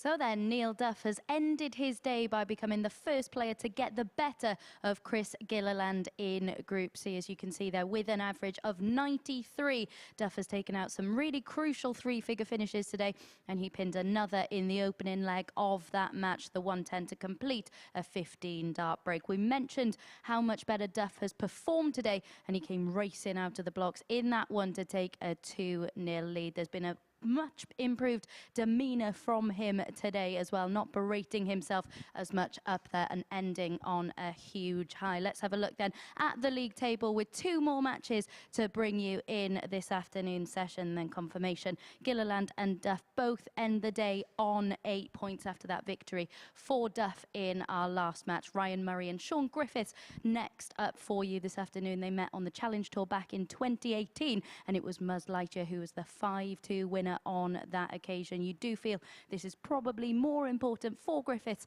to pick up the 2 points to draw himself level on points with Ryan Murray heading into tomorrow afternoon's session. Let's get this one underway then, our penultimate match of the session, and hand back to our commentary team. Thanks, Abby. Well, this is a fascinating one, especially in terms of the table map. Yeah, I think this is one of those situations like we saw before with Chris Wickenden. My rule for Group C is you get 3 lives, 14 points. Shaun Griffiths has used them. If he is to lose to Ryan Murray here, especially with what we've got at the moment with Chris Gilliland and Neil Duff at the top of the table, both on 8 points, I think that might be curtains. First leg is Shaun to do first. Yeah, it will take some Game on. pulling back tomorrow, especially the form both Gilliland and Duff have shown. They've been, for sure, the best 2 for me today, or probably the most, well, certainly Gilliland the most consistent, but Duff's been pretty rock solid so far today, or should I say so far in the group. Resumes tomorrow 97 at 1 o'clock. Don't forget, it's double session day. We're back 10 p.m. this evening. 40 Tough Stuff TV if you're in the UK. Outside, you can follow us on our MODUS Super Series YouTube channel. You can also follow us via our social medias at MSS 140. Want some darting dilemmas to consider? Have a look at Edgar TV on YouTube. 30. Your Twitter is At the Edgar 501. Got it open in front of me now, so if you've got any thoughts, considerations, topics, anything you would like to 100. discuss. We are an interactive product. We can chat away with you whilst we're enjoying the darts together. 85. Round your car 164.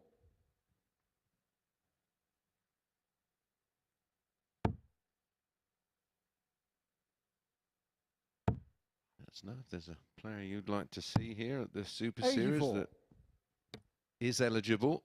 So basically that means doesn't have a tour card.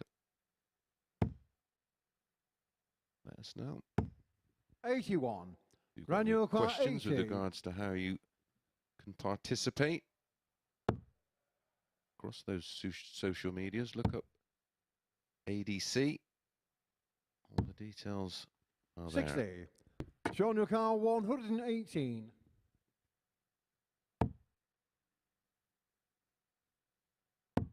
For a steal. 78. Round your car 20. Just completely, I'd say over-pitched that, but I'd say he didn't bring it down enough because he's got quite a very high elbow action, Game shot on the which comes first up leg. past the Ryan shoulder, so Murray. his darts are sort of thrown down at the board rather than propelled to. So normally we'd say that was an over-pitch, but in this case, it's just not pitched enough. Second leg round to throw first. Game on. That could sometimes get a little loopy. You'll get that any time that the elbow comes past the height of the shoulder. 140. Another thing that will do is it will lose strength and power around the shoulder and in the arm. One of the things, certainly in sports like Brazilian Jiu-Jitsu, is to raise the shoulder up, get the elbow up past the arm. Get into those side mounts, those side controls. Because you can't come down with as much strength as... Well, the drawback is so 94. deep on the Griffiths throw that it actually brings the elbow up, doesn't it?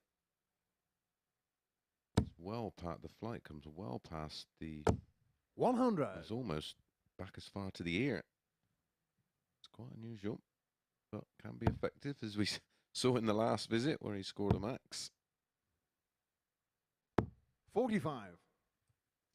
It's one of those things that you could just tweak slightly. You hear a lot of people speaking about darts coaching or techniques and saying that you shouldn't really change too much, but 57. the idea isn't to change too much. The idea is to tweak and make it better than what it is now, and the idea isn't to go from A to Z on the alphabet.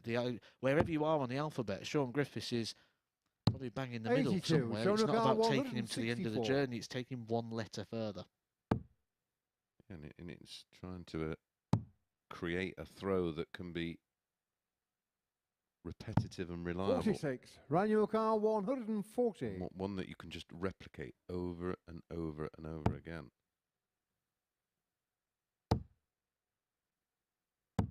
$81. Shaun, your car 118.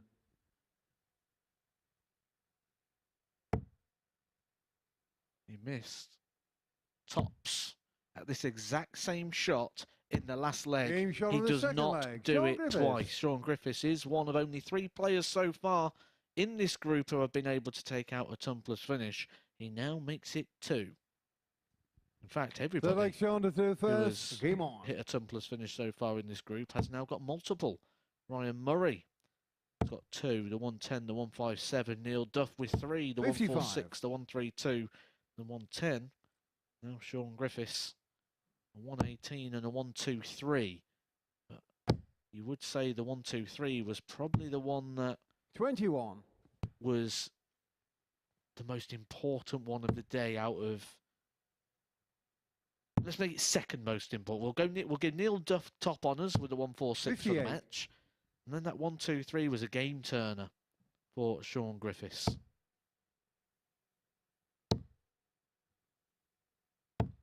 $125. And I do some coaching with absolute beginners, which is 100. the player I like to work with, and they say, "Oh, just always it in a 12." I say, "Well, that's a good thing, because all it's about now is just realigning." 100. Certainly if you've got the fundamentals there that everything's coming through straight. Yeah.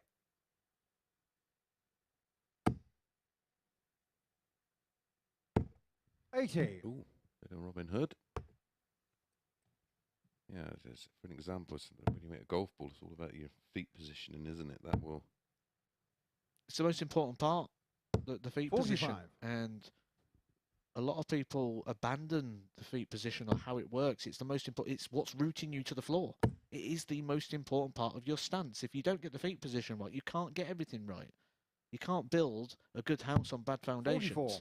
And you might have a Ferrari, but if you've got no tyres on it, it doesn't matter how good the engine is, it's going nowhere. Yeah, it's got to have some boots on. 40. Shaun, your car 164.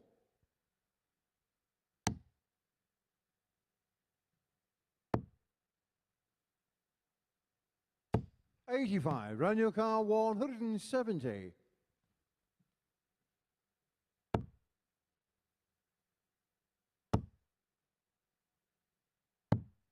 $32. Shaun, your car 79.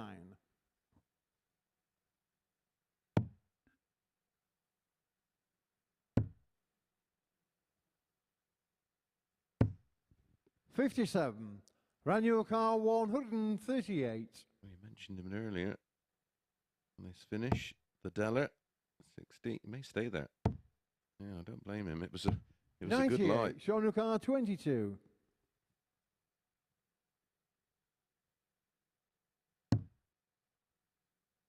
I like the attacking nature of that dart. 18. Would go an aggressive Ran on your dart car 2 and 40. burning a dart and not getting another go. Getting shot on the third leg. Ryan Murray. Well, that's 3 consecutive breaks of throw. The player able to hold so far. Fourth leg Ryan to Ask through you first. guys the Game on. question, who would you like to see who is eligible in the MODUS Super Series? I cast my eye over to my screen where my Twitter handle @theedgar501 is 97. open, and we have a suggestion. A very interesting suggestion. A suggestion I'd like to see happen. A suggestion that if it happened, I would be doing everything I could 89. to get my darts out and go join in with that week. Ooh. Phil Taylor. He would be eligible. Question comes in, says not sure if he would be eligible. He 84. would be. Phil Taylor would be allowed to play in the MODUS Super Series. Yeah, it's something I'm looking at is where his game is right now. It's something I'm amazed that he's not necessarily expecting. I know he's waiting for a hip replacement, but 140. surprised he hasn't sort of dipped his toes in maybe a Thursday and Friday afternoon or a Thursday, Friday evening. 121. Do you think the time slot now moving to 1 PM from 9:30 that we're going to see an increased standard in Group C as well now? Yeah, absolutely. 100. 1 o'clock is dart o'clock. It's Yep. when all your pro tours start now and the sort of time you'd expect to be playing peak level performance. 96. Well, most of the opens you would play in, it's around that kind of time. You'd sort of arrive around 10 o'clock to prep for a 1 o'clock start. 132. Ran your car 103. This would hurt. Just leaving tops. Ryan Murray will not get a dart at the double. Worked out the maths. 67. Shaun Leaves it car handy. 40. Shaun Griffiths did make a mess of it in the last leg. Wasn't on his preferred double. He was over on the 11s. 35. He's done it again. Ran your car 36. Doubling is deserting him right now. Well, we're about to get our first hold of throw. Game Here shown the goes. fourth leg. Ryan Murray. Murray takes control of the match.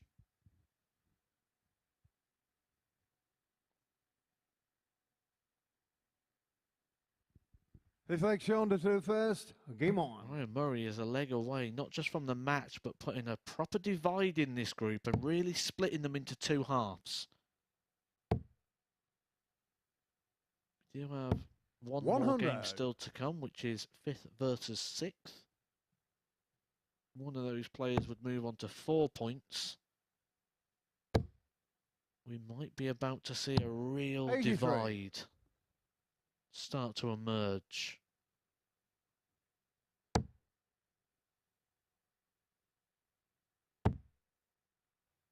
Shaun Griffiths looks like he's got different ideas.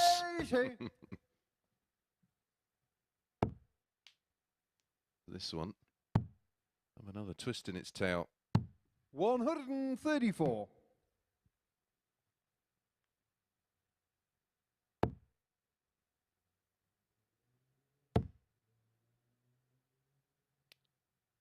Maybe could have run for cover a little earlier there, Matt. Although we don't get to see from that angle what the player sees, of course. 100. Shaun 154. 6 at this.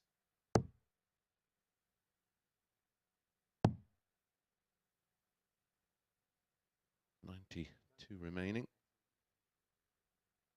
Again, that switch just helping Shaun Griffiths there. 82. Treble 19 has bailed him out of the situation here, but 72, there's plenty of work to be done there. Likelihood. He's only going to get 92. one at a double. A bonus would be 2. 72. There's a little bit of pressure because this is a match saver. 1 at tops. Game shot on the 5th leg. Shaun Griffiths. Well, there's the answer. Just have 1 dart at a double rather than 3. But it's those combination shots that sometimes feel easier than 6 leg approaching the hockey with 3 darts in hand. Yeah, bizarrely, having 3 in hand adds a... You tend to add a little pressure to it, where it's all very natural on the back of a combination. 140. Well, he's taken 118 and 72 out. The other opportunities he's had multiple darts. I think some of it's a processing time as well, because you stand behind your opponent thinking about 85. the shot that you've got, then you come to the hockey to try and deliver it. Where with the 72, you don't have that expectation of this is win or not. Yeah. 95.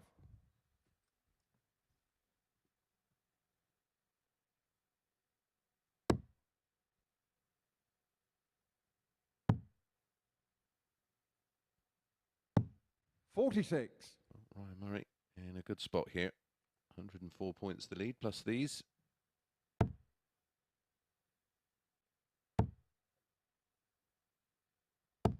$45. I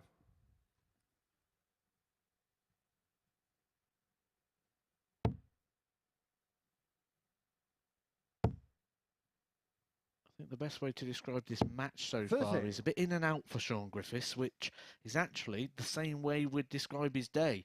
83, followed by 91, then a 78, then a 93. He's playing hokey-cokey darts. 57. Yeah, there's no real balance to his play.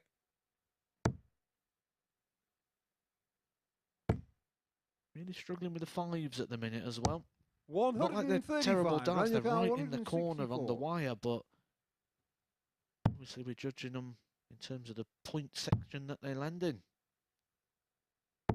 98.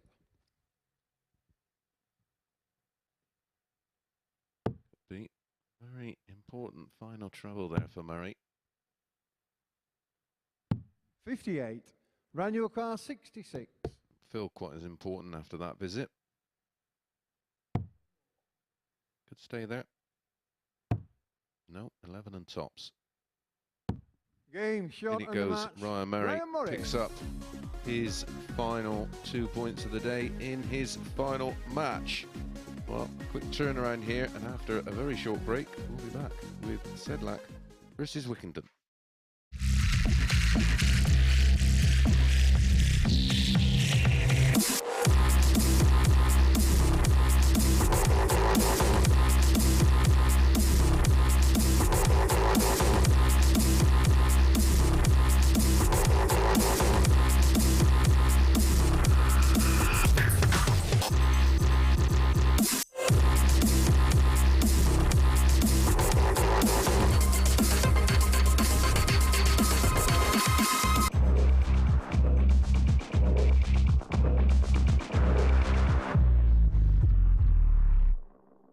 Welcome back to the MODUS Super Series, where Ryan Murray has just rounded off his first day of Group C action with a 4-2 victory over Shaun Griffiths. Griffiths took out an impressive 1-1-8 to level proceedings early on, but too many missed doubles after that allowed Ryan Murray to pounce. That'll certainly feel like one that got away from Griffiths as his doubling deserted him from that point. As you can see, missed 8 at the outer ring. Murray far more clinical in that one, with an average a shade under 85 for that match. And the 2 points for Murray, well, we can have a look at what that does to the league table. Of course, we've got one more match to bring you this afternoon, but Murray moves on to 6 points and keeps himself well in the hunt for a spot at finals night. Rounding off our day's action then, Vitezslav Sedlak and Chris Wickenden. It's not quite a knockout match, but it does feel like whoever loses this will have left themselves too much to do heading into tomorrow's action. Wickenden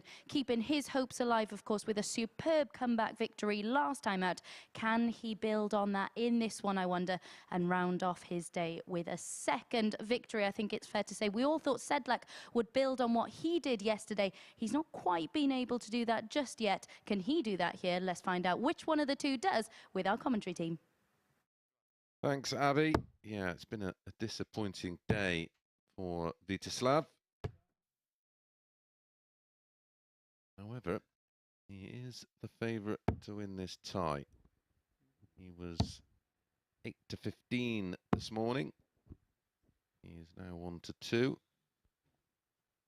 Chris Wickenden was 11-8 and now 6-4. So not too much movement, but they still expect Sedlak to win the tie. I'm not so sure. Well, splinters for me, but it's a no bet. I can't see how I can go with either or, really, to be honest with you. It's one of those games. I think if I was forced to make a prediction, I would potentially go with Chris. Well, yeah, because if I look at all the stats from certainly Group A, first leg, Vita to throw first. In all 3 Game of on. the days, it was Sedlak that tended to fade in his final couple of matches. And if we ignore that first performance of Chris when he hit the 77 average, he's always been 59.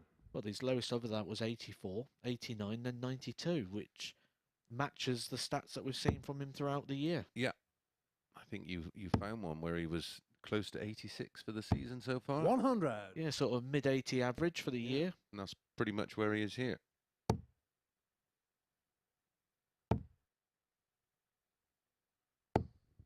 He's 100. now got a win on the board. Yeah, and that will take huge pressure off his shoulders as well, of course, just getting that win. Especially when you have a day where you've lost your first 3 and negative 45. thoughts will obviously be processed. You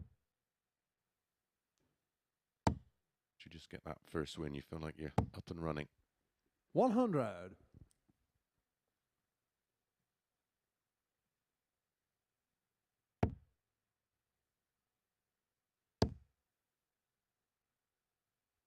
$85.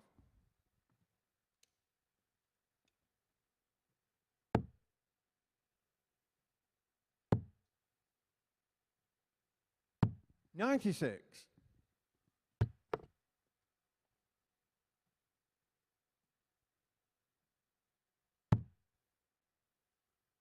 Switching downstairs early on there to the 19s. The 171 leaves you 100. To the car, You do get 146. the 419s. It allows you to use the ball to try and bring in the 170. Yeah, which is a very modern way of thinking. 34.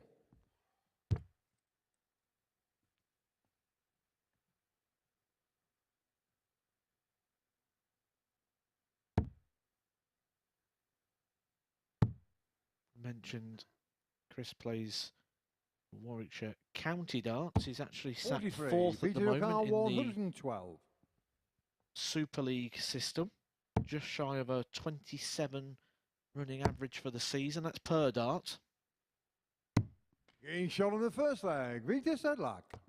That is the first ton-plus finish today for Sedlak, the 112. Sedlak is 27 through average is about first. Game on. an 81 in modern money. But more impressively, he has 120. attended and played 16 matches this year, and he has actually won 16 of them, unbeaten at Super League. Wowzers. 180. Something he's not actually alone in. Top of it, Matty Washbrook, 20 games unbeaten. Jamie Atkins, 19 games unbeaten. They play for the 96. same team.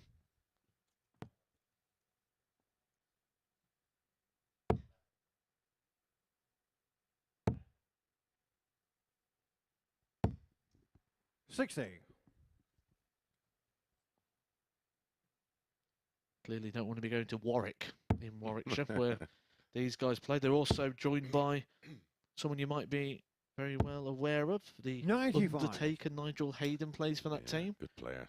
Good player, Nigel. And also Jack Waring, who was here not too Yep. long ago as the ADC qualifier. So quite a team there. 43. Really beginning to start to gather some serious momentum. When it first started, they limit the numbers, obviously, at some of these venues, but they're just starting to be sold out quite early now to capacity, which is great 40. to see. And again, it's just an alternative. Darts is very much one of those one size may not necessarily fit all. You can fit another one in there. 180. Chris His Car 150. second max of the leg. Well, looks across all of his stats throughout the week, and honest, he does fade towards the back end. His final match yesterday, he averaged 81. His final match on Tuesday, he averaged 71. 138. And his Vitezslav final Sedlak match 38. on Monday, he averaged 72. He's averaging 96.5. Game shot in the second leg. Vitezslav Sedlak. That's a 14 dart break of throw. That includes his first ton-plus checkout of the day. And also, Third leg Vita to throw two first. 180s. Game on. He's only hit 4 across his whole day so far. He's hit 1 in both the legs. Can it be 3 in 3 legs? Of course it can. 180. This is what I said at the start when not coming in here because I've just come in at the back end of this week. I didn't see Group A. Sometimes that can just give you a different 81. view on things because I don't have that sort of pre-expectation from the previous group, and you're just seeing what's in front of you, and it's looking at the moment like he's growing into the day. A 94 in his last game. This one, he's over the 100 for 100. the first time today. Yep. And it's nice because we both keep alternative type of stats that after a day we can sort of put together for you tomorrow just to try and give you a different look.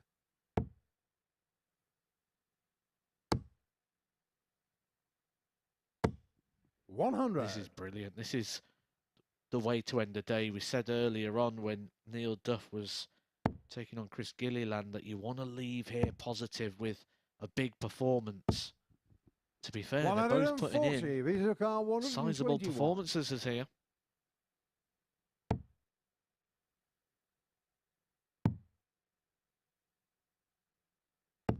$57. Leave Chris today on a bit of a high. 140. You'll come back tomorrow with a positive mental attitude. I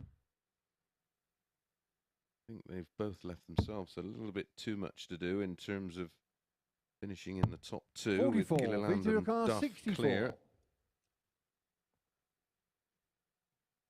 But they're in the perfect position.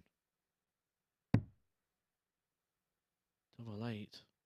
3-0. Game shot on the third leg. The reason I say it's the Sedlak. perfect position is because let's say Sedlak is to go on and win this game. Tomorrow, the first match is this fixture, Sedlak versus Wickenden, which means he could be back in the hunt again before anybody's had the chance to play. Yeah, exactly. It could be just 2 points off the top. or joint top. Which I know everyone will then have a game in hand, but 81. just on the eye, the appearance And of he it. has to play those top two. When you are playing that last game, because of how the fixtures break down and work here, can sometimes be a bit of a friend. Fabulous performance so far.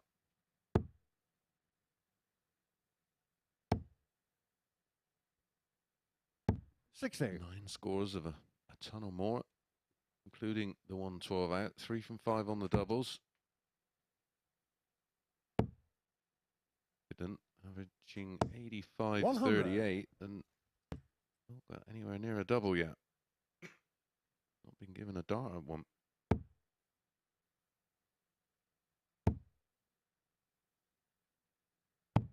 $59.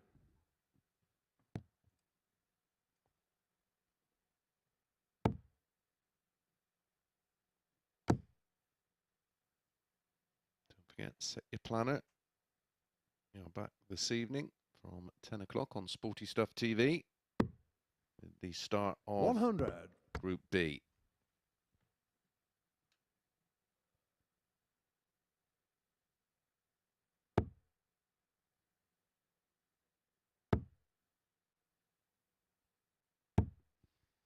$60. Vitezslav 161.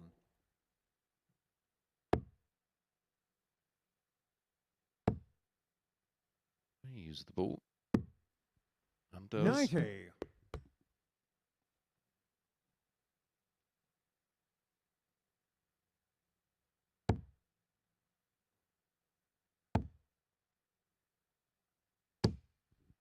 $140. Vitezslav 71.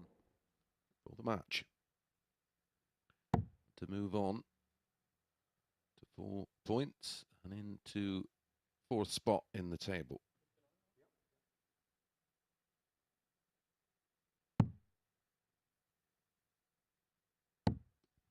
$51.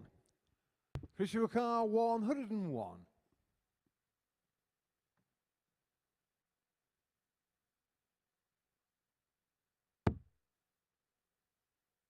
Draw 19 or well, did have the option of trouble 15 as well, of course, but it is Sedlak 69.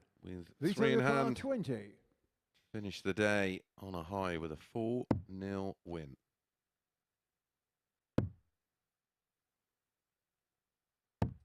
$15. Vitezslav 32.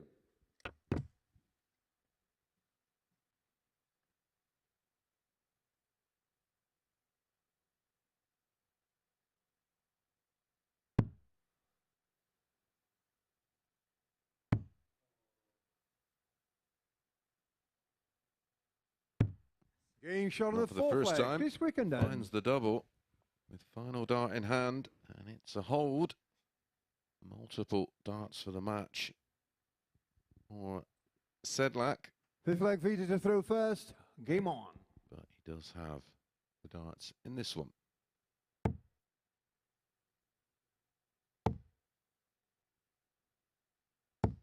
$100.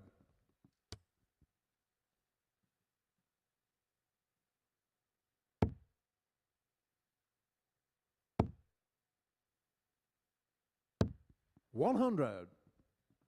Trading tons. Start of leg 5.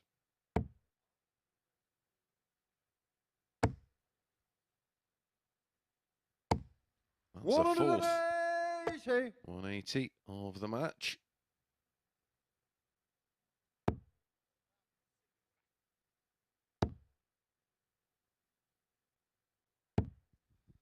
$45.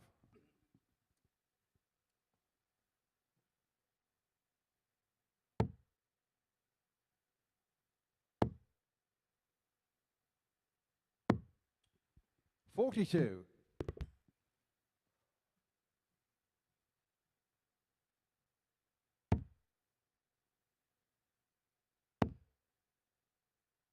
Don't forget, you can 60. join us here Saturday night at the MODUS Live Lounge in Portsmouth. Finals night. Head over to dartshop.tv. 97.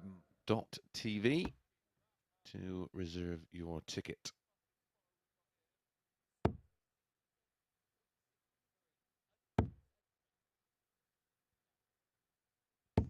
'81. Victoria car 82. Ball for double 16. Gets the ball. The wire. 50.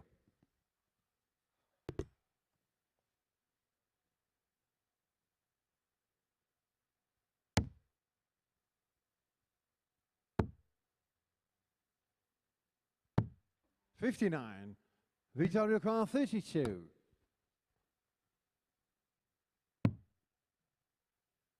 It's the same hole as the second dart on the 82 finish. No score. Christian car 156. Yeah, you can't believe it. He's giving it a second look.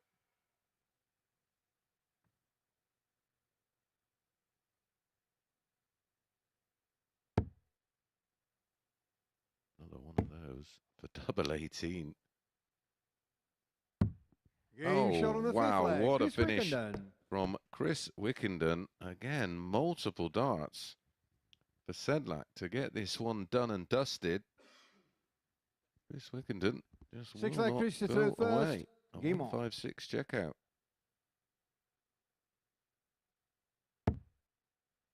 So, first finish. 60. Of the day.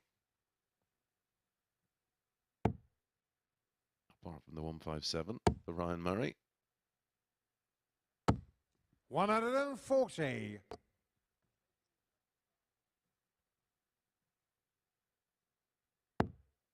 Sedlak has now missed 11 darts at a double. 60. 10 of those have been match darts.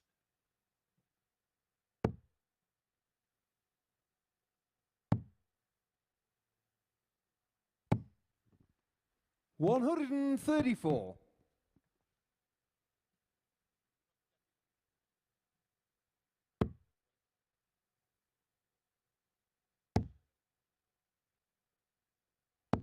$43. Well, again, Sedlak dominating the match in the scoring department. 45. Just can't put his opponent away.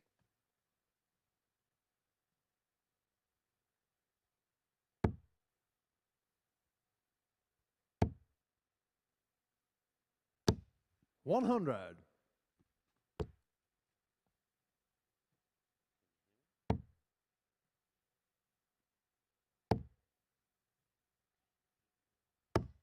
$100. Again, he will getting match darts before his opponent.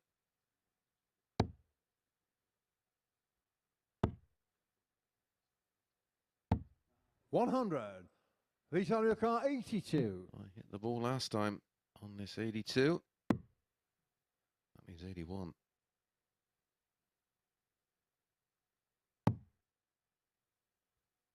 For tops. 42. Taken out 156. Can he take out the 138? Take us all the way.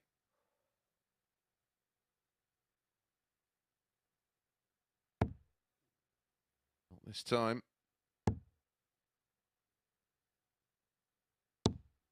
55. Victoria car 40.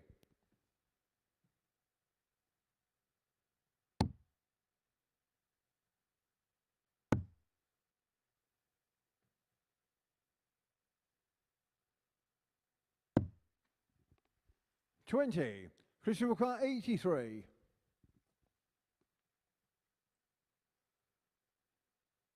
Oh, a look of absolute surprise and a shake of the head from Sedlak. I can't quite believe it. Waiting to wrap this one up. Chris Wickenden. Double 8. We know how deadly he is with one dart in hand. 67. Victoria car 20.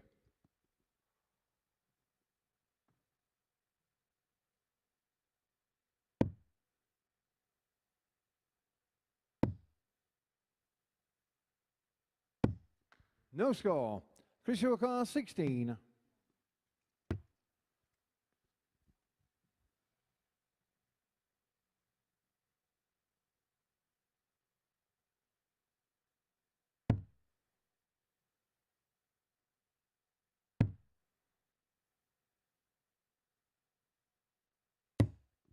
Game shot on the 6th leg. Chris Wickenden. Wickenden with a last start special, and he takes it to a decider. Vitezslav Sedlak led 3-0. 7th and final leg. Vita to throw first. Game on. Wrap it up.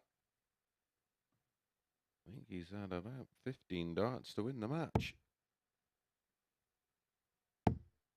He's missed 17 darts at a double 43 in the match. Remember, he took out 112 to win the first leg.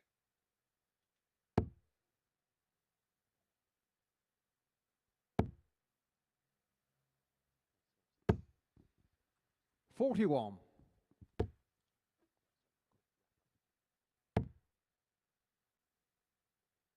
They've got punished after opening with 43, but 60. only 41, and now only 60.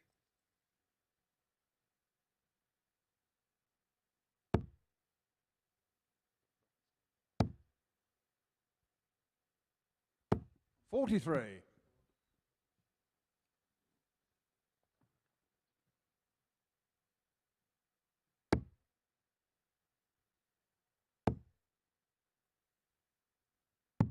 $59. Players really feeling the pinch.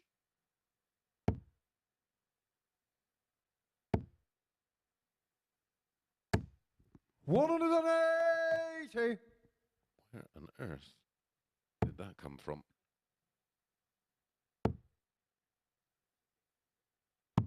$99.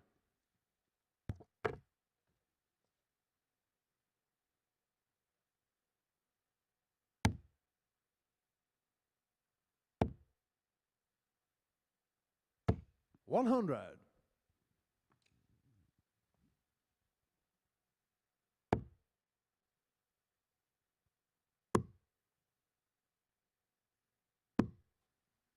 $70. Chris Car 137.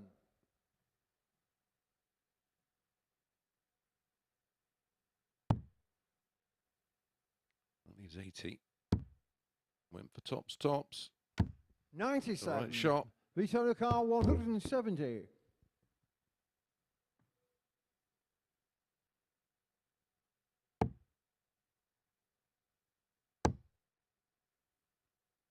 This will be an 83. unbelievable Vitezslav turnaround Car 40. for Wickenden, who trailed 3-0 and looked absolutely out of it. Yeah, Vitezslav in the background cannot believe it as Chris Wickenden completes the comeback, winning 4 legs to 3. The numbers. Let's go up to the balcony where Abby and Matt will discuss this one in more depth. Yeah, thank you very much indeed, Mace. I think one of the most impressive things there from Wickenden was the difference in demeanour between the two players. Even at 3-0 down, Wickenden wasn't the one shaking his head. How much of an impact do you think that had, that Sedlak just completely capitulated? I've sit and watch it on the screen, and we get a view, we get what the cameras can see. But when I come up here in a stand and I've never seen a player so animated in my life, especially someone who was 3-0 up at the time. He never looked like comfortable. He never looked like he was going to go and win that game.